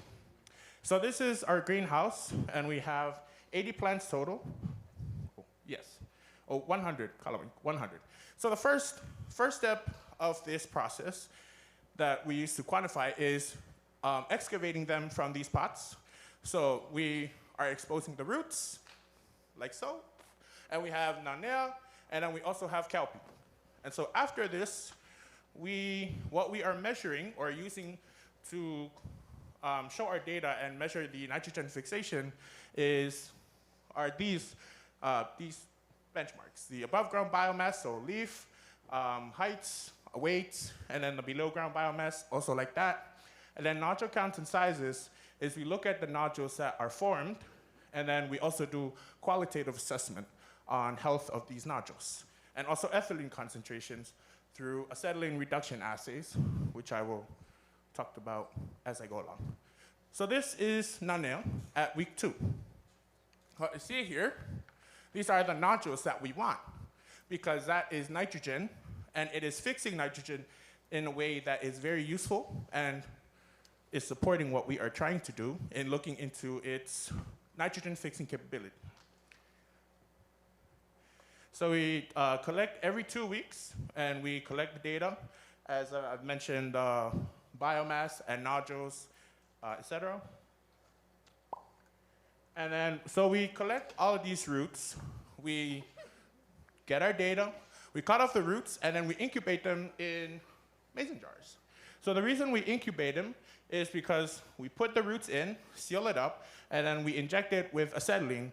And so acetylene reduces ethylene, and ethylene concentration serves as a proxy for nitrogenous activity. And that is how we measure how much nitrogen is actually being fixed and produced throughout the incubation period. And this is the lovely Ku in the back, who was helping with this, because sometimes they go until 7:30 and I'm stuck in the lab and still working on it. But Ku and Pono helped with that. And so data analysis and collection. And this is what the entire incubation and sample size looks like. Every 2 weeks, this is what I'm looking at. 20 jars, waiting 2 hours, and all that fun stuff. And then we extract I think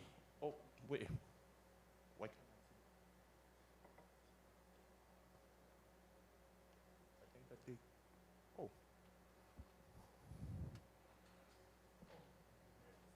sorry, it blacked out on me. Yes, so these are these syringes that we use to extract 6 mils of the gas from the incubation jars. And so we take these and we inject them into our gas chromatograph. And what a gas chromatograph is, we bring in our sample, we inject it, and then a carrier gas nitrogen pushes it through the column, and then as it's going through, we have a detector that is going to read how much of the ethylene is being reduced, and it'll show in the next picture. That is what we want to see. So the first peaks is just air and whatever gas that the GC is detecting. And then at 1.7, 1 minute and 70 seconds, we'll see that peak. And so that is what we want to see, and that is the concentration of ethylene. This is just acetylene that is left over. Okay, that part's over. And now, after we collect these data, we put them into data analysis and visualization to see what is the relationship throughout the experimental period, and also to see if there are actually differences or similarities in the two species.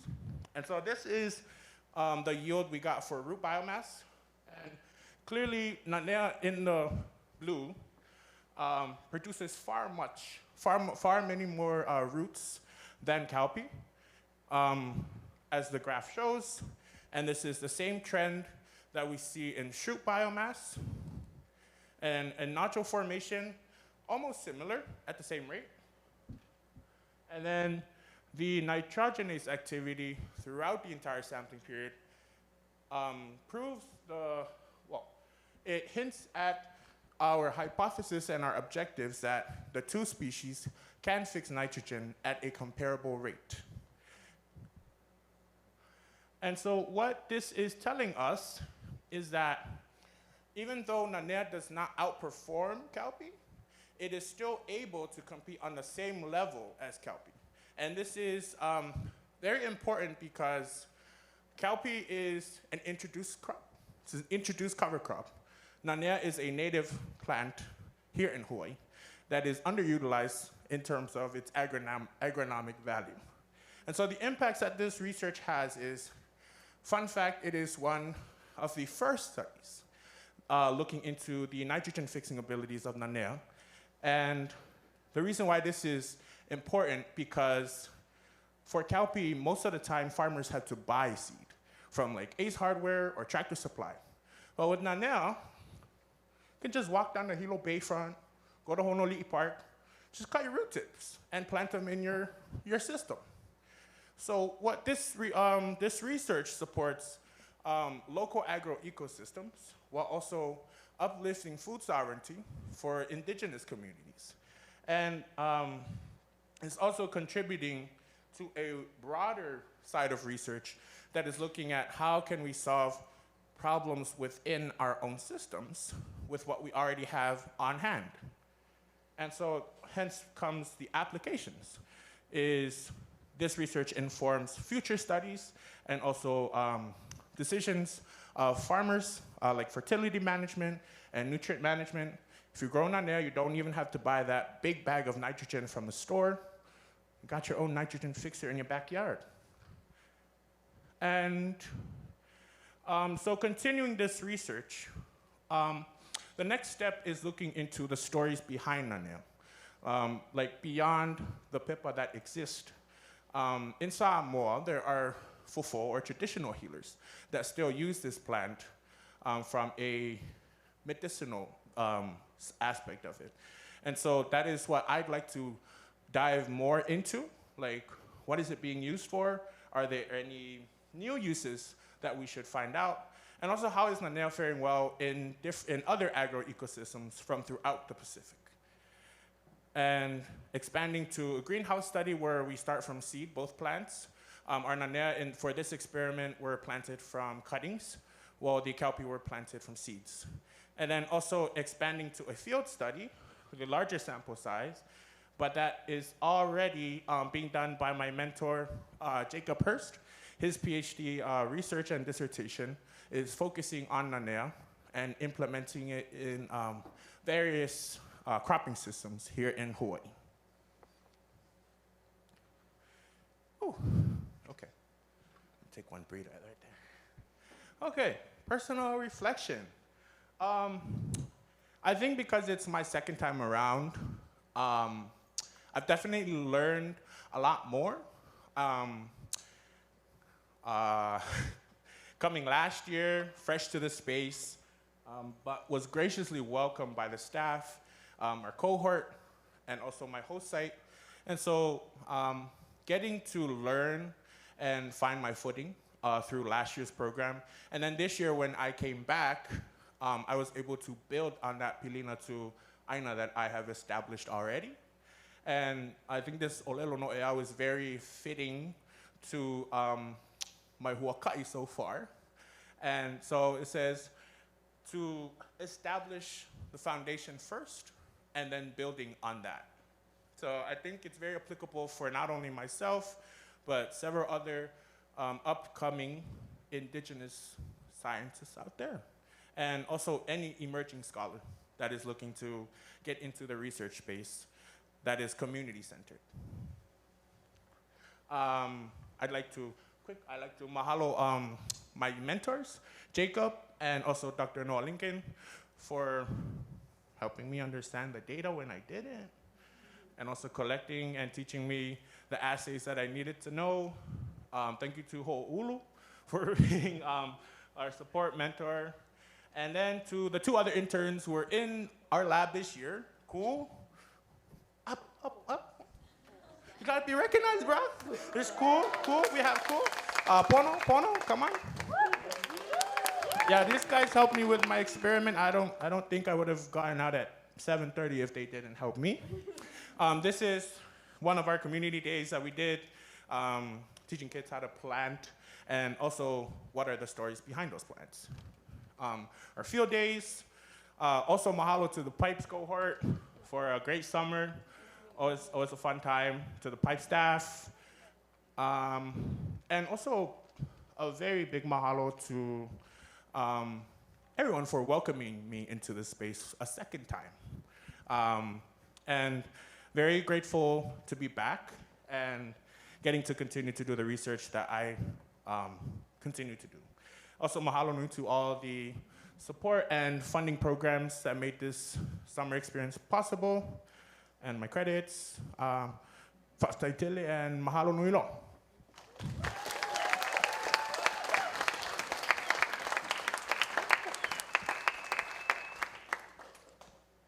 Questions for Sema?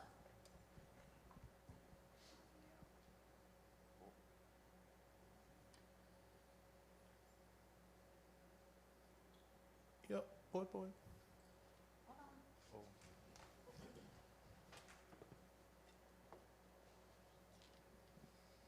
Hi, Sema. Hi, boy. Really great job on your presentation. I really enjoyed it. My question is, what kind of mediums do you guys use when you guys are planting your crops? So for my experiment, what we used was topsoil or straight from the field soil, because we wanted to replicate or at least get close to the field as possible.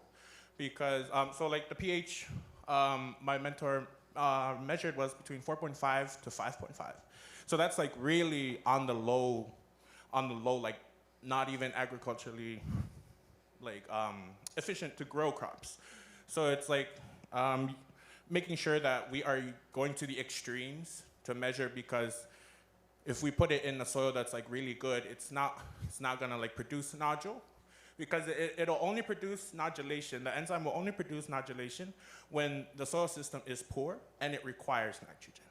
So it's important to be to go to the extreme, because this experiment will be going to farmers and also be going to the public. Yeah, I hope that answers your question. Super interesting. Thank you, Sema. Any other questions for Sema? I see 2, 3.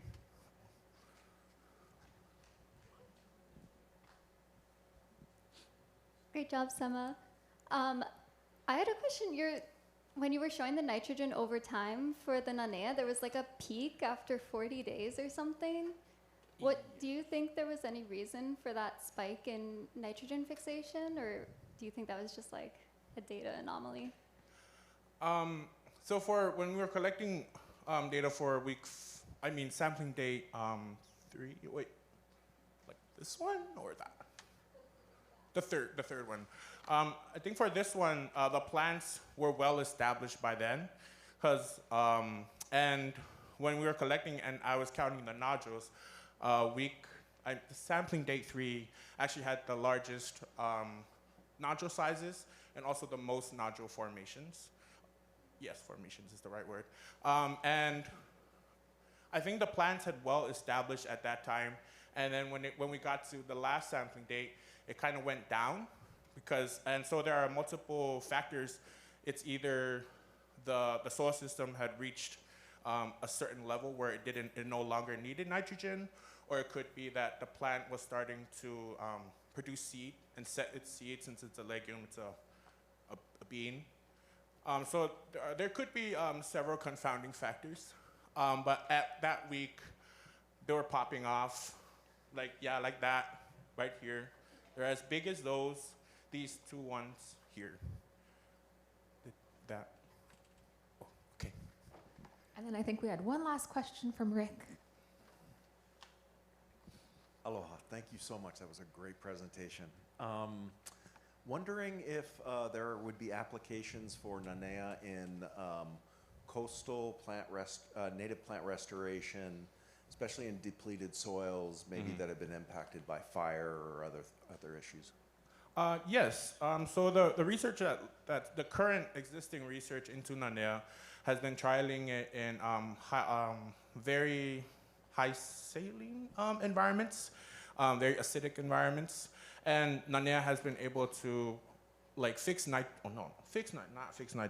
survive in said environments. And so that's kind of the baseline that we have. It's a hardy crop, produces a lot of biomass, and is able to survive in coastal regions and also regions that are depleted. But we're just taking it the next step and bringing it to an agronomic standpoint. Can we get one more round of applause for Sema?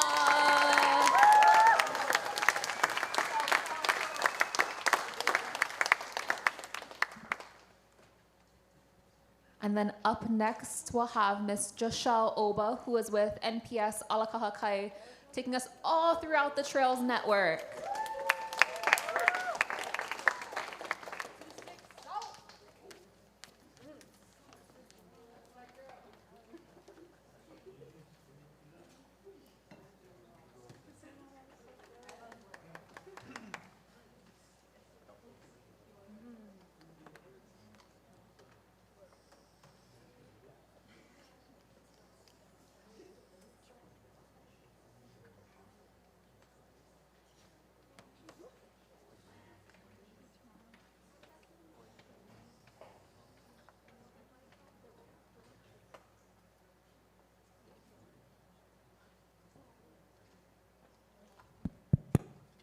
Aloha. Aloha mai kākou. My name is Joshelle, and this summer I had the privilege of interning with Keala Ho'oulupilina, or the trail that cultivates relationships, also known as Alakaha Kai National Historic Trail. Rather than talking about in depth about all of the projects that I've worked on, I wanted to kind of share how each experience gradually changed my understanding of stewardship and helped me connect to this island. A little bit about me. I was born and raised on the east side of Oahu, Hawai'i, and I learned Malama Aina through working in the mala, lo'i, participating in community work days, and just being outside. Also, growing up in one of the most urbanized parts of Hawaii, I witnessed a lot how development prioritized tourism and economic growth over communities that were rooted there, which led me to Portland State University, where I currently study community, urban studies and planning, and indigenous, traditional, ecological, and cultural knowledge. And I hope to use that degree to help create communities that are rooted in Ike Hawaiʻi and protects cultural and natural landscapes that sustain them. These interests are what drew me to Ala Kahakai and the PIPES internship.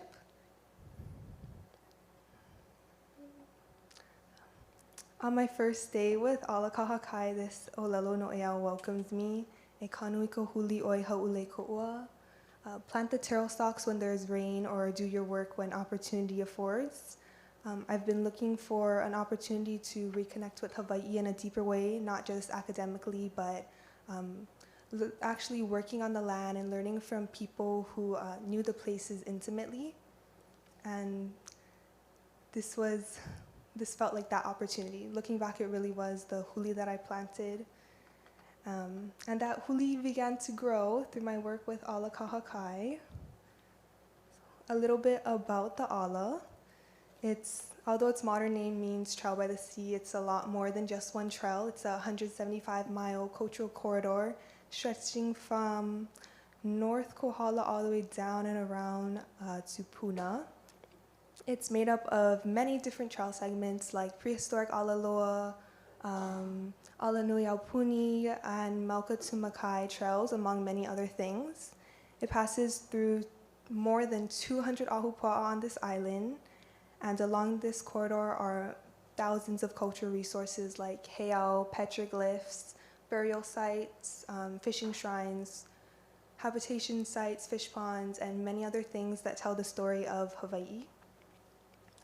The trail serves to regenerate sustainable communities grounded in Hawaiian values like Malama Aina and Kuleana. By supporting the intergenerational transfer of place-based knowledge, this trail acts as a vital bridge that connects ancestral foundations to future generations. Community is the heartbeat of Ala Kahakai. The trail is viewed not only as a physical ala through the landscape, but a living thread that connects ancestors, mo'olelo, and descendants of Hawaii Island. And stewardship along the ala is a shared responsibility. The trail exists not only because of one organization, but because of many community members and people who continue to care for it. And throughout my internship, I had the privilege of working alongside a few of these communities. Each experience offered a unique perspective on stewardship while strengthening my connection to people and places of Ala Kahakai. With Huliawa Pa'a, I was introduced to places like petroglyph fields, holua slides, and ancient habitation sites in North Kohala. This showed me that stewardship begins with learning about a place before trying to care for it. With Waikoloa Dry Forest Initiative, we walked a previous segment that had been impacted by wildfire and tried to locate historic trail segments and other archaeological features, showing me that stewardship often happens after disturbance, helping both recover the landscape and history that remains there. We also got to see some beautiful vili trees. And then for National Trails Day at Kiholo Bay with E Mauna Ala Hele, I watched people learn mo'olelo of places that they were actively in, showing that stewardship is also education. A mo'olelo that was shared was of Kamehameha's massive fish pond wall. You can still see the papale trapped in the lava flow in this picture.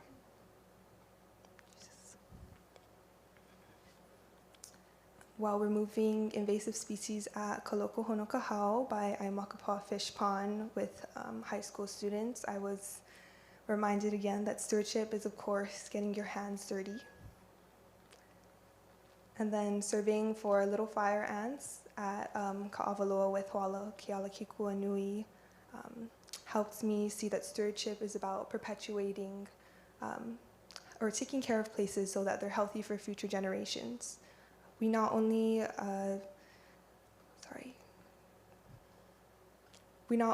tested for fire ants along a portion of the trail, but also this parcel across the street, which Hoala Kealakekua hopes to turn into a gathering place for community.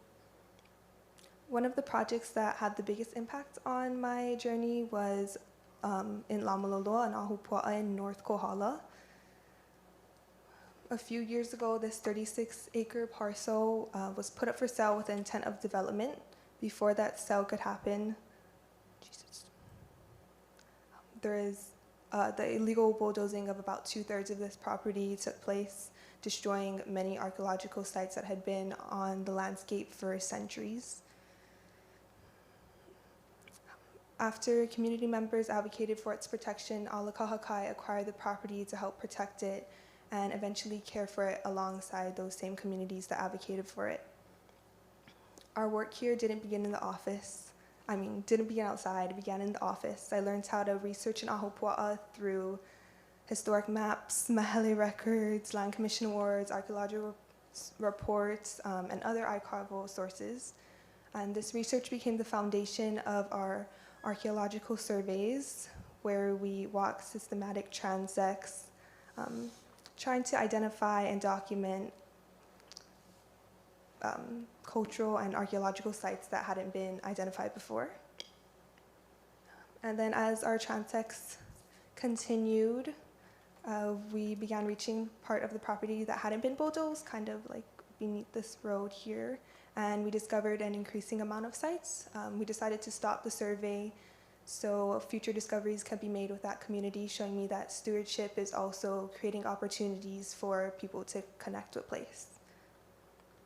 Much of the second half of the internship took me to Konahema, or South Kona, a place that I had long known through my genealogy and through family stories, but had never really came to know to myself. And that changed a lot this summer with the Alakahakai. One of the places I got to practice their mission of connecting, reconnecting, and enhancing connection between people and places was Honaunau.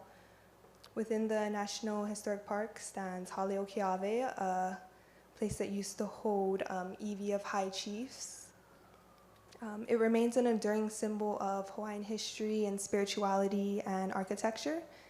For the replacement of the ma'u fern thatching, the National Park Service returned to a traditional olokea, which is a temporary wooden scaffolding system constructed specifically for the work. This marked the first use of an olokea in about 30 years. Exciting. Although my role was small in this project, it was meaningful to witness traditional practices continuing today and learn about my own family's ties to the sites. I got to reconnect with some family that still lived in the park, and I learned of my connection to Mo'iki Keaweai, that founding priest of Hale Kīhoʻihoʻi. And then I also got to see these historic photographs of my kupuna working at the heiau, which also made me realize that stewardship is something that's passed through generations. This is my great-great-uncle Moke, replacing the tea leaf on Hale Kīhoʻihoʻi in 1968.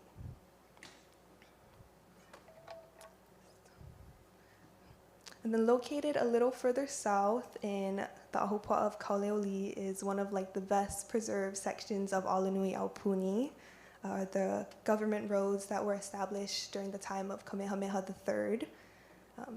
Today, Alakahakai continues to malama these historic pathways, preserving both their physical integrity and the cultural connections that they represent. Following earthquake damage, Alakahakai worked to stabilize portions of the trail. Before any pohaku work could begin, we walked the trail and we identified portions that needed to be stabilized. And then we carefully documented everything. Here we're measuring pohaku size. This is important to make sure that the historic character is intact. And then pohaku work began. This is Ko being put to work during the site's visit. And then,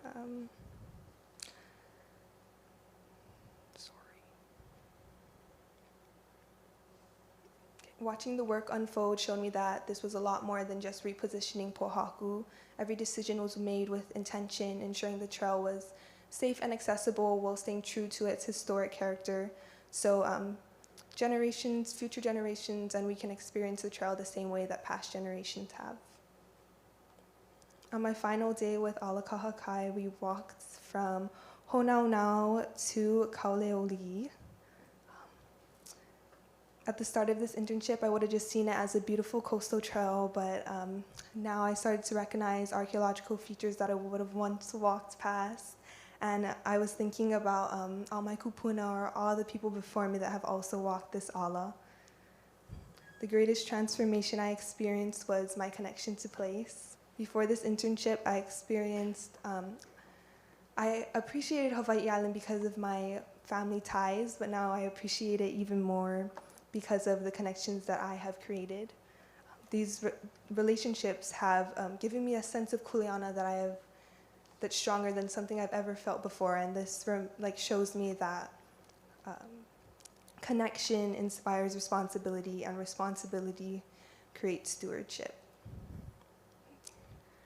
My ha'ina is not an ending, but another beginning. The knowledge and experience and relationships that I've gained this summer are nothing I leave behind, but the foundation that I will continue building my education, career, and my service to community on. One of the greatest gifts this internship gave me was the ability to reconnect with my own family's history.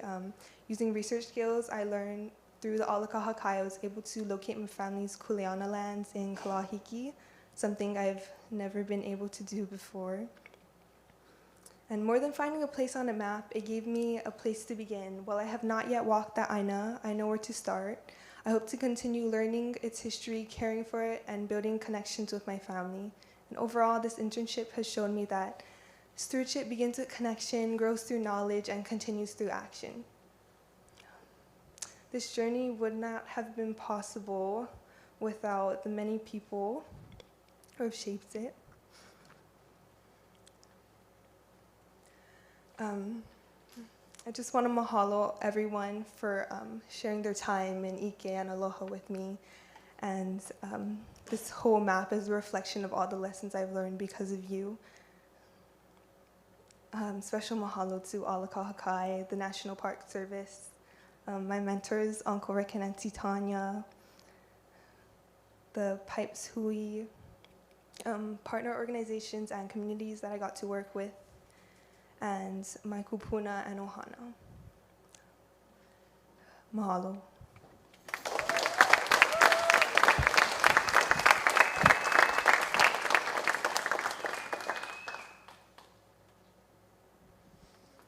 Amazing, amazing work, Joshelle, in thinking back to the whole PIPES application process and pairing you with the host org. I don't think we could have done this. I think it was really your kupuna placing you here.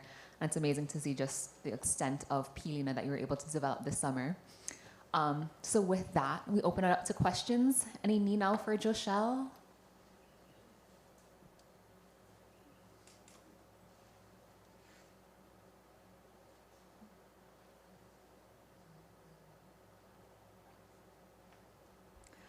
I do have a pondering. You did talk a lot about kuleana that you have felt now after going through these whole 10 weeks.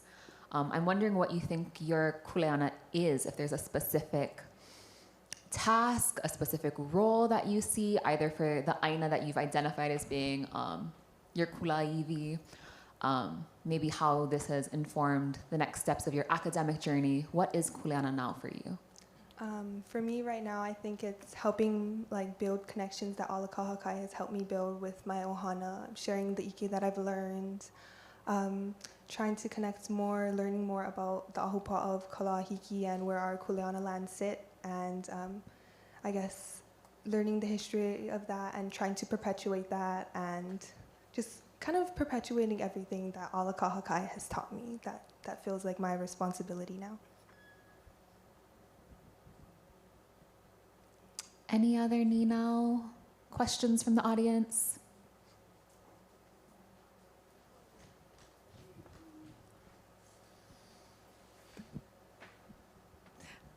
Hi. The kuleana title that you found, do you know anything else about it? Like who's there right now, who's living, and who you can get in touch with to... It's actually landlocked, but there's nobody living on it right now. It's kind of by the Kealio Ranch, by the cemetery up there. The deed is actually from my great-great-great-grandma. Yes. Is there any thought about furthering research into that? Yes, I definitely want to go walk it, hopefully sometime while I'm still here on Hawaii Islands, and I kind of want to like clear it and return like to some of the plants that were already there, trying to return it back to how it was before. Cool, mahalo. I think there might be one question online.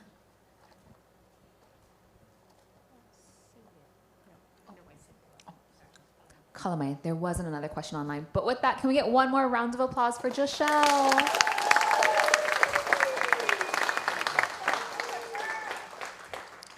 And then up next, representing Liko na Pilina, we have Miss Chloe telling us all about QLB and the efforts to fight them.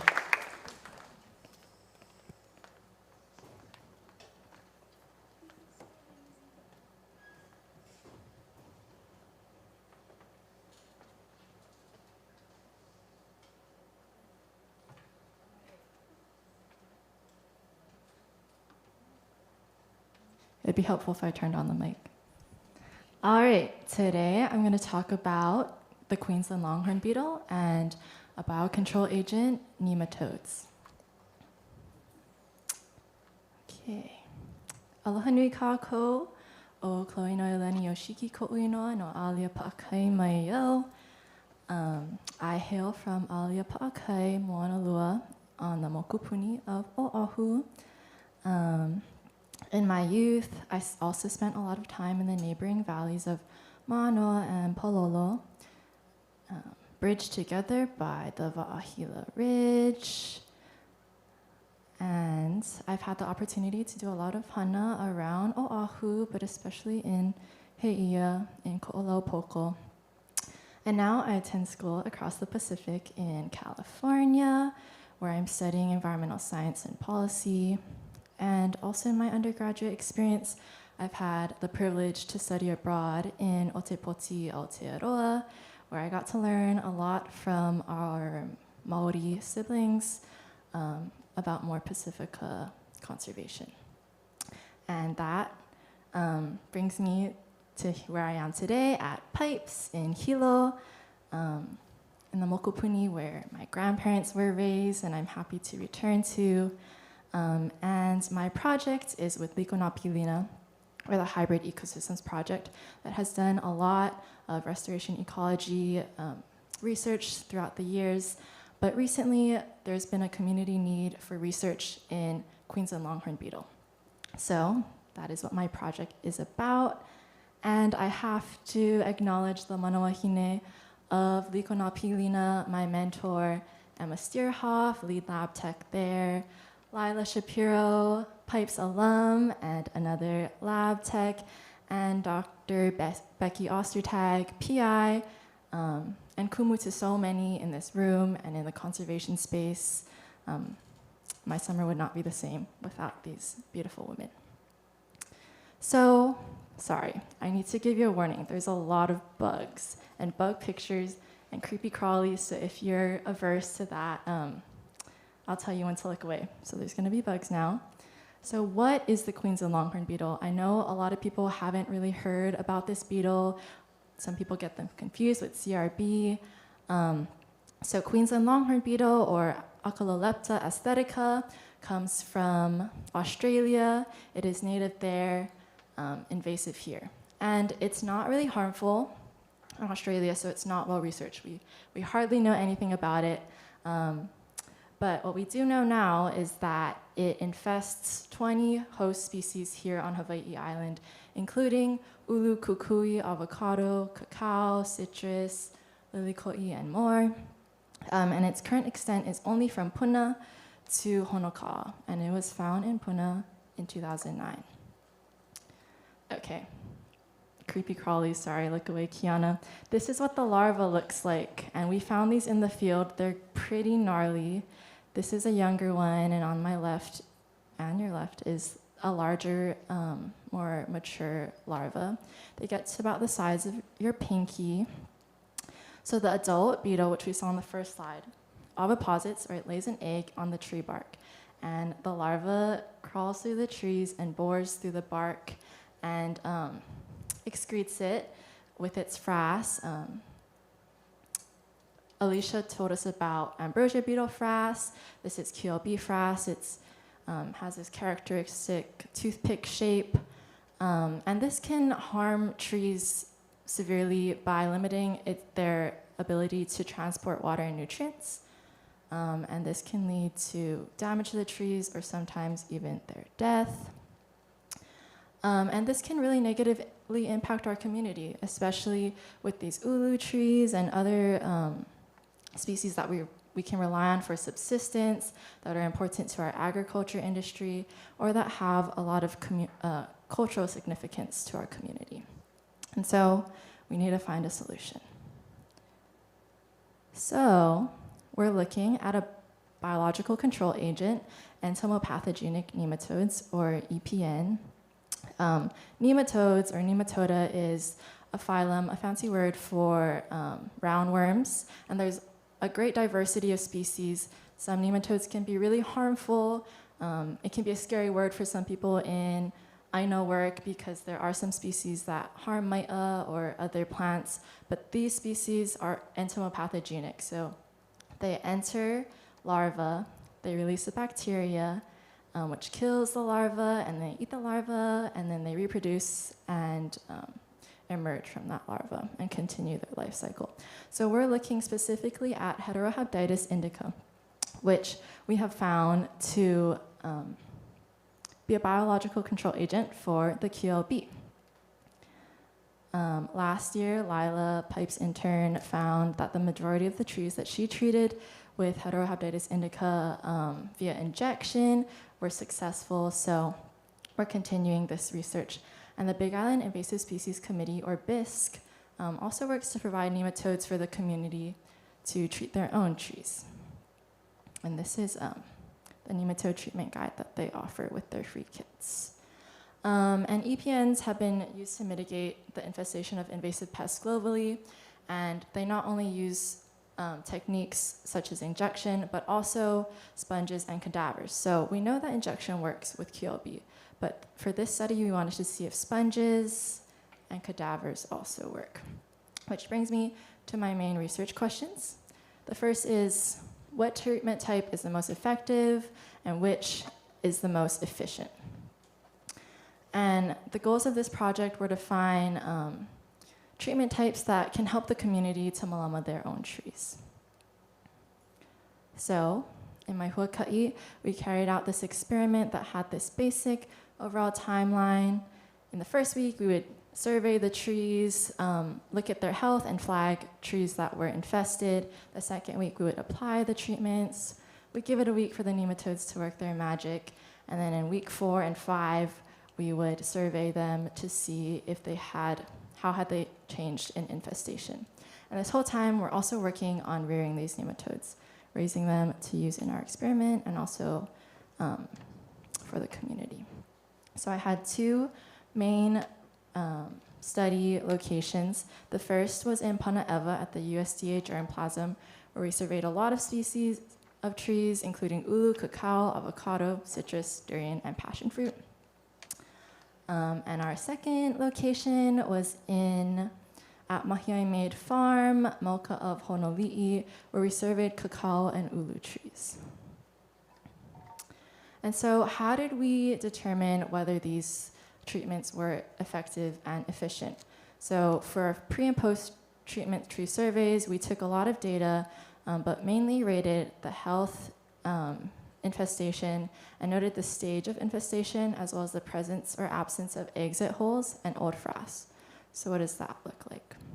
So we rated the infestation based off of these rationale on a scale of 0 to 3. So 0 being no frass, no signs of infestation. 1, there's a little bit of frass. We think that there's some larva in there. 2, more severe. And 3, the most severe on our scale. And you can see it's in a small area at the 1, kind of climbing up the trunk in 2, and in 3, this whole trunk is being infested.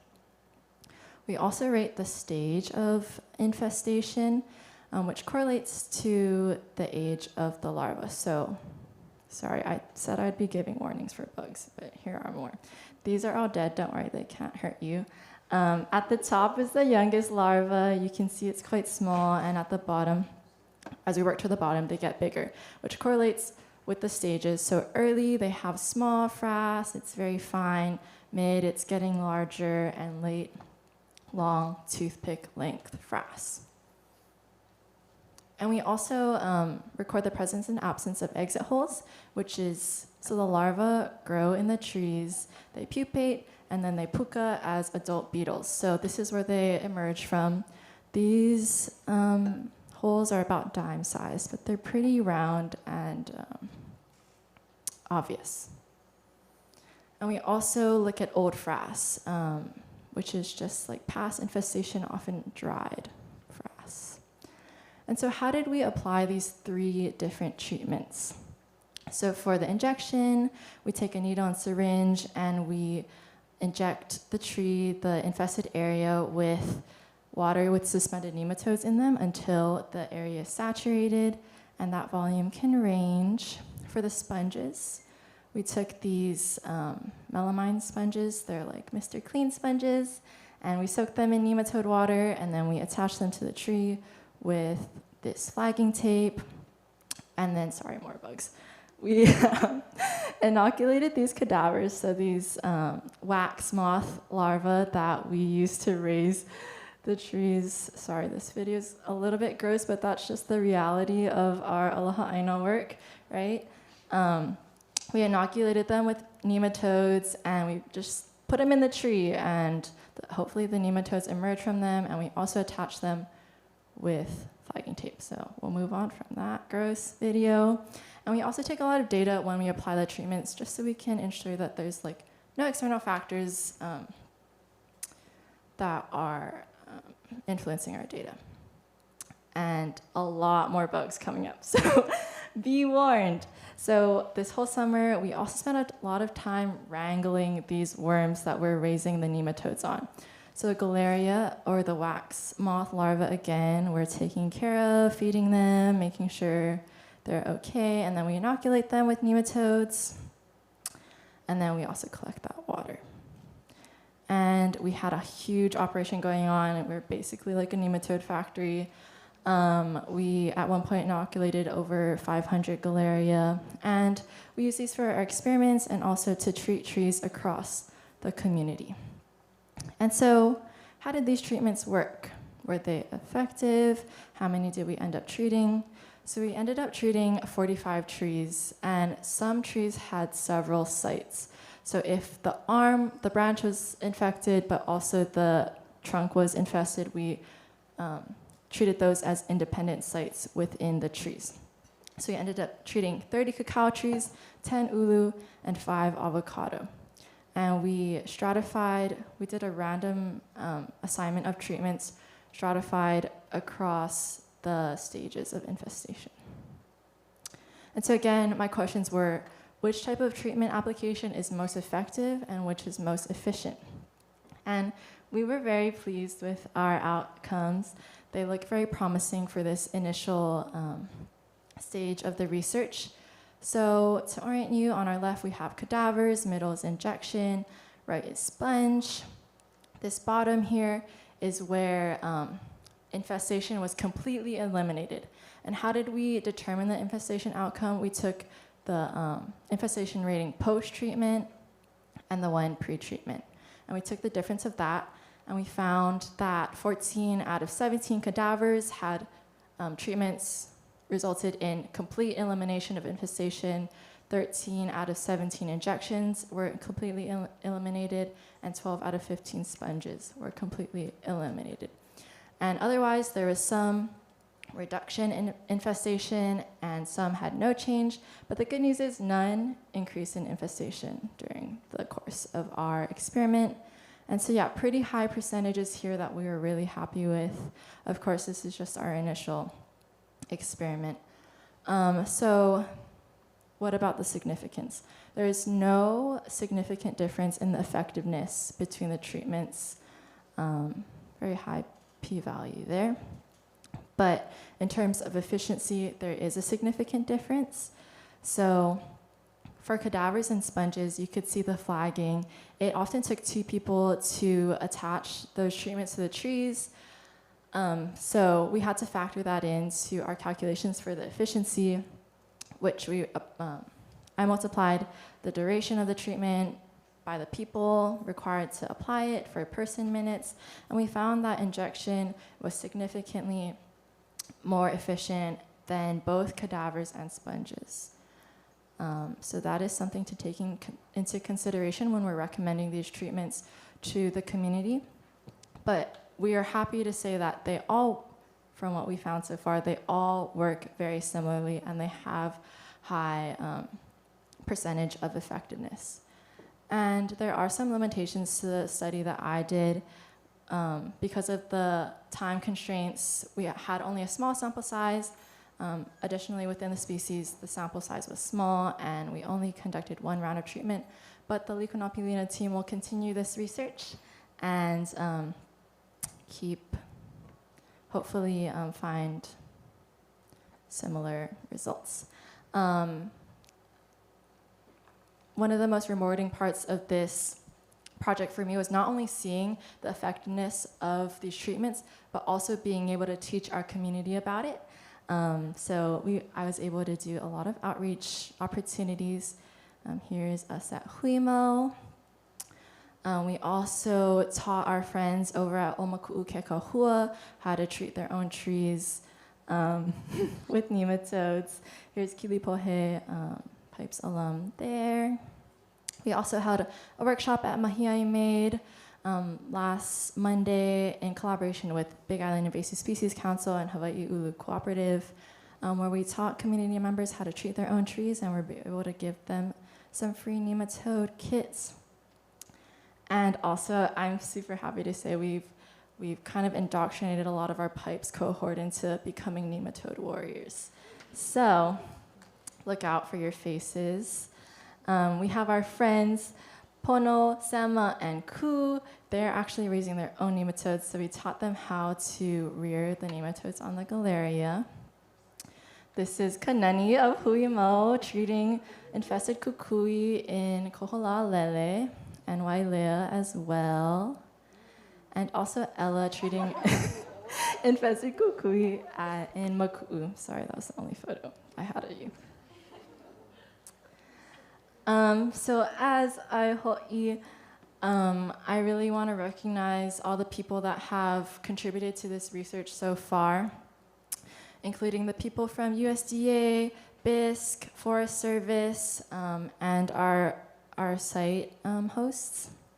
And we really hope that this research has a positive impact on our community because we've seen the devastation that invasive species can have on our environment, like what we're seeing with CRB and LFA, and we really hope to contain the spread of QLB before it continues to harm our very important kumula'au.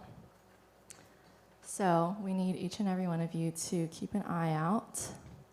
And I also wanted to mahalo all of the people in PIPES who have made this summer so special, the women of Likonopilina, and yes, if you have a QLB infestation, you can talk to me about it or email Napilina or BISC, and they'll help you identify it if you're unsure or give you a free nematode kit.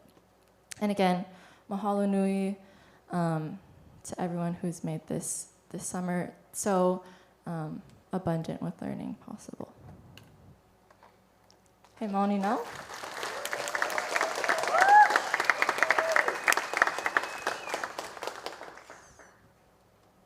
Questions for Chloe? We have time for maybe one. Any nematode warriors have questions about, your kuleana moving forward for her?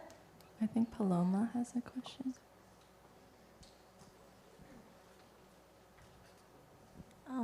Is this like a problem that you think the study will expand to like different islands or places across like the Pacific or even in the mainland? Is this something prominent in other areas that can be applied? So we know that entomopathogenic nematodes are a common biocontrol agent for similar invasive pests like QLB, but so far QLB is only on the east side of Mokuokeawe, so we're hoping that we don't need to expand to other islands. But I know that nematodes are also being used for spittlebug experiments or other invasive pests. So they're in progress, but yeah, hopefully we don't need to expand for QLB specifically. Okay, to keep us on time, can we get one last round of applause for Chloe? And up next from Puna, we have Miss Raina Smith, who's going to tell us all about her experiences with Ho'a'a i Kanalani.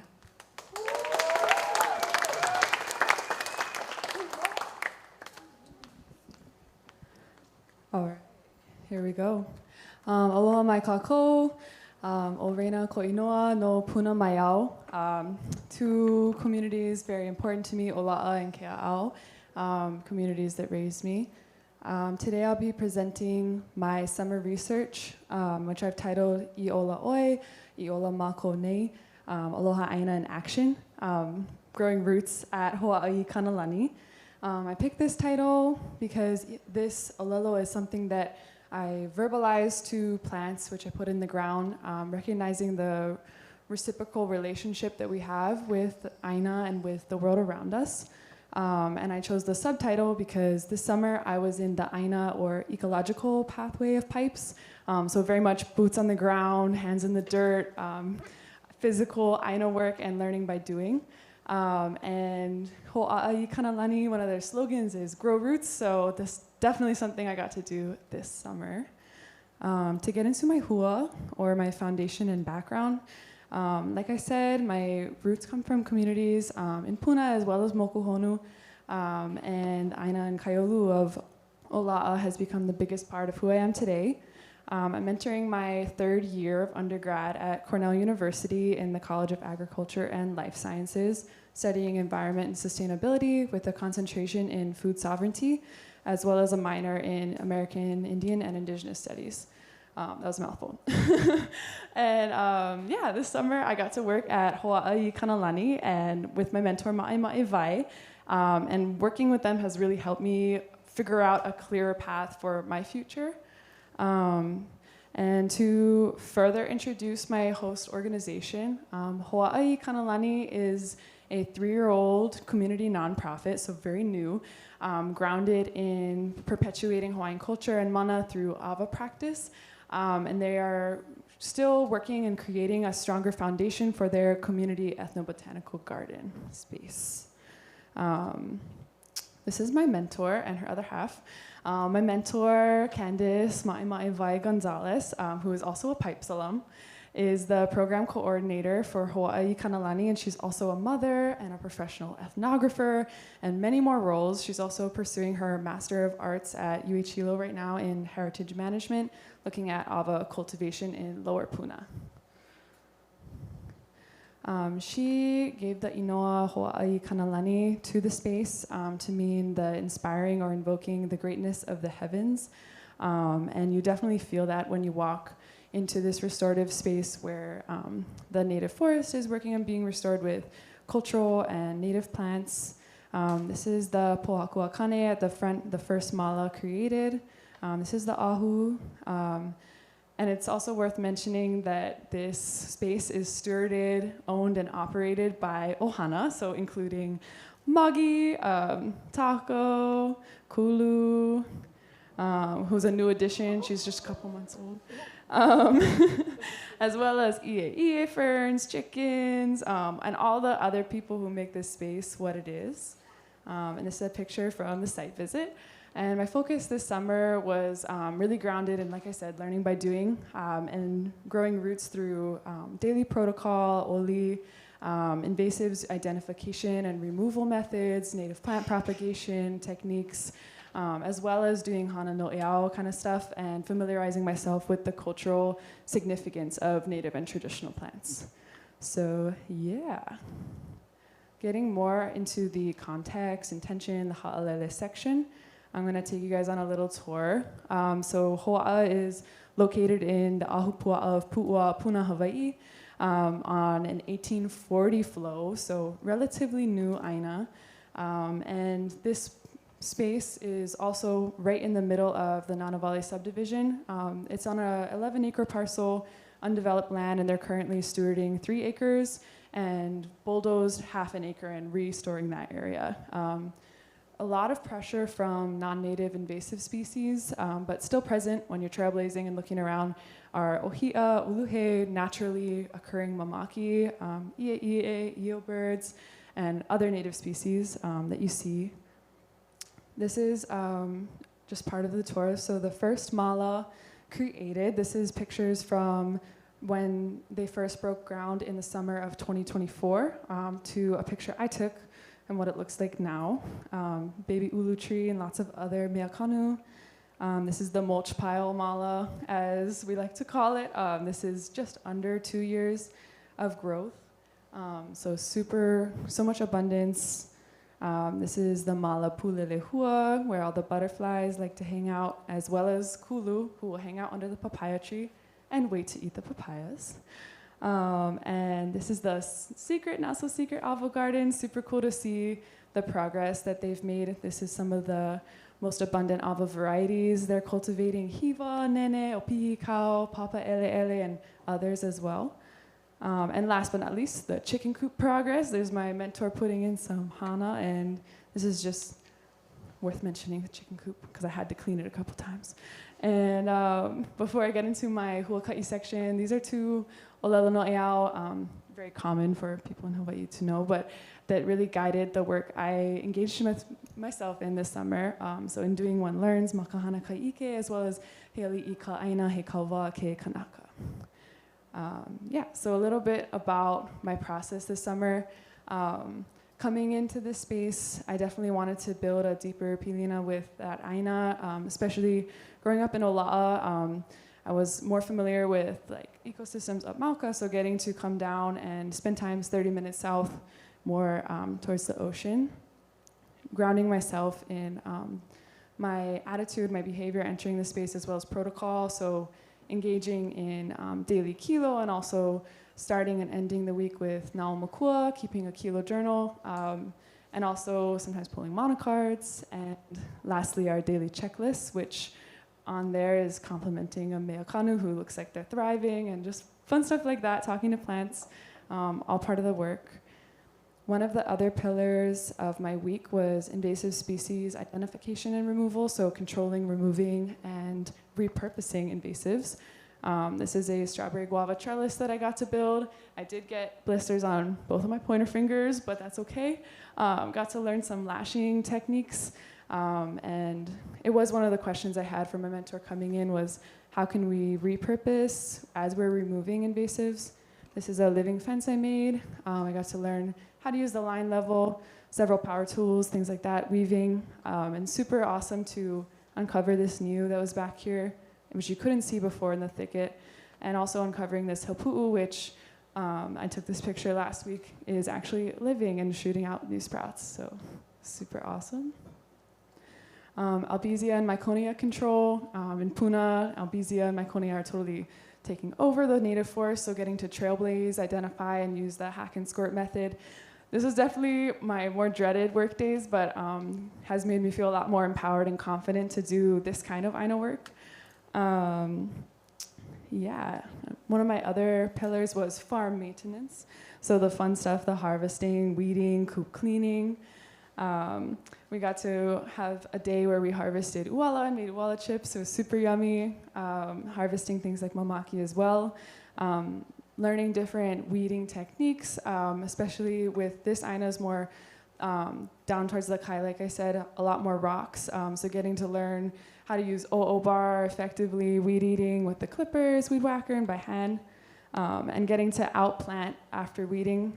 This is a little area you can't really see too close, but where I got to outplant ava and olena, and even like spinach and marigolds, and getting to watch those things grow. And then one of the most important pillars of my work this summer was native and traditional plant propagation. So building pilina with these different meakanu, but also understanding the different soil compositions and techniques to make these guys thrive. And it would not be a presentation about Hawaiʻi kanalani if we didn't talk a little bit about ava cultivation. So yeah, these are the different parts of the ava. Notice the maka. And when cultivating ava, it's very important to have well-draining soils. This is just a picture I took of different soil mixes, doing 3 parts cinder, 1 part soil, to prevent rot, cutting at the nodes and applying aloe to make sure that they're sealed, and having this maka part facing up. And this is a cool before and after. This was the first time I propagated ava. 18 out of 25 came up, sprouted new leaves, and this was the first lao to unfold. This was like, when I first shoot it up, I was like so excited, and this 1 week later started to unfold, so it was super awesome. I also did a lot of seed collection, packaging, propagating different things like olena, kamani, ko, and this is the first mala pohaku that I built with another ohana member, Chloe. We were sweating, and it was super awesome to see it complete. And lastly, the hana no eao stuff. This was like the product days or the end life days, getting to build pilina with different things through making tea, ulana lauhala, frying uwala chips, doing natural dyes with olena, making lei one day, which is awesome for my sister's birthday, shout out. And also kuʻilauohu, so getting to make my first hairpin. So super rewarding stuff. I like to do things with my hands, so it was just cool to build pilina in this kind of way.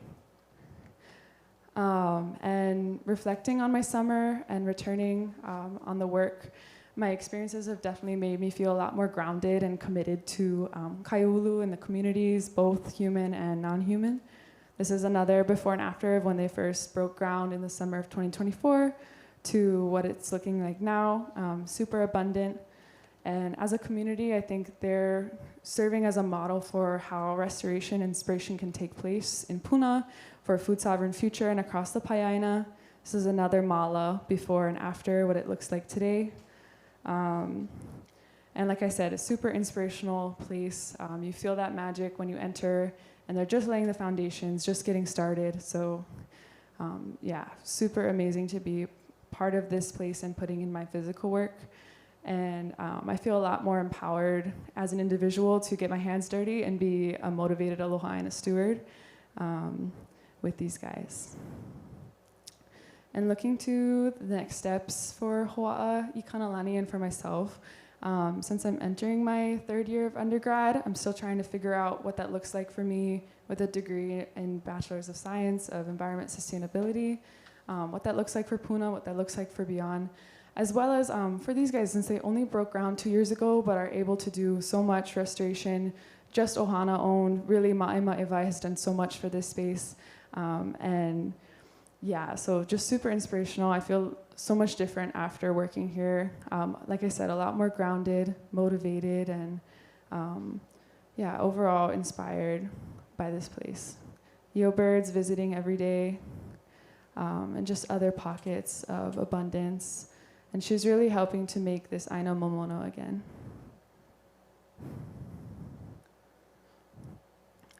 There's a picture that my little sister took, that's why the angle's a little low. No, at the Laho'i event Hui Mao hosted.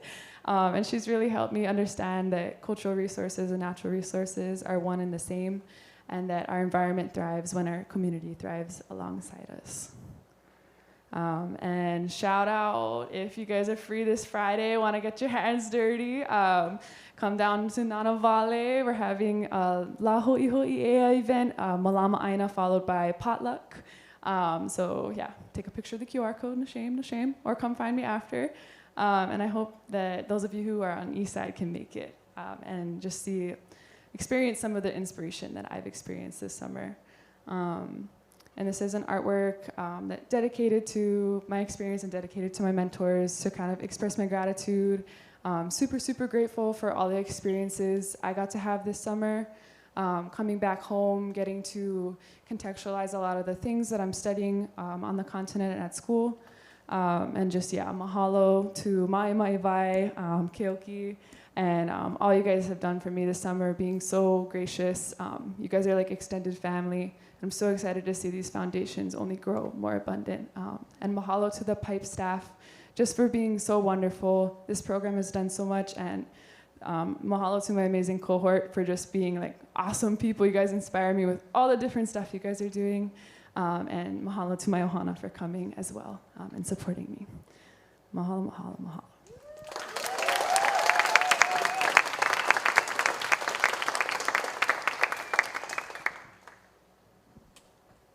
Questions for Reina?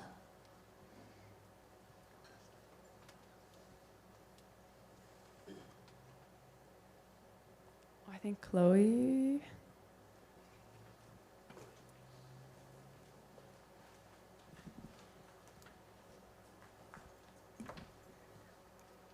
Knowing you personally and your experience in New York, how are you going to take what you've learned this summer and apply that to the other communities that you are a part of? Yeah, great question. Thanks, Chloe. Since I've finished pretty much all my prerequisites for my major, I'm designing the rest of my concentration around food sovereignty and indigenous studies. So I'm hoping to further contextualize my experiences and bring them home. And I'm also really excited to be serving as a coordinator for a student-run nonprofit grocery store this fall and helping feed the community of students in Ithaca where it's needed. So yeah, hope that answered your question. One more round of applause for Reina, please.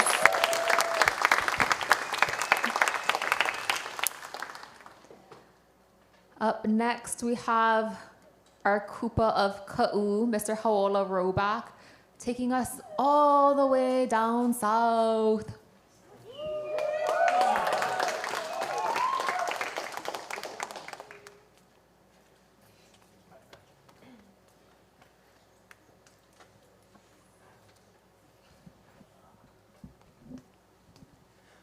Ano ai kāko, e nā pua Hawaiʻi nei, mai ka waiho ulua haʻau, a hiki aku ka waihuna o ka pau. Aloha. O ka inoa koʻu hoike no ke ala, o e hoi o ka'u. O wau no o haola so i o Kepa Roback, he kupa no wau, ma ka ahu pua'a o ka huku ka'u, i laila no wau, i hanai ai. A kāna e, ke kahi mau makahiki aku nei ua ne'e wau i Oahu i mea e ho'omau ai i ka ho'onauauau ana ma ke kula nui o Hawaiʻi ma Manoa. Ia wā ma Manoa, ua hana wau ma ka papalo i o Kanewai. O Kanewai he kahi e hokahua ia'u ma ke ala kūpuna. Aka i laila no wau a puka mai kia kula, no laila nui na nina i upu mai ma hope o keia, i hea ana oe, hea kauhane ma hope o ke kula, pela aku. No'u he mea nā uki keia no'u, ua hui kau loa wau. I nā mamake wau e noho mau ma Oahu, ai ole ho'i wau i ku'u aina hanau, ma ka'u. No ka mea ua kukulu wau i kahi nohona ma Oahu, he ohana o uma laila, he kaiaulu o uma laila, he pilina me ka aina. No laila, he nina paʻikiki, no ka mea, yeah. So no laila, no'o wau ma mua o kia kauwela, e ho'i wau i ka'u, e hana wau i PIPES, me ke kahi oi hana ma ka'u, i laila no wau, e pani i ko'u ninau. No laila, aia ka pani i ka aina. No laila, o kia ko'u kauwela e lua me PIPES, i ka makahiki aku nei ua hana wau me NPS a me ke kula o ka mea. I kia kauwela ua kaulua ia wau me ka Nature Conservancy, TNC. O ka pahu hopu o TNC, oia ka malama ana i ka aina a me ka wai e hanai na mea o la pau. O ka mehele malama aina a'u i hana ai kia kauwela, oi ho'i o kai holena. Aka aia ka ke eno TNC ma Waiuhinu, no laila hui mako I laila e mana lao pau, a laila kalaiwa pū mako I uka I kai holena. E lua kaukani e ono ha neli ma o eka o kai holena I malama ia, e malama ia. E lua kaukani ma o eka I pā ia. E ono haneli mau eka o ka wahi hanai pipi. Nana pipi e ai ka mauʻu I mea ho emi I ka mauʻu. A malama mau I ke la wahi. Ona pahu hopu haiki noʻu no keia kauwela oia ka malama ʻana o ka ʻaina a mai ka ʻaina kumu wai. A me ka hoʻola ʻana o nā mea ʻoiwi, nā laʻau, nā holoholona, ai ole ka nā helehele. I keia uhuki ana mākou I nā mea haipilikia. Ua pihoihoi loa wau mamu o keia kauwela no ka hoʻomaka ana I ka hana pū ana me TNC. No ka mea, hana o TNC malama lākou I nā puʻu I uka o ka u. Mai koʻu wao pio hiki I keia wā.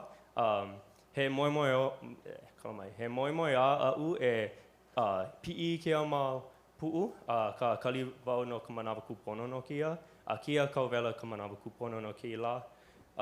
Ai.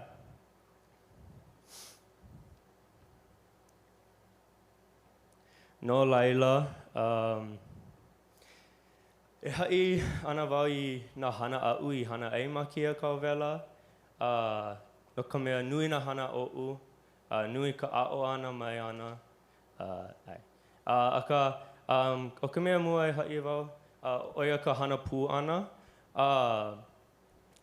No laila, hele mākou I loko ka nā kuahiwi, nāna pono mākou I ka pā I mālama, I ka mahele mālama ʻaina. Nāna pono mākou no ka puka ma loko o keia pā. No ka mea, he mea koʻikoʻi keia, I nā he puka hiki ke komo nā puaʻa ma loko o ka mahele malama ʻaina. No laila, I nā he puka hoʻoponopono mākou I nā puka. O keia kiʻi, hoʻike keia kiʻi I ke koʻikoʻi o keia pā ma kai holena. O keia laina ulaʻula oia ka lihi o ka pā ma kai holena, ma ka ʻaoʻao hema oia ka ʻaoʻao o TNC, ma ka ʻaoʻao e aʻe oia ka ʻaina moku ʻaina. Keia mau waihoʻoluʻu a hinahina oia nā kumulaʻau o hiʻa I maka ia e rod. Nui ka kumulaʻau o hiʻa I maka ia e rod. Aka ma ka ʻaoʻao e aʻe ʻaohe like ka nui. No laila, yeah. No laila, I mea pau o I keia pilikia, hoʻaʻo mākou e umiʻi puaʻa. No laila, kau I ka lauha puʻu ma loko o keia mau umiʻi puaʻa.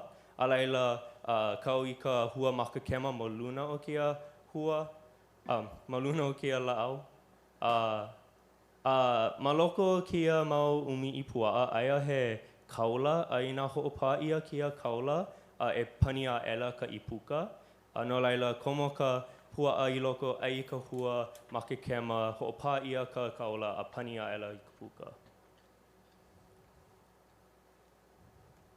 I keia kauwela, ua umiʻi mākou I ʻumikumaha mau puaʻa. O ke kahi mea e aʻe a mākou I hana ai, oia ka uhuki ka hili kini ana.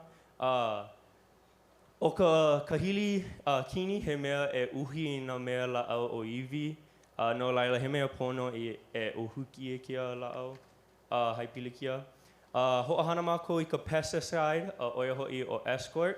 He 2% solution kia, hoʻokahi huna o ka escort I hoʻokahi lika o ka wai. No laila, hele mākou I loko o ka nā helehele me ka escort. Ku mākou ma ka laina me kana kolu mau a kapua'i ma waina o mākou pakahi. A laila, ho'omaka mākou e imi no ka hilikini. I ka ike ana I ka hilikini, helu aku mākou I ka hilikini. A laila oki mākou ki aku I ka escort. Ma luna o ke mahele I oki ia. Kea kauwela ua uhuki mākou I e kolu kaukani, e kolu haneli me ka iwakālua kumalima mau ka hilikini. No laila, ua hana nui mākou I kea hana. O kea he ki'i mamua o ka uhuki ana, a ma hope o ka uhuki a ki aku ana o ka escort. Ke kahi ana e ae, I ke kahi mau makahiki aku nei, ua kukulu hou o TNC I ke kahi pā e ka'au puni I ka mahele malama aina o ka kaiholena. No laila, kokua wau I ka kiloi ana o ka pā kahiko. No laila, hele hou mākou I ka na hele hele, I uka iu. Hehi mākou ma ka pā kahiko I mea ho'opālaha laha ia. A laila, hui mākou I ka pā kahiko ma ke kahi pu'olu nui. I mea e lawe aku ka helikopter I kea pu'olo pā kahiko I waho ka na hele hele. No ka mea ale hiki mākou ke hapai lima I kea pā kahiko.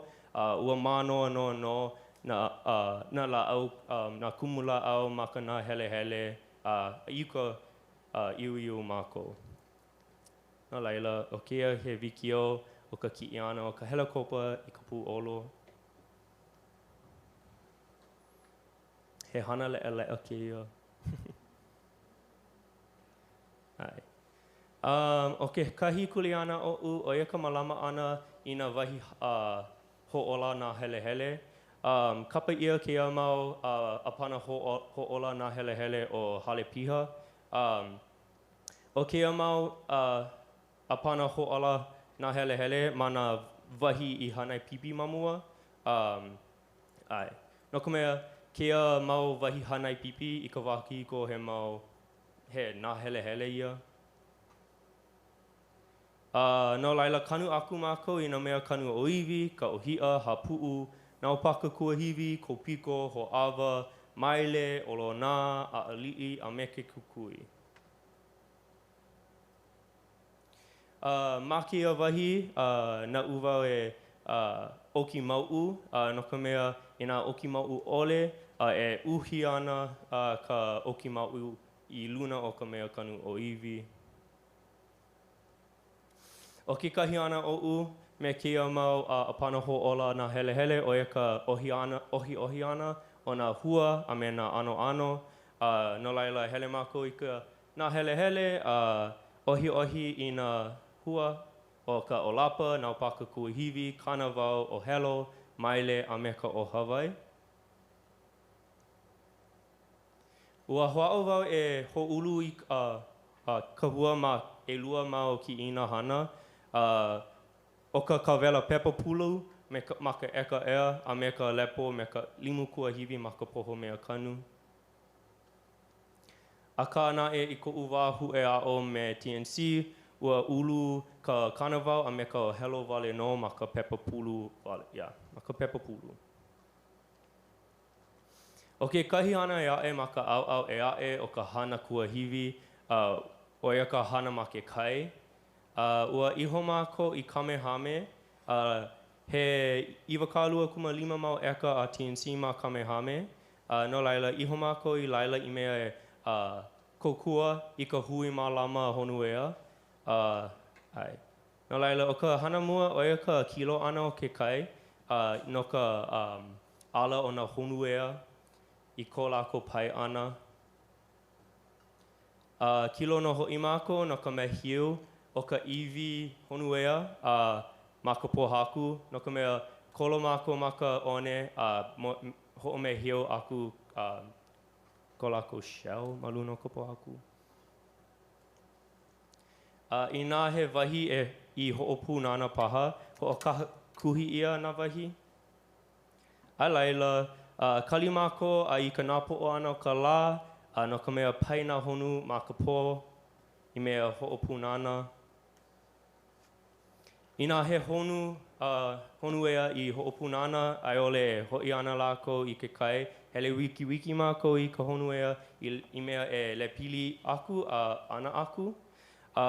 Hana mako I kea I mea e ho'opa'a mana'o, I ko lako ola ana, I ko lako ho'i ana, I kamehame, ko lako hanau ana.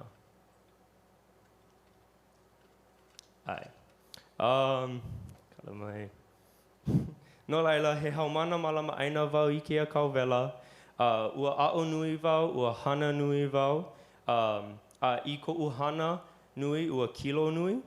O ka mea nui loa I pā ia ko'u na'au, o ia ka kilo ana o ka huli ia ana o ka lani a me ka aina. Ai. No ka mea, I ke la me ke ia la, ua ike wau I ka apo ia ana na o pua, e ka nā hele hele. I ko'u mana'o, nāna kumu la'au o hi'a ka mea e, kala mai. Nāna kumu la'au o hi'a ka mea e ume mai I ka wai. No laila, I nā pau ana kea mau kumu la'au o hi'a, na wai ka mea e apo mai I kea wai, no ka pono o ka aina. Ua kaka no ho'i, nui ka wai ma ka mokupuni o Hawai'i ma ka u. O ko'a kea mai ka mokupuni a'e no ka mea aia ka wai ma Honolulu, ma Oahu, ma Luna o ka aina, ma ka kahawai, aka ma ka u aia kea wai ma lalo ka honua, ma lalo ka aina. Ai, so ua kilo wau I kea. Kekahi mea a'ui, I malama, ai, oia ka mo'olelo o nā pu'u. Nui ka mo'olelo o kea mau pu'u. I ka hana ana ma ka aina ua ike maka wau I ka hi'ohi'ona o kea mau mo'olelo. I ka panana o kea kauwela, mamake wau e ho'omau I ka malama aina ma ka u. A ka a'o ana I ka ho'ulu ana o ka mea kanu o iwi, I mea o ho'ola mau I ka nā hele hele. A mamake wau e ho'i kaika I kea pilina me ka aina keo a kamana. No laila, ua pane no ka aina. Maka kau wau e ho'i hana mau I kea hana. Ai. O ia wale no, he mahalo nui no ko'u mau mentors. O ia ho'i o Lori Lorenzo ma. Mahalo I ko'u ohana, I Pipes, pēlā aku. Yeah. Mahalo. Aloha.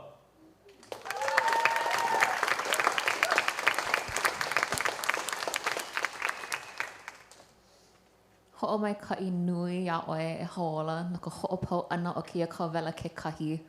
Hini no ka'u no, oiai o kia kau makiki e lua o ka hana ana ma kou home.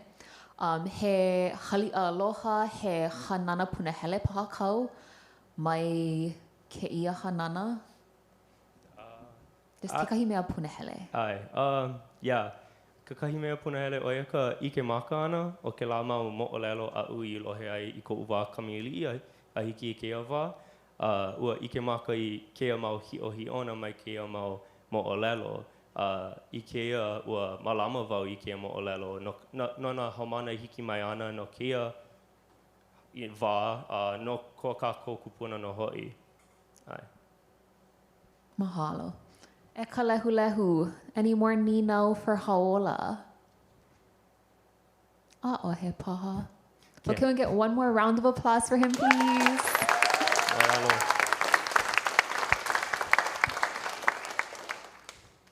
And up next, we have Miss Paloma Marcos. We're super fortunate to have our RU this year. As Hinano had mentioned in the opening, PIPES was awarded its first RU in 2002.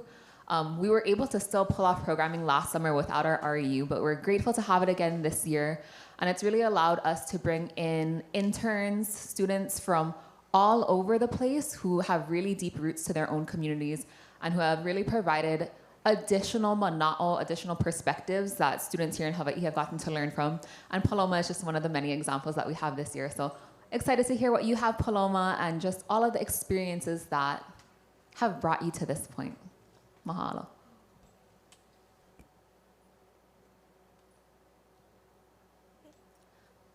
Hamatakiopi, chante washte na pecha izapi, imakiopi Paloma Marcos, Oglala Lakota Himacha, Ihoka Okolakichie Himacha. Hello, my relatives. My name is Paloma Marcos. I am enrolled in the Oglala Sioux tribe, and my family is of the Badger Society. I welcome you all today with a friendly hand and a good heart.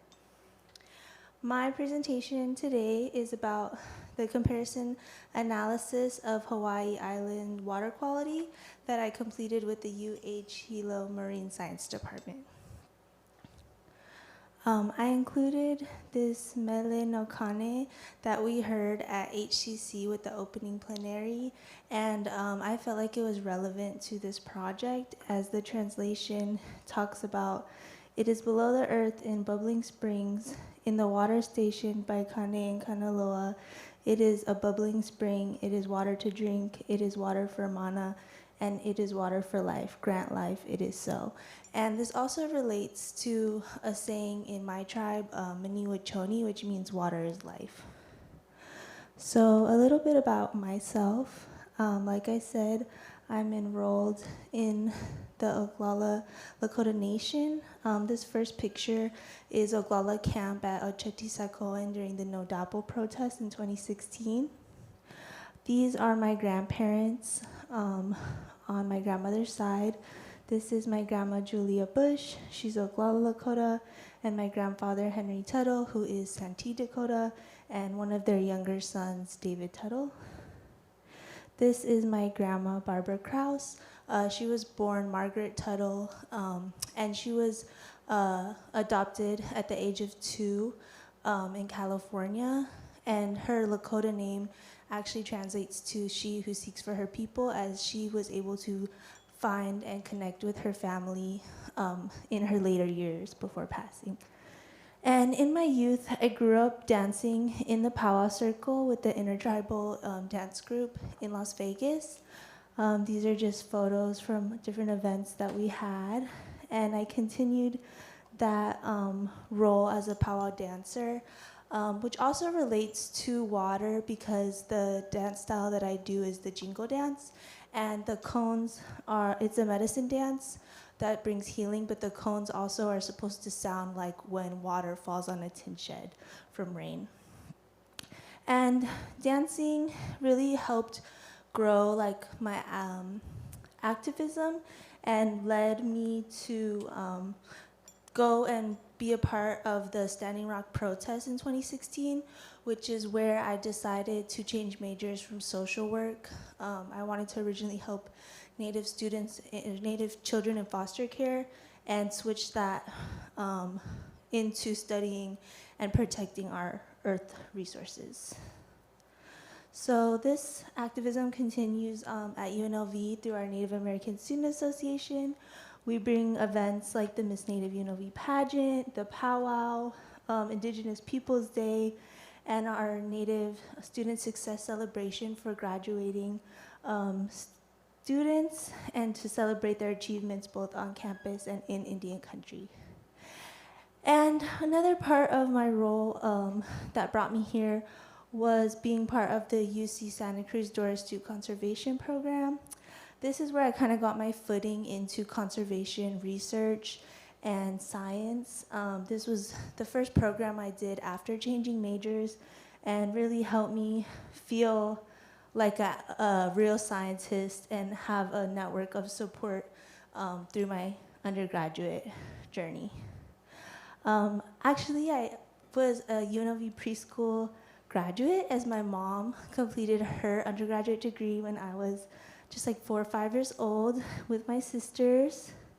And I'm happy to say that I got to complete and be a part of class of 2026 at UNLV. So that was a major milestone. It was a long time coming, and it's also what led me here today to be a part of the PIPES program, specifically in the Ka'au framework, and to have this amazing opportunity to connect with so many people and see so many important places and do work that's very much rooted in these indigenous frameworks. So the lab that I worked in was the Hilo Marine Science Department. My mentors were Dr. Stephen Colbert and Tracy Wagner, and I worked alongside 2 grad students, Amber Skiwo, who's also a PIPES alum, and Gus Lunchik, who is a new TCBES student. And this project mainly was focused and brought upon community concern. And we basically did the preliminary work for developing the field methods and lab methods for this project that will be ongoing into 2026. So we found there were several near shore groundwater springs identified in previous studies by the lab where dye tracer tests were deployed, and we've identified 3 stations at each site and monitored the basic water quality parameters of temperature, pH, salinity, conductivity, turbidity, dissolved oxygen, nutrients, bacteria, specifically fecal indicator bacteria that can indicate if wastewater is present, and then contaminants of emerging concern. And we also utilize methods of marine biology to characterize the environment and determine the health and biological diversity of each ecosystem at the sites surrounding the spring stations. So our first site was in Keaukaha. This was kind of ground zero. There was a study completed in 2025 by the MAR lab that identified sewage in Puhi Bay, and this was also brought by community concern. So we're continuing this at our stations at Puhi Bay, Waiʻuli, and Lalakea, and we're working with the Keaukaha Community Association and distributing what we find to them and collaborating with them in this study. And then we have our Kaluakona field sites, and this is our stations are at Kahaluu, south and north points of Kahaluu Bay and Banyans. And we are working with the Kohala Center, specifically with the Reef Teach and Auntie Cindy to present this information to both the residents but also visitors and bring awareness to what's going on in the water at this site. Our next station is in Puako, and our station names are Puako North, Puako South, and Puako First. First being the first place that the dye tracer test showed up when they were deployed. And we are working with the Puako for Reefs organization. And I also got to go to Honolulu and help Amber with her project that is also focused on water quality, but looking at alkalinity as well. And we got to work with the Kilohana Ka'au nonprofit, who's also working to protect this area from privatization and development and get the land back into the hands of the people. So our methods include selecting the sites, but we also had to identify and pinpoint exactly where the springs were at each station, which is why we chose 3 stations where the water comes from. And once we identified that on the GPS, we deployed the YSI Pro Solo to collect dissolved oxygen, both percentage and concentration, salinity, conductivity, and temperature in the fields. And then we took triplicate water samples, about 100 milliliters, and we stored them to analyze in the laboratory.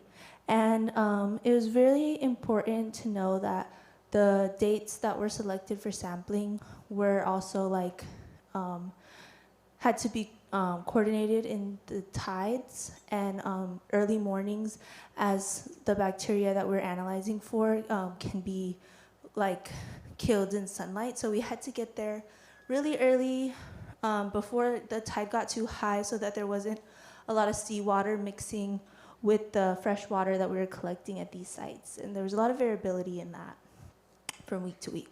So here's some photos of our stations just to familiarize all of you with what they look like and kind of give a visual representation.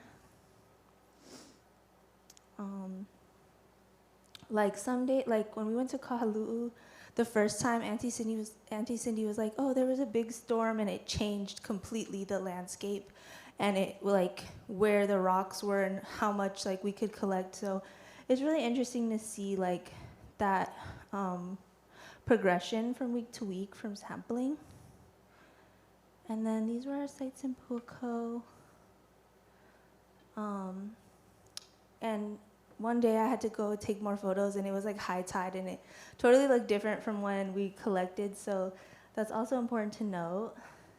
This is the Kaivila fish pond in Punalu'u. This is amber in an array of invasive cyanthus, collecting water samples and deploying data loggers.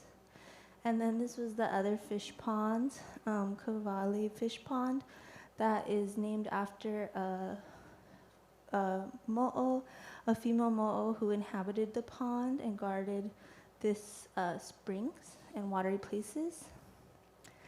And once we got the water samples collected, me and Gus laid out 4-meter transects along the contour lines parallel to the water, centering the spring. We categorized substrate and ground coverage in the 9 identified quadrants, and that was based on ground coverage, rock type, sand type, or percent of vegetation or algae. We also conducted invertebrate counts for each quadrant just to see what was present at the springs and how that changed from site to site. And then we collected limu samples to take back to the lab. So these are some of the invertebrates and limus that we saw at the sites in our quadrants.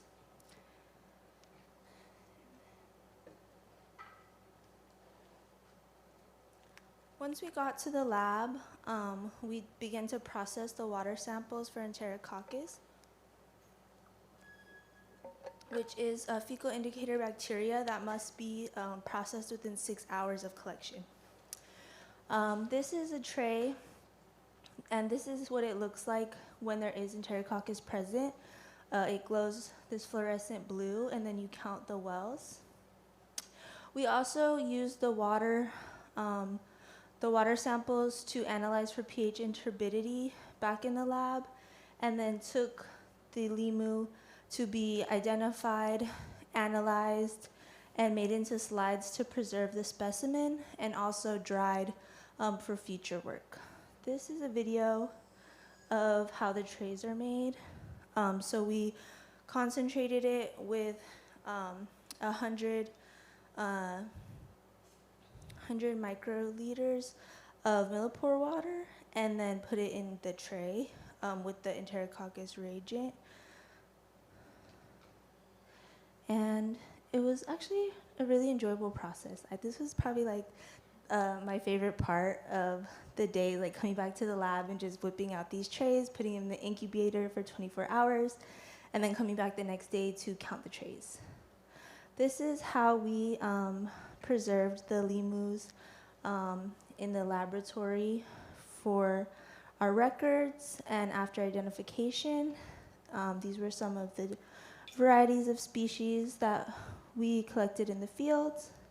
And this was super interesting because I don't really have a marine science background. I am more earth and environmental science. So it was really interesting to see like the diversity of species in limu and in invertebrates. And this is what a tray looks like when there's no Enterococcus found. So this is our results for the Enterococcus per station for our preliminary rounds of sampling that we did. And we did find that there was a statistically significant difference in what was present in the spring waters, especially at Banyans and Kahalu'u, but also in Puako and Waiuli. So this is indicating that there is more work that needs to be done, and we will be returning to these sites to further analyze what's going on here. And this is the ground coverage around all the springs, the average, and we found is mostly rock, but there's a good mix of rubble, carbonate sand, mixed sand, black sand, and carbonate rubble. This was in Puako, where we saw a lot of the carbonates present due to the reefs in the area. And then these were our distributions of water quality parameters across the sites, temperature, pH,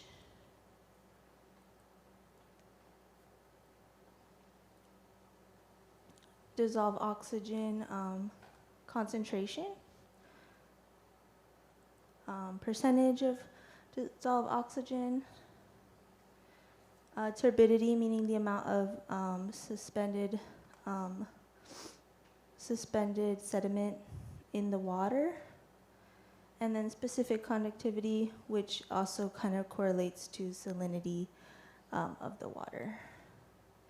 And for the ho'ina, basically, I just want to reiterate that a lot of this work and the main goal of this project is basically focused in community-driven research for community-driven action. So I included this quote that you can never doubt a small group of thoughtful, committed citizens can change the world. Indeed, it's the only thing that ever has. So we hope to find more information to empower these communities so that they can begin to advocate for funding and legislation to make the switch from the current cesspools and septic tanks to sewer lines and water treatment plants, and find ways to make these changes without disadvantaging the community and making it easier for them to protect their water in the future.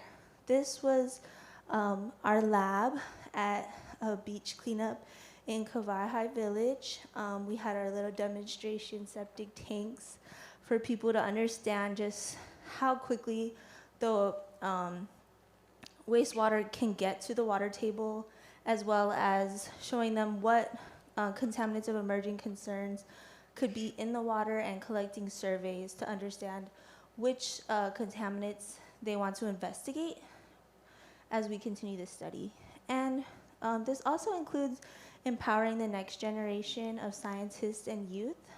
So we held an ocean acidification workshop with students from across Hawaii Islands and really helped them understand what's going on with climate change, ocean acidification, and brainstorming potential solutions for these emerging problems. And these were our responses for our community surveys that we deployed about which contaminants they're most concerned about.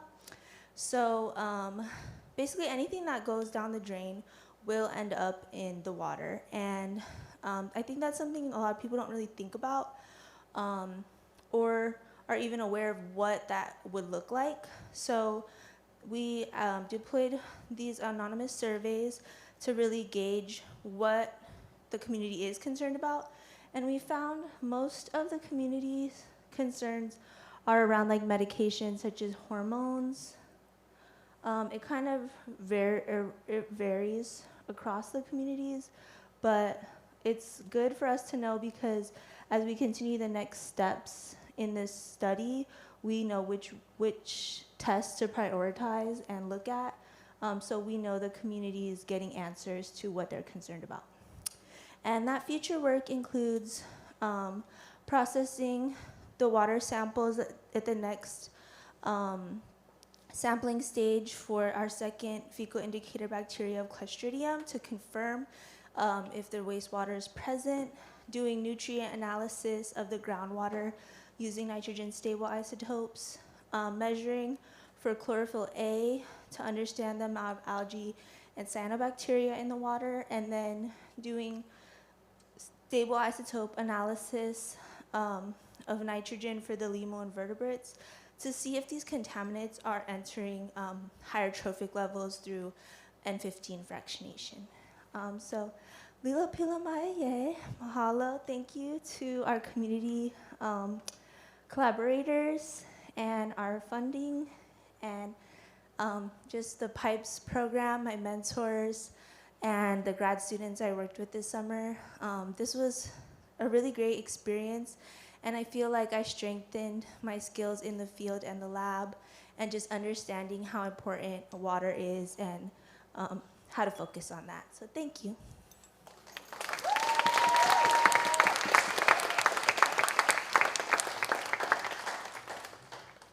Questions for Paloma?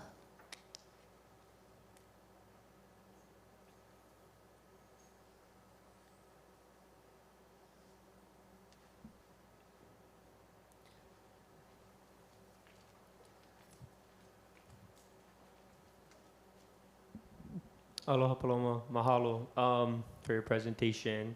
My question is, has your opinion of swimming in the water changed, or like going into the ocean and whatnot? Honestly, I've swam like at some of the spots. Like I swam in Lalakea, and like knowing, I feel like it was empowering to know like when we sampled, we didn't find anything. So it kind of gave me a better understanding of like, okay, it varies a lot, and also it's not harmful to people. The Enterococcus is like a gut bacteria, and it's not gonna cause like any infections or like any medical like issues for people. It's just showing that it has like passed through, like it can be humans and animals.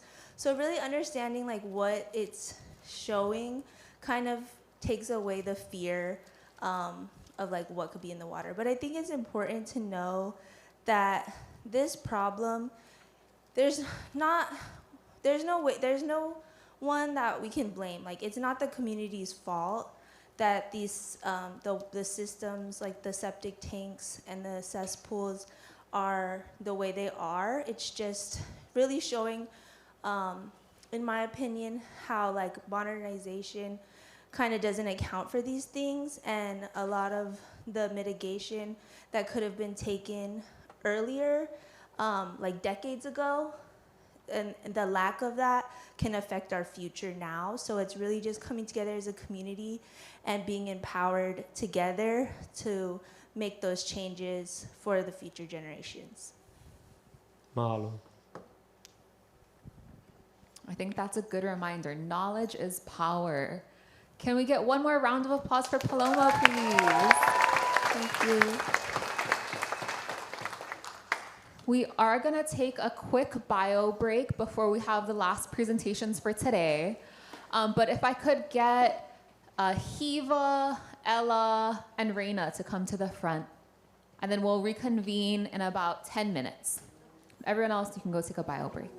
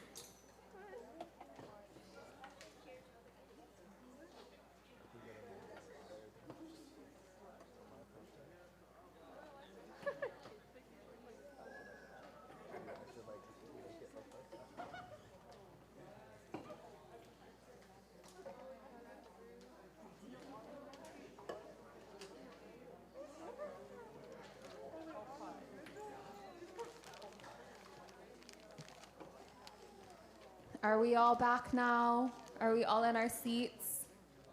Little bit of a rhetorical question, but if we could all get back to our seats, I'm particularly excited to hear from Emma. We might cry, we might laugh, but it's a really, really good story of our Manu friends that we should all hear about. So if we can all get back to our seats, please.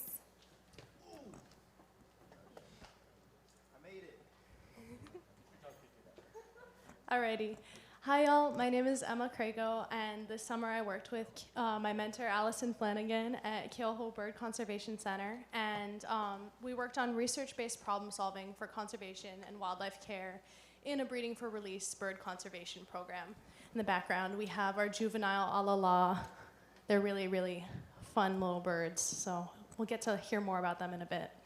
A little bit about me. I'm in the Ka'au pathway of PIPES. I'm from Kailua, Oahu, and I'm really interested in avian biology, conservation biology, and all sorts of native plants and critters, whether it be the kahuli, the elapaio, and our native ferns as well. I'm also pursuing an undergraduate degree in integrative biology at Harvard, and I'm halfway through. Hooray. So I wanted to sort of go through some really important places to me that have kind of shaped my pathway through conservation. A little bit more about me. I grew up in Ka'elepulu, in Kailua, Oahu, also known as Enchanted Lakes, with my little sister, my mom, and my dad. This is where my interest in Aina work and in birds in particular kind of grew. My mom, she calls herself a bird nerd, and I like to think it's kind of a maternally passed trait. Her grandmother was also a birder. I'm now a birder, and so this is kind of where my interest in the natural world was fostered. The next place that's really important to me is Hamakua Marsh.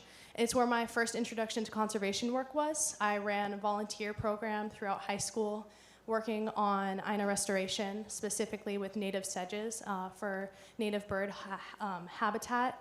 So if you think about the alai keokeo and the alai ula, we were restoring habitat for both of those birds. And that was really when I learned I wanted to do conservation. From there, I moved to Cambridge, Massachusetts, a little far away from me, but it really kind of cemented the fact that I want to move back home in part.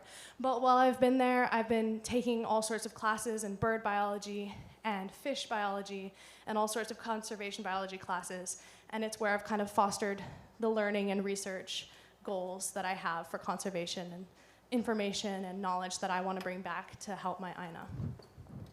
The next really important place to me is Schofield Barracks on Oahu. My first paid internship was with Army Natural Resources Program Oahu.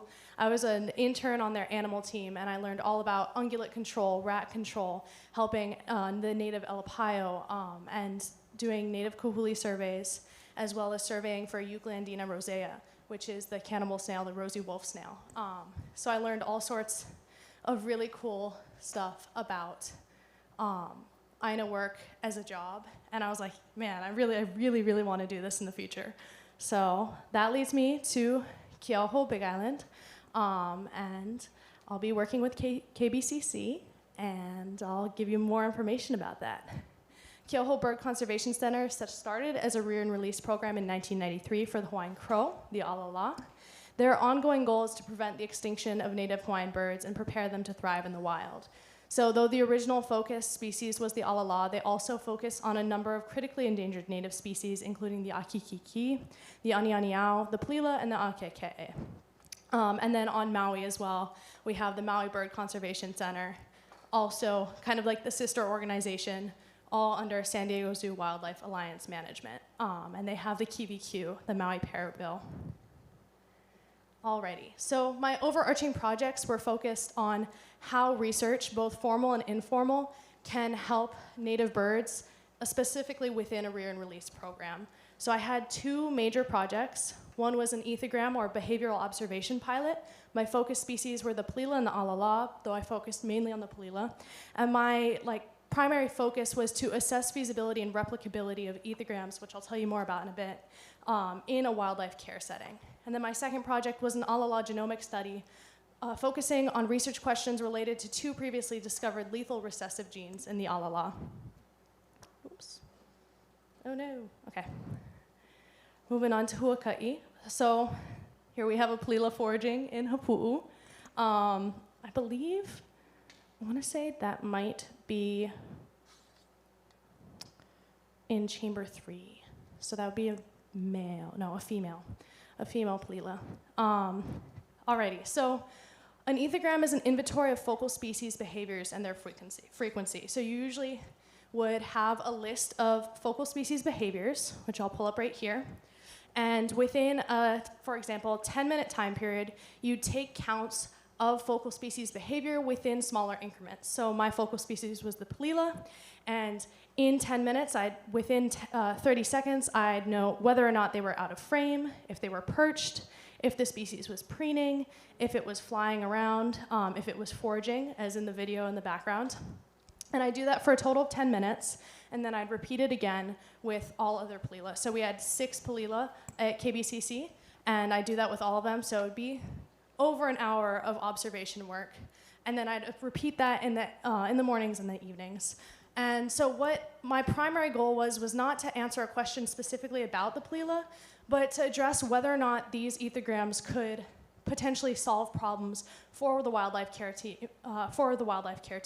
in the future. So long-term questions like baseline behavior. If the bird is exhibiting maladaptive or stereotypic kind of like stressing behaviors, is that a result of the bird being under stress, or is that relatively normal for their baseline activity or behavior long-term? And then short-term wildlife questions. So, for example, if we have 3 birds, a female, a male, and a female, is the male interacting with one female more than the other? Could that indicate if he would be a better pair for a breeding season with that female? And then is there a higher chance of them having offspring? So that all accumulated in a deliverable, which I presented to the wildlife care team. That was kind of like my initial main project. My second project was an all-ala genomic study focusing on 2 recessive lethal genes, NEO1 and DLG1, previously found by Chris Kyriazis, and he found that they can cause hatch failure in homozygous individuals. That is, when the offspring receives both recessive alleles from both parents. So he found that it's attributable to 20% of all-ala hatch failure, and considering that we have a hatch failure rate of around 50% in captivity, that's a big proportion of that number. And if we can solve that, and if we can figure out why exactly this hatch failure is happening, or if we can prevent that hatch failure from happening, then we can have a lot more birds to then release in the future. And my research question, like branching off from that, was do NEO1 and DLG1 have an impact on reproductive success in all-ala at the pair level? So Chris's study was at the individual level. It causes hatch failure, but I wanted to see whether or not maybe having one parent as a carrier would affect reproductive success as a whole. So a lot of what I did was in R. How many of you have used R outside of the classroom setting? Raise your hand. Exactly. So before this, I had not used R outside of the classroom setting. It was completely scary, but thankfully my mentor, Allison, walked me through all of it, and it was absolutely wonderful. I had a lot of challenges, but it was so rewarding to be able to go through that. And instead of forcing you guys to read this all the way through, I'm gonna do like what's essentially a Google translation.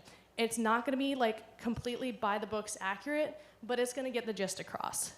So I was taking data from different data sets and combining them so that I could then analyze them. So this is for an explanatory variable, meaning having NEO1 and DLG1, does that affect a response variable, the response variable being reproductive success. So I was combining Chris's genes data, the stud book number, which is like the bird ID number, and whether or not they had NEO1 and DLG1, and then breeding pair data, so that I could then get a pair ID and see whether or not the male and female in that pair had NEO1 and DLG1. And then I combined those to then bring in response variables, so reproductive success variables. This I'm just gonna go through quickly. Essentially, I wanted to know if they had an egg, if that egg hatched, and if they had a chick, if it fledged. And I used that to create a reproductive success score. So I basically graded them on how well they did. Having no egg meant they had got a score of 1.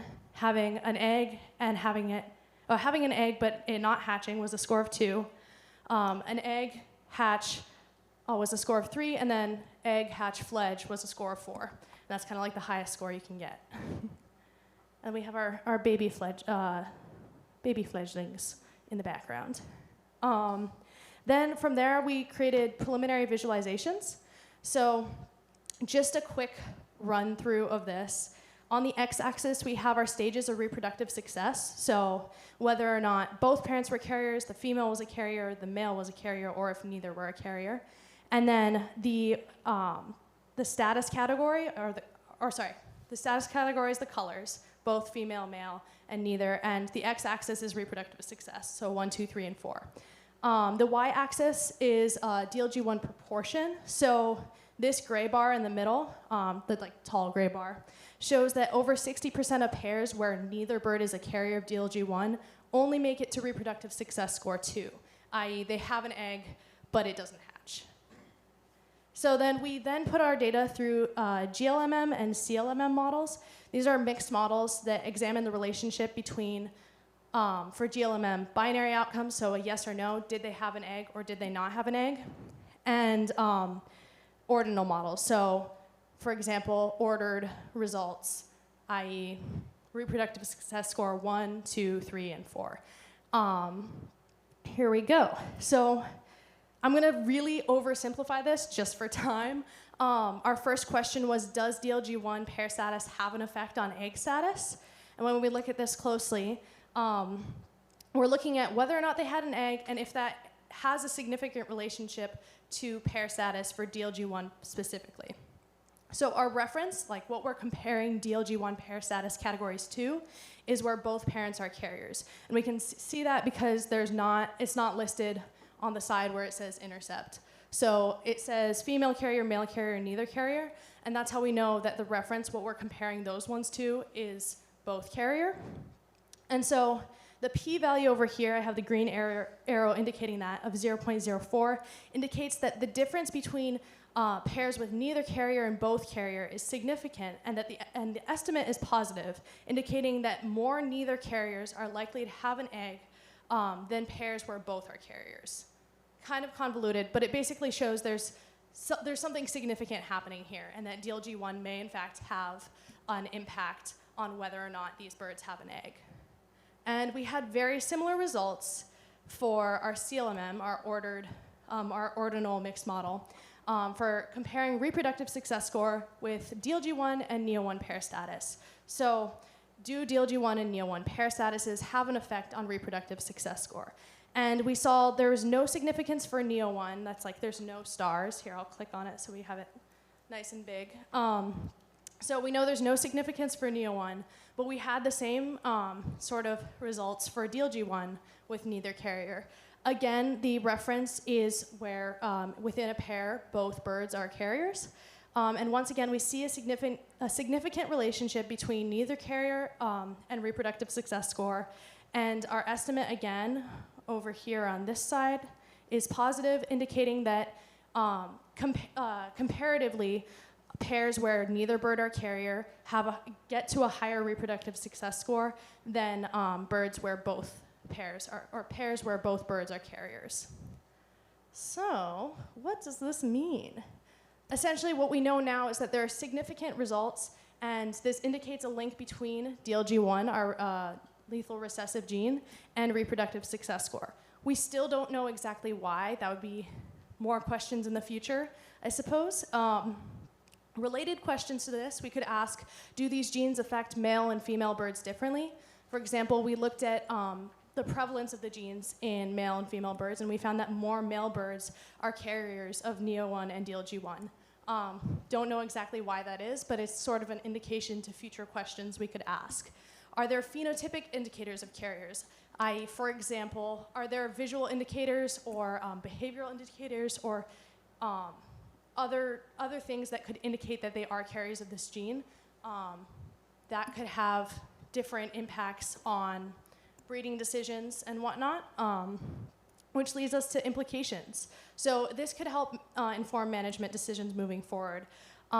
When we are pairing birds, we don't necessarily want to pair birds that are both carriers because there's a higher chance that their offspring won't hatch.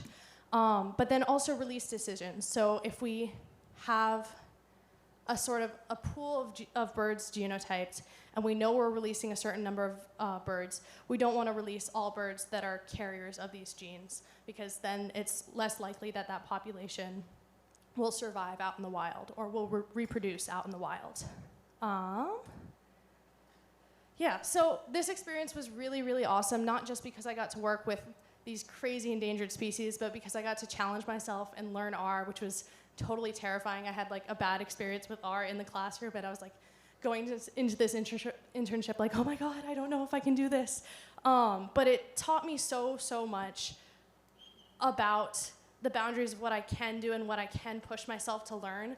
And also about wildlife care beyond just research. I got to do so much more than I thought I would. Just some examples. I got to candle an akikiki egg. So that's me. And then we got to cut new browse for the enclosures for the birds. So that's a whole bunch of ohia, probably going to one of the Palila enclosures or to the akikiki enclosures. I got to look at all of the baby alala. They're really, really like alien-like and cute. IMO, I don't know. I also got to learn how to meal prep for the birds. So, you know, if you're looking for a Sunday night dinner, we've got some mice, some cantaloupe, some apples, some papaya. I also got to like throw out some frozen quail for them. That was quite the experience. And then nest checks and learning how to transport eggs from the nests to the incubators. And on my last day, I got to do a little photo shoot of all the birds. So we have our akeke'e, our anianiao, our akikiki, another akeke'e. He's a ham. He loves the camera. Our alala. This one's a juvenile. You can tell because he still has his blue in his eyes. Another akikiki. This one's also a juvenile. You can tell because he has like the white above his eyebrow. And last but not least, another baby alala. So all in all, I really, really love this experience because it taught me more about the impacts of research beyond just answering questions, why we're asking these questions, why these questions are important, and who these questions impact later on in the future, and how solutions are implemented in relation to what is already going on. So moving forward, I hope to continue research into the alala genomics or use what I've learned throughout my time in PIPES to continue INA and conservation research elsewhere. As long as I'm making a positive impact in INA, in conservation research, in bird research, I know I'm gonna be happy, and that's kind of like my general goal in life. And I really, really want to mahalo PIPES for allowing me to do that. And mahalo to everyone at KBCC for including and mentoring me during my time this summer. Mahalo to Lisa Mason. I was the little gremlin in her office. She and Allison share an office, and I was in the corner. Mahalo to PIPES team for bringing me on, and to the PIPES community as a whole for being so welcoming and making my time here absolutely unforgettable. And mahalo to Allison Flanagan for mentoring me and guiding me through learning data science and statistics in a conservation setting, for challenging me to get out of my comfort zone, and for her patience as we ran into obstacles along the way. This was an absolutely unforgettable summer.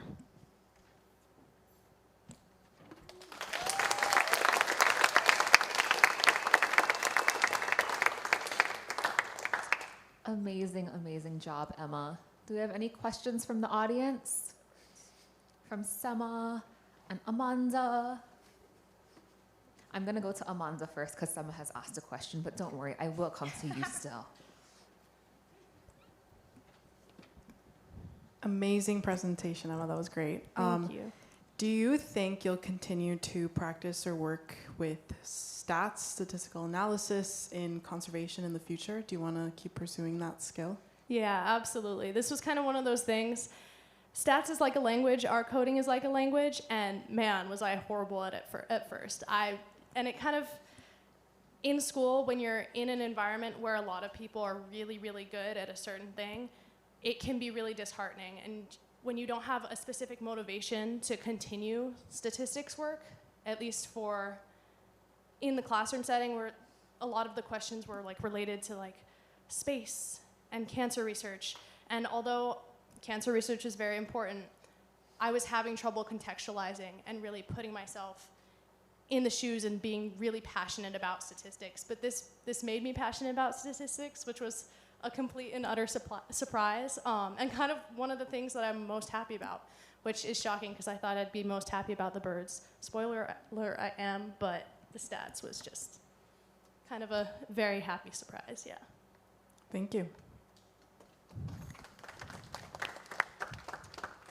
Mahalo for a great presentation, Emma. My question is the alala only found on Big Island, or is it found like in other islands across Hawaii? And like this is just a hypothetical, like looking into the other alalas and other islands, possibly identifying maybe there's like a relative on Kauai or Molokai that doesn't have this gene, and then like breeding it with what's like the step towards conservation or around that. I hope that question makes sense. It does make sense. So in the modern age, the alala is the only Hawaiian crow left. However, historically, and this is through I want to say fossil evidence, throughout Maui Nui there were other alala or Hawaiian crow or crow relatives. However, they have since passed on, and the alala is extinct in the wild. Though, I will say, because there have been historical evidence of crows on Maui and Maui Nui in general, the last release that Keauhou Bird Conservation Center and the Alala Recovery Project did was on Maui. So we have a small population of alala that are being monitored and, crossing fingers, doing pretty well on Maui. So that was a really good question because historically there have been crows on other islands, just in the modern age. While the alala is extinct in the wild, it's also only been found on Big Island. Mahalo. Was there one more question? Aloha, mahalo for your presentation. I was gonna ask, what's your favorite manu and why? And are you a forest bird or a seabird, wahine? That's a really difficult question. I'm gonna say a forest bird because, sorry mom, my mom works for Pacific Rim Conservation, so she seems more seabird oriented. I wanna say the forest bird that I was first introduced to and the one that like really sparked my I need to find this sort of like passion was the EEV. And it seems really basic, but it's a good educational one. I remember my 4th grade Big Island trip. I was like, oh, I need to figure out how to see this. They're not on Oahu. They haven't been seen on Oahu since 2013 by Eric van der Werf. Girl, I was a nerd about it. I was like, I need to find this bird. And so when I finally did, I was just like sobbing. I was up at Hakalau. Shout out Ethan. And so I have to say the EEV because that's kind of what sparked my sort of motivation and push. But man, I love all of the forest birds. They make me so happy. I think when I went to Maui, to Maui Bird Conservation Center, I saw the kiwikiu and I was just a little bit of tears. But yeah, they just, yeah, even working with the crows, they're so inquisitive. They're very like, they'll stare into your soul and like, it's kind of spooky almost. But yeah, I love them all. But I have to say the EEV. Mahalo. Can we get one last round of applause for Emma?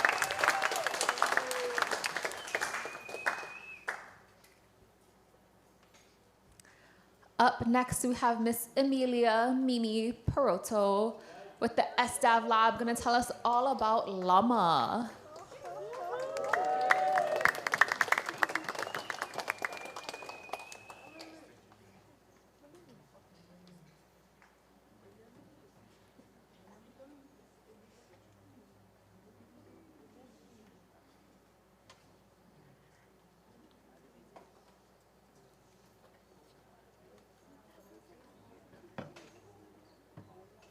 The mic was on. All right. So I speak with my hands a lot, so if the mic moves away from my mouth a lot, I apologize. I'll try to remember to keep it close. Aloha, or howdy to those watching back home. My name is Emilia Perotto, and I had the privilege of working with my wonderful SDAV lab this summer. And I was researching llama trees and Hawaiian cultural heritage, the light of the forest. So before we start with all of the research that I did, I'm kind of going to go over where I'm from. So we're going to jump a lot across the globe today, but I was born in Texas, in Uvalde, 2007, just turned 19, and shortly after moved to La Paz, Bolivia, where my family is from, lived there for about 2 years, and then moved to the UK for about 6 years. And this is where I did a lot of my sports, like swimming and stuff. I was a swimmer for about 14 years. And then we moved back to Texas. We moved to South Texas, lived there from 2015 to 2023. And then we moved up to College Station, Texas, which is around like Central Texas, near Austin and Houston. And yeah, I go to Texas A&M University now. I just finished my first year of college. And I'm super, super grateful for all of the traveling that my family has done growing up, because I think it gave me a great perspective on different cultures. And as you'll see today, ecology and cultural heritage here in Hawaii are like deeply intertwined. You can't talk about the health of the forest without talking about the culture and the community that relies on it. So we're going to continue on.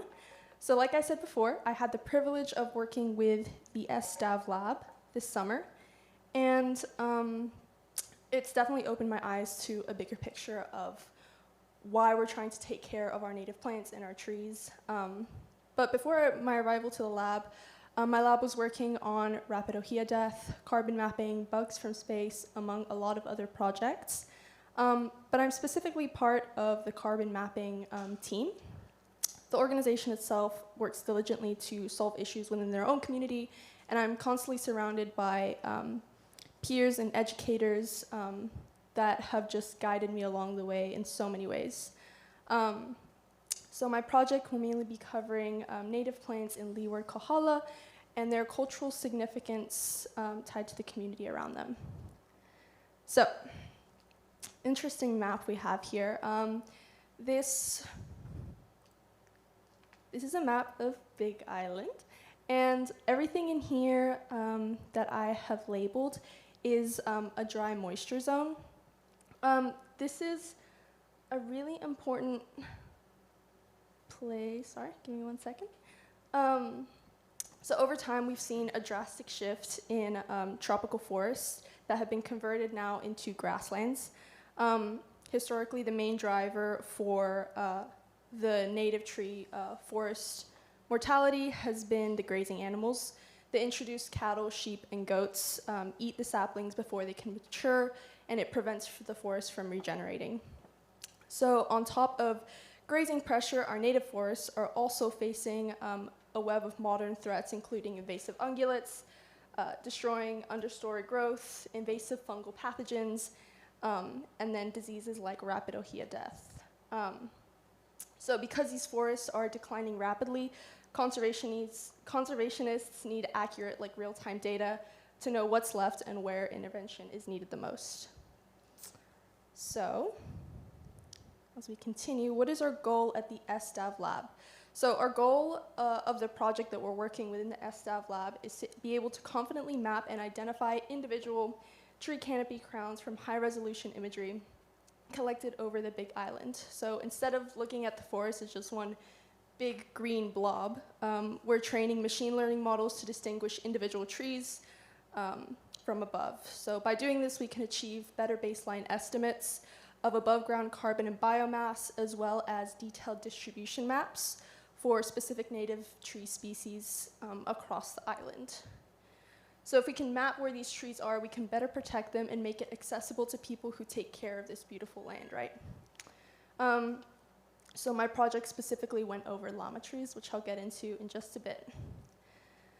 But before we can talk about llama trees, we have to talk about data collection. It's so important in the work that we all do, right? So we have several forms of data collection. One includes drone flights, and we have some wonderful pilots within our lab. And so picture to the left is SDAV's drone leaving to complete the flight plan off of Steinbach Highway. And I joined the lab on their drone flight and recorded data on the field sheet.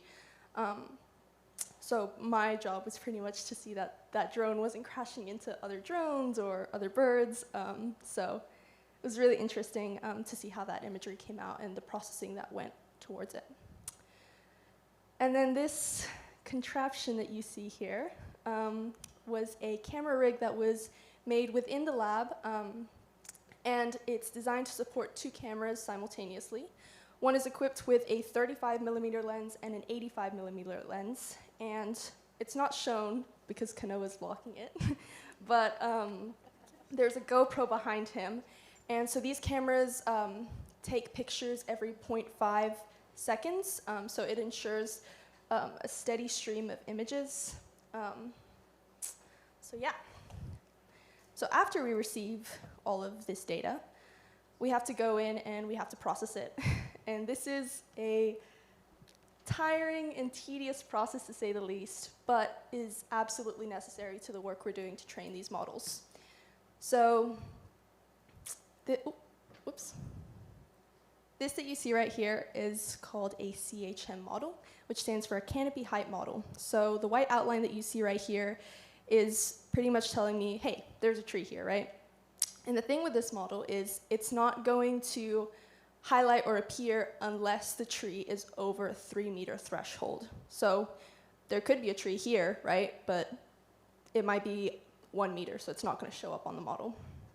And so I pretty much circle this by hand, and then I switch to the imagery, and I circle where the tree is. And so we feed this into the model and say, these aren't aligned, so I actually don't know how that process works, so I'm not going to speak too much on it, but I draw these polygons and then send them into my coworkers, and they do the stats to align these images. And so yeah, so there's a lot of images to do. Me and my desk partner, Val, she's been amazing, but we labeled 10 polygons per image.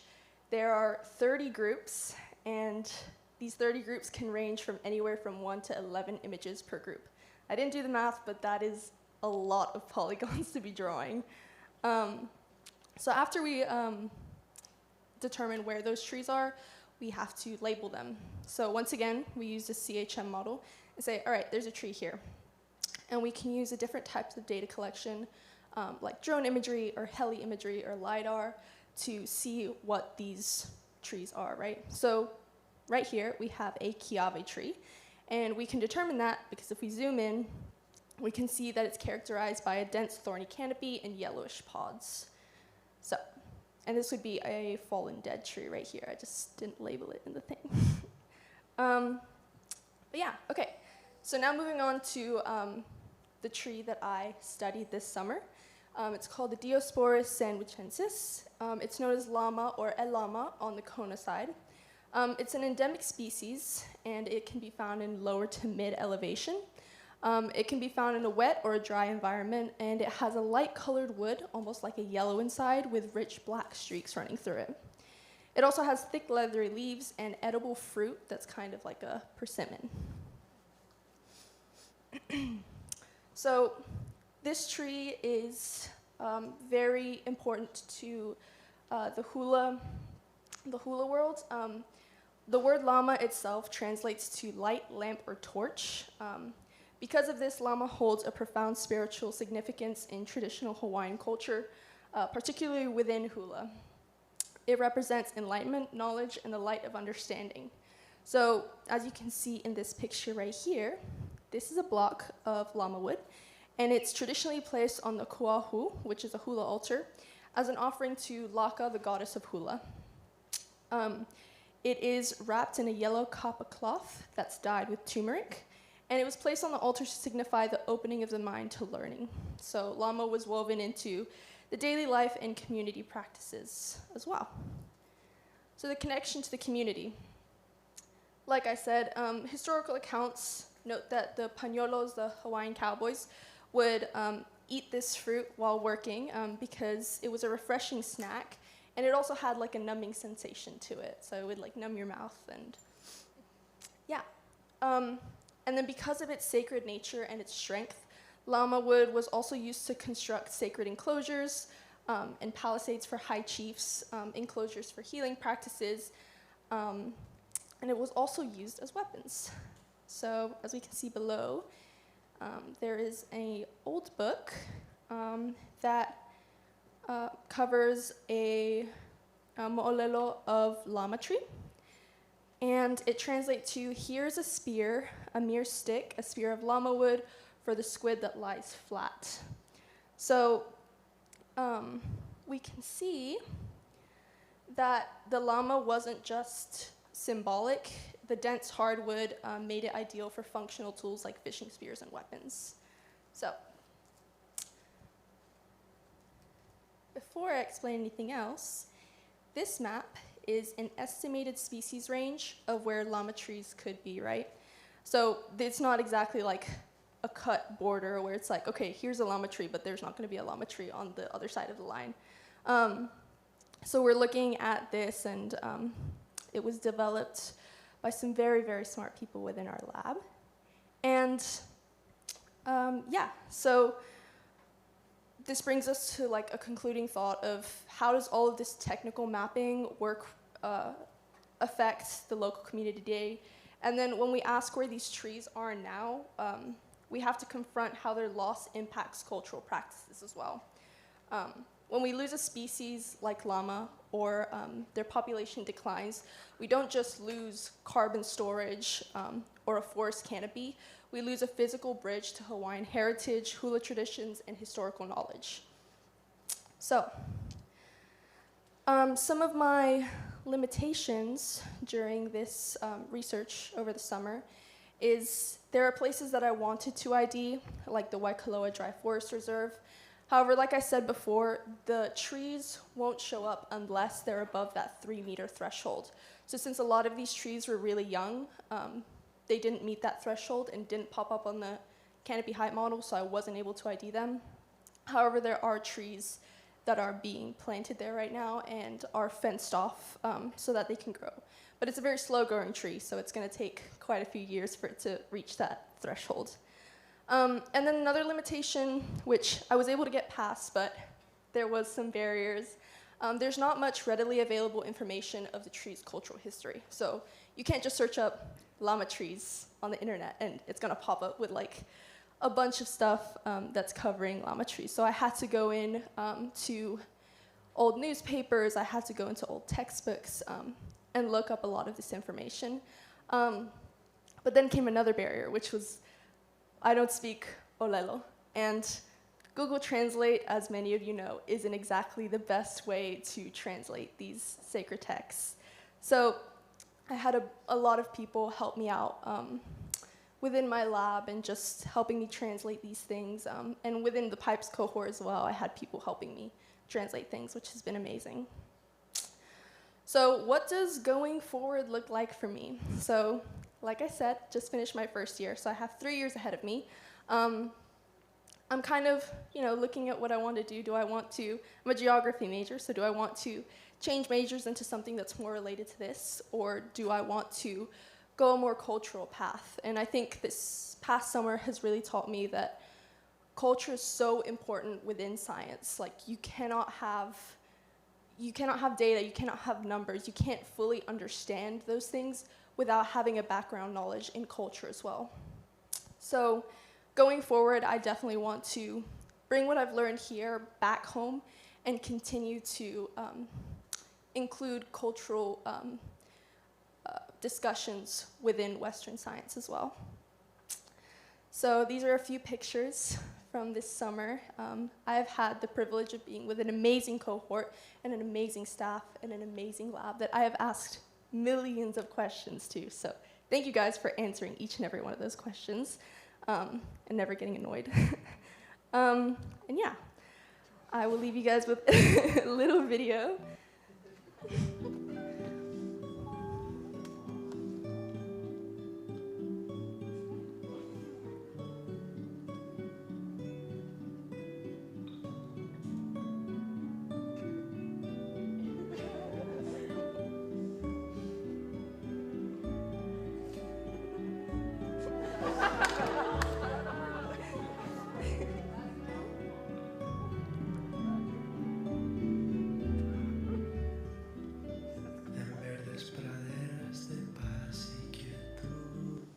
So, I have had the privilege of being,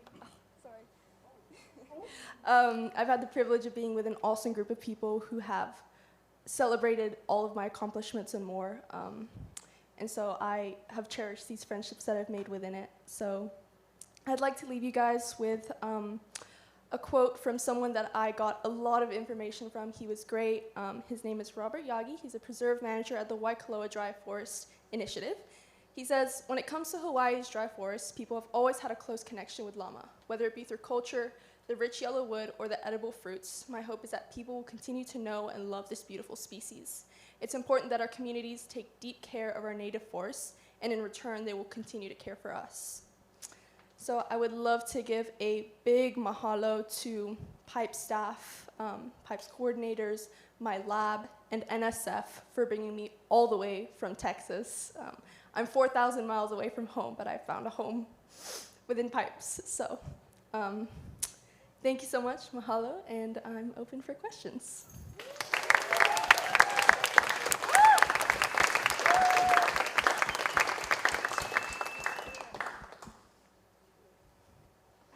We have a question from Keke.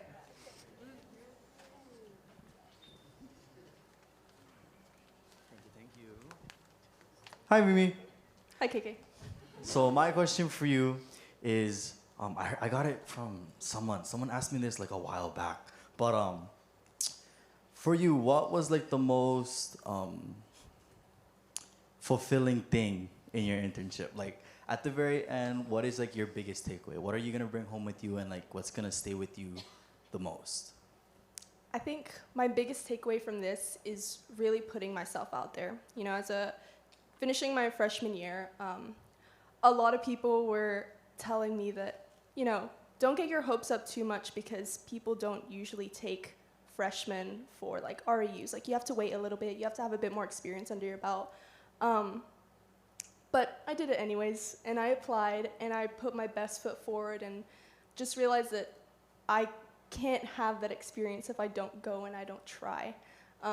So I think for me the most fulfilling thing was realizing that it doesn't matter that I've only taken intro to GEO, right?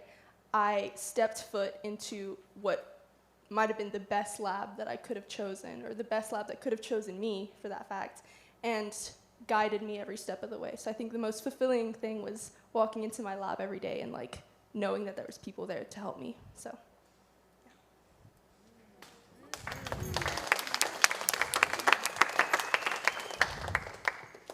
Mahalo nui, Mimi, for being part of this amazing cohort.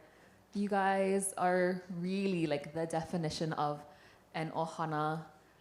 We saw all of the birthday parties that were hosted, all the parties at the dorms, and it's just amazing to see the kind of community and the pilina that has built within you guys, and I'm just hoping it continues much long after these 10 weeks. Can we get one last round of applause for Mimi? Mahalo, thank you so much, y gracias a mi familia que está en Texas ahorita, te amo mucho.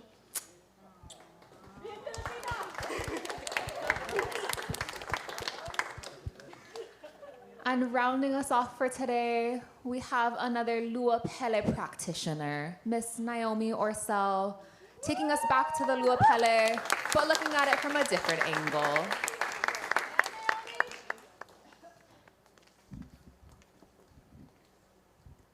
Hold on, give me a second. Did anybody see the eruption yesterday? Did anybody go up? I know a lot of you went up. Amazing, beautiful. I cried a little bit. first and foremost, I would like to say thank you to all those who presented today. It was amazing learning about what you guys have been working on throughout the summer, and I look forward to the presentations that will all happen tomorrow. Okay, starting out, this is my presentation on the investigation of the eruptive dynamics of December 31st, 1974, and the Southwest Rift Zone. It's titled, Seismically Speaking, We've Been Here Before, and we'll get into that a bit later on. Okay. My name is Naomi Rorsell. I was born in Worcester, Massachusetts. I've lived there up until I moved to college to New Haven, Connecticut, where I currently attend Yale University. I'm a rising senior. I'm pursuing my Bachelor's of Science in Earth and Planetary Sciences, and I'm concentrated in solid Earth because, very obviously, I'm attached to volcanoes. Currently, I'm working at the Hilo Geology Department under my mentors, Thomas Lee and Liz Gallant. I'm on the Kau pathway. This is them doing a trash cano for a demonstration for Poi Poi students that she was hosting. And Thomas is also hosting interns from the EarthScope program, Morgan Rife and Alistair McCarthy, who have helped and contributed to this project. On June 3rd, 2024, there was an eruption in the Southwest Rift Zone. Also, when you guys went up to the crater last night to watch episode 52, if you look at where the plumage is like being blown towards the southwest, it's in that direction, or otherwise known, it's located in the Kau's Desert. June 3rd, 2024 eruption is our first digitally recorded eruption in that area, and then 50 years prior, the last eruption that occurred in that area was December 31st, 1974. This eruption was recorded on paper, which that's an important distinction that I will get to later in a moment. Here is a map from the USGS. This is Halema'uma'u crater, where the typical eruptions happen, and then down to the southwest, this is the 1974 eruptive area, where I think it was 10 million cubic meters of lava that erupted, and then this is the 2024 eruption zone. So, Poi Poi was talking about how one of the ways in geology, how we investigate geological processes that happen today, is by understanding the geological processes of the past. And I mentioned how 2024 was recorded digitally in 1974, was recorded on paper. And so in order to understand the processes that happened in the past, we had to develop a method that converted these analog seismograms to digital data that we were able to use. The second goal of this project was to emphasize the importance of preserving historical data. A lot of these seismograms originally were just like dusted away and they're deteriorating, and it's just really important that we hold on to these and we allocate time and effort into maintaining these records. So questions for the project. First and foremost, is it possible to convert analog data into digital data? Is what we're endeavoring to do a feasible thing, and how are we going to create this method? Second, is our method reliable and robust, which is why we apply it to the 1974. This is like our case study of confirming, does it actually work? And then three, what were the events that led up to the New Year's Eve eruption? A short introduction before I go into all these geological terms. What is a rift zone? I keep mentioning the Southwest Rift Zone. A rift zone is a volcanic area located on the flank of a volcano that weakens mostly due to faulting. And then earthquakes that happen in the Southwest Rift Zone are usually attributed to magma intrusion or fault movement towards the ocean. There's a map. Southwest Rift Zone is hidden behind my block of text, but there's a more zoomed in version where you see Halema'uma'u crater, and then to the southwest again, to your guys' left, the volcanic Southwest Rift Zone, and then the East Rift Zone on the right-hand side. Some more general knowledge. This is a seismogram. This is what earthquakes are recorded on, and so each squiggle that you see is a seismic event, which is just like the ground is moving. You read it from left to right as you would read a book. It's just like at the very first line in the left-hand corner, that's where the seismogram begins, and then you follow it down and down and down. Each line is 15 minutes, and this is a 24-hour time period. And so there's a seismogram for each day normally. As I said, squiggles are representative of ground motion, and tremor, which is these like inverted triangles that you kind of see. If you like really squint, that's tremor. Usually signifies magma movement, and then right here, there's like this elongated squiggle. Those are long period earthquakes that are also attributed to magma movement. So moving on, what was our process? First, we had to find this data. Paul Ukubo, I think, is a retired seismologist from the Hawaiian Volcano Observatory, and he's been safekeeping these records on a 12 terabyte flash drive, which 50 times the storage of your laptop, as my mentor likes to say. Honestly, thank God for the Control-F function. I typed in 1974 a majority of the time when I couldn't find what I was looking for. So we had to find and locate that data, and volunteers at the Hawaiian Volcano Observatory dedicated their time to scan all these historical seismograms and have them stored. And second, how do we process these images to convert them into usable data? So this image here is part of the process of the code that we had developed. It pops up confirming, are you sure you want to crop this seismogram? What it's doing as we're cropping it is it's measuring the pixel intensity, so it's measuring the brightness and converting it into SAM, which is image intensity seismic amplitude measurement. Where you see the green, it's brighter, as like on the previous seismogram, that would be the white area. So where it's brighter, it's like this is more intense, so you'll have a higher SAM signal, and where it's blue, you'll have a lower SAM signal. And then stitching these SAM signals, which are our proxies for seismic movement throughout the day, what does this look like over a change in time? Because that's what we're investigating. What are the events that lead up to the Southwest Rift Zone eruption? And so we had to come up with a way to stitch together all not all 365 days, 180 days, because we didn't have records prior to June throughout the year, stitching those together and develop a method for that as well. And so for the sake of time, we had decided to focus on Desert Station, Mauna Loa, North Pit, and Pauahi Crater. Mauna Loa and Pauahi Crater, those are our control stations. They're at a distance far enough away where we're like, if we pick up signals from these, then we can use them to identify and confirm if what we're seeing is actually true. North Pit and Desert Station. North Pit is located near Halema'u Crater. That is where we think the magma is coming from. And then Desert Station is our representative station for the Southwest Rift Zone. And so we use those as like the two that we're looking at intensely. And so here's a time series of all of them stacked together. I forgot to mention, this was like 3,000 images that we had processed because there's one for every single day and there's multiple stations. So this is a majority of the data stitched together that we looked at. If you squint really, really hard, you can see that it sort of increases very slightly towards the end of the year. And this is important because it confirms what the USGS has already come to the conclusion of, that 1974 was a year where there is an intense amount of magma coming into the plumbing system underneath Kilauea.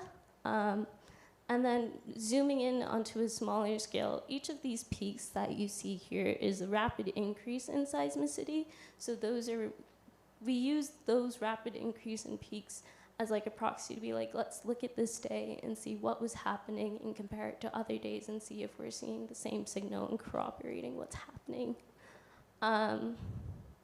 One of the ways that this is slightly difficult is you can have a signal that is really, really loud, and so it looks loud at all the other stations, but then you can also have a signal that's coming closer to you and getting progressively louder, which is what we were hoping to see with North Pit and Desert Station, that as magma was moving from North Pit, it would get a higher amplitude signal at Desert Station.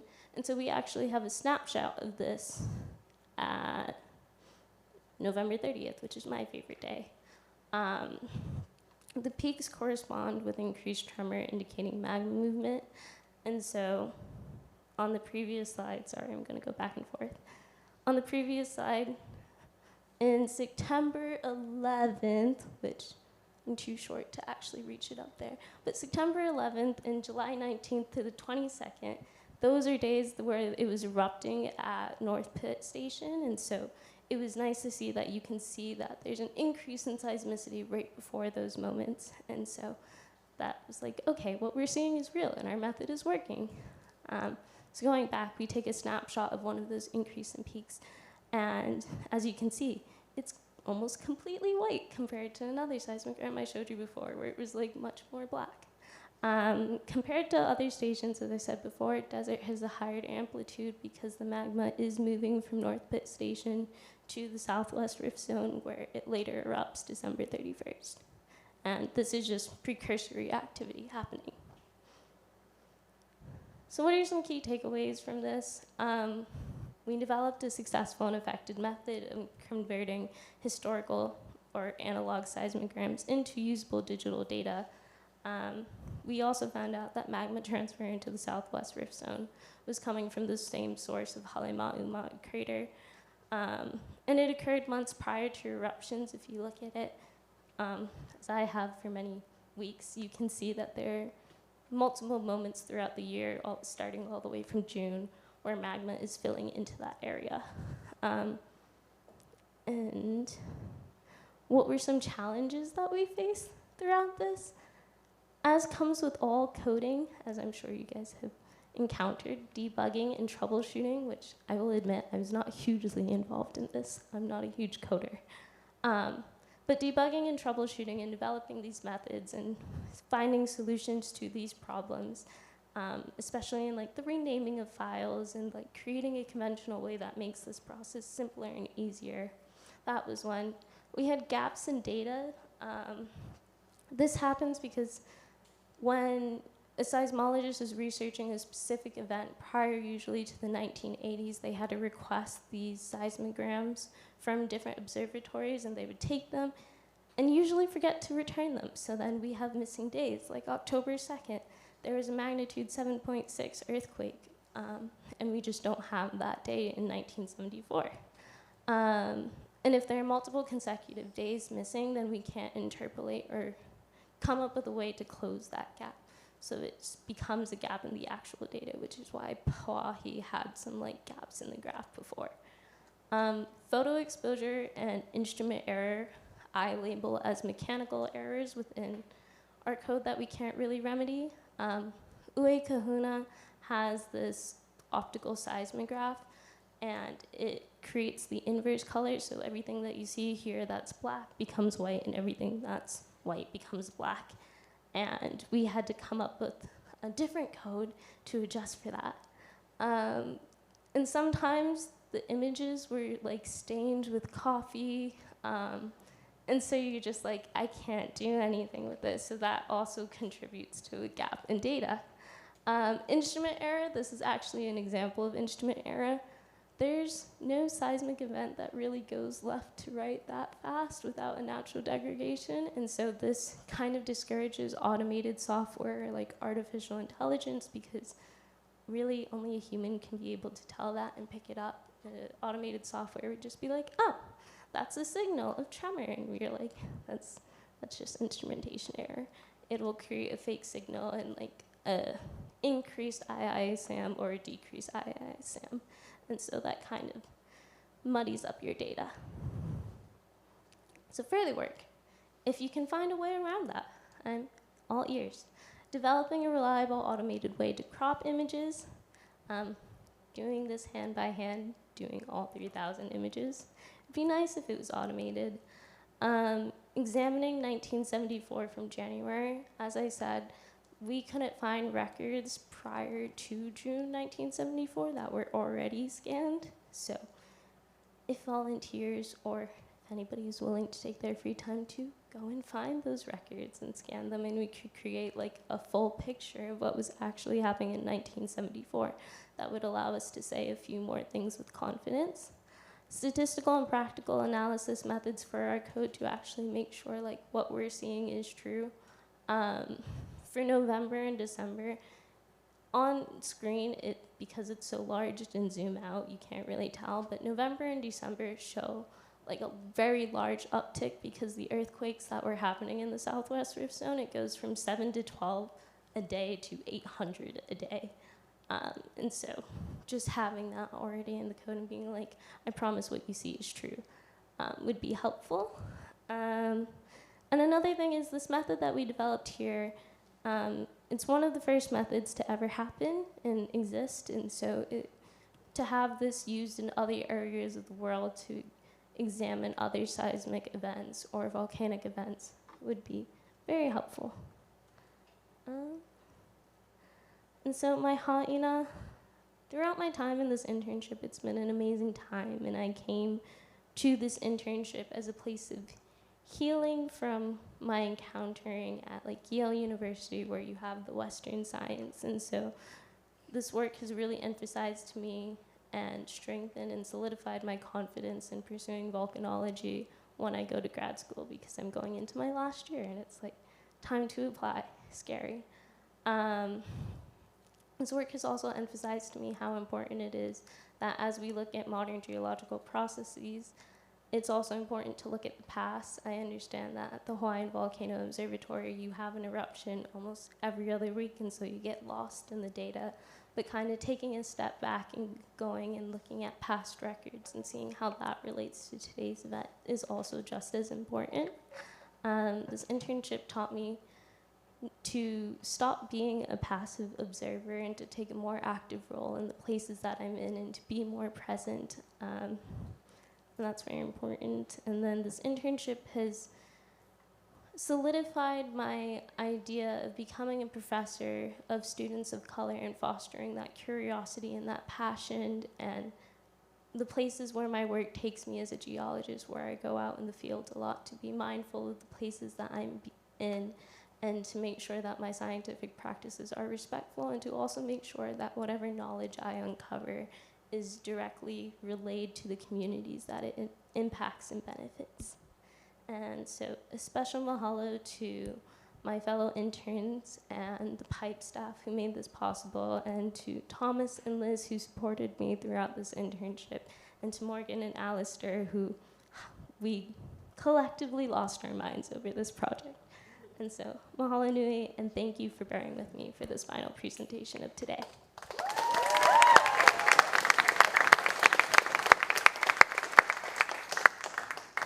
Mahalo nui, Naomi, for reminding us that, similar to how Kama talked, ikawama mua kawama hope, looking at what has historically happened at the Luapele is just as important to understand what's happening today. So with that, do we have any questions for her? I'm gonna go to Mimi first, since Kama got to hang out with her for a bunch of the summer.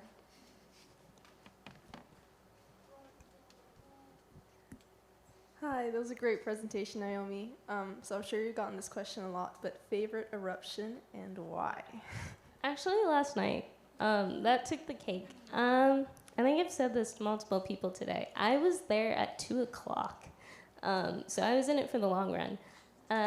You got to see a rainbow over the crater, which I saw part of it. Morgan saw all of it as she walked it. There were small twisters that happened when the eruption actually like almost reached its peak, and then it was a full moon, and so it was like watching the, I don't know if you remember in Pocahontas when they go to war and it's like the beautiful colors, it was like that same coloration. And it's just like all the work that it took for me to get here, and the little girl who's like, oh, I'm gonna be a volcanologist, when she was 3 was like, I'm actually a volcanologist. Those were all very special moments to me, and it was like saying goodbye to Pele. So yeah, last night.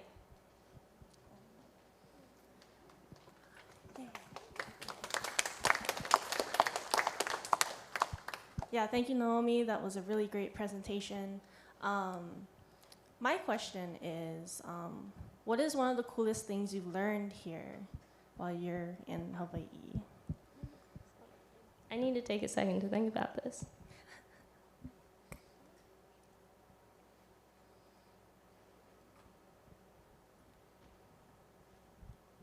I don't know if this is a cool thing. It was like an opportunity to be made. I was on my way to my practice presentation. I was talking with Thomas about how Hawaii has no geological survey, and that like clicked a lot of things in my head because I was at the Hawaiian Conservation Conference and I was in the watershed meeting, and they had come up with a conservation approach to, I guess, the varying levels of watershed. Sorry, there's a bug like trying to fly into my eyes. And how certain species of fish were able to propagate in areas of water better. And so I think if we had a geological survey here in Hawaii, it would open up the opportunity to see like water and rock interactions in projects similar to Ty's project and see how that impacts the growth of plants, groundwater. And I just think if geology and Hawaiians had a like stronger relationship to it, there would be a lot of avenue for growth instead of just monitoring the volcanoes. I think forestation and especially when you had those students who came visit us and they were so excited to look in the rock samples, it was like the idea of being a geologist doesn't really come to people because who wants to look at rocks? I think that was a really cool thing. I was like, okay, this is like a potential avenue. If people were able to establish a geological survey, it would be of extreme benefit to people. So,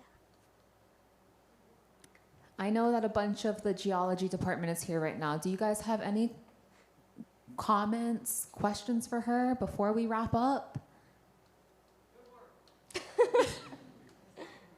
Good. Okay, approved. Can we get one last round of applause for Naomi? And I'll actually ask her to stay up there. She's our last presentation for today, and as we talked about at the beginning of the day, we would love to share our mele mahalo with you folks.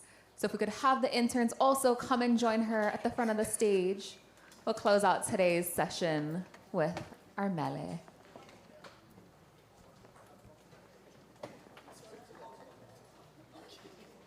Is there like a poster you want me to put up instead of just this?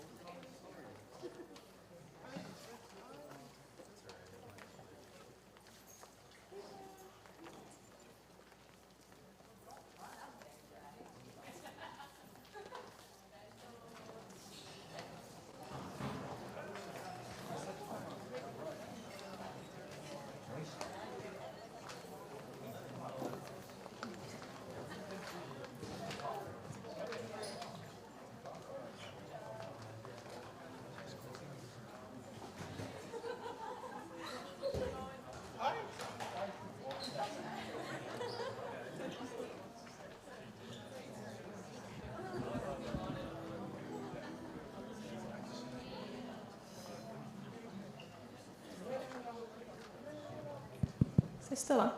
I just want to mahalo our online audience. Thank you guys for tuning in from wherever you were in the world.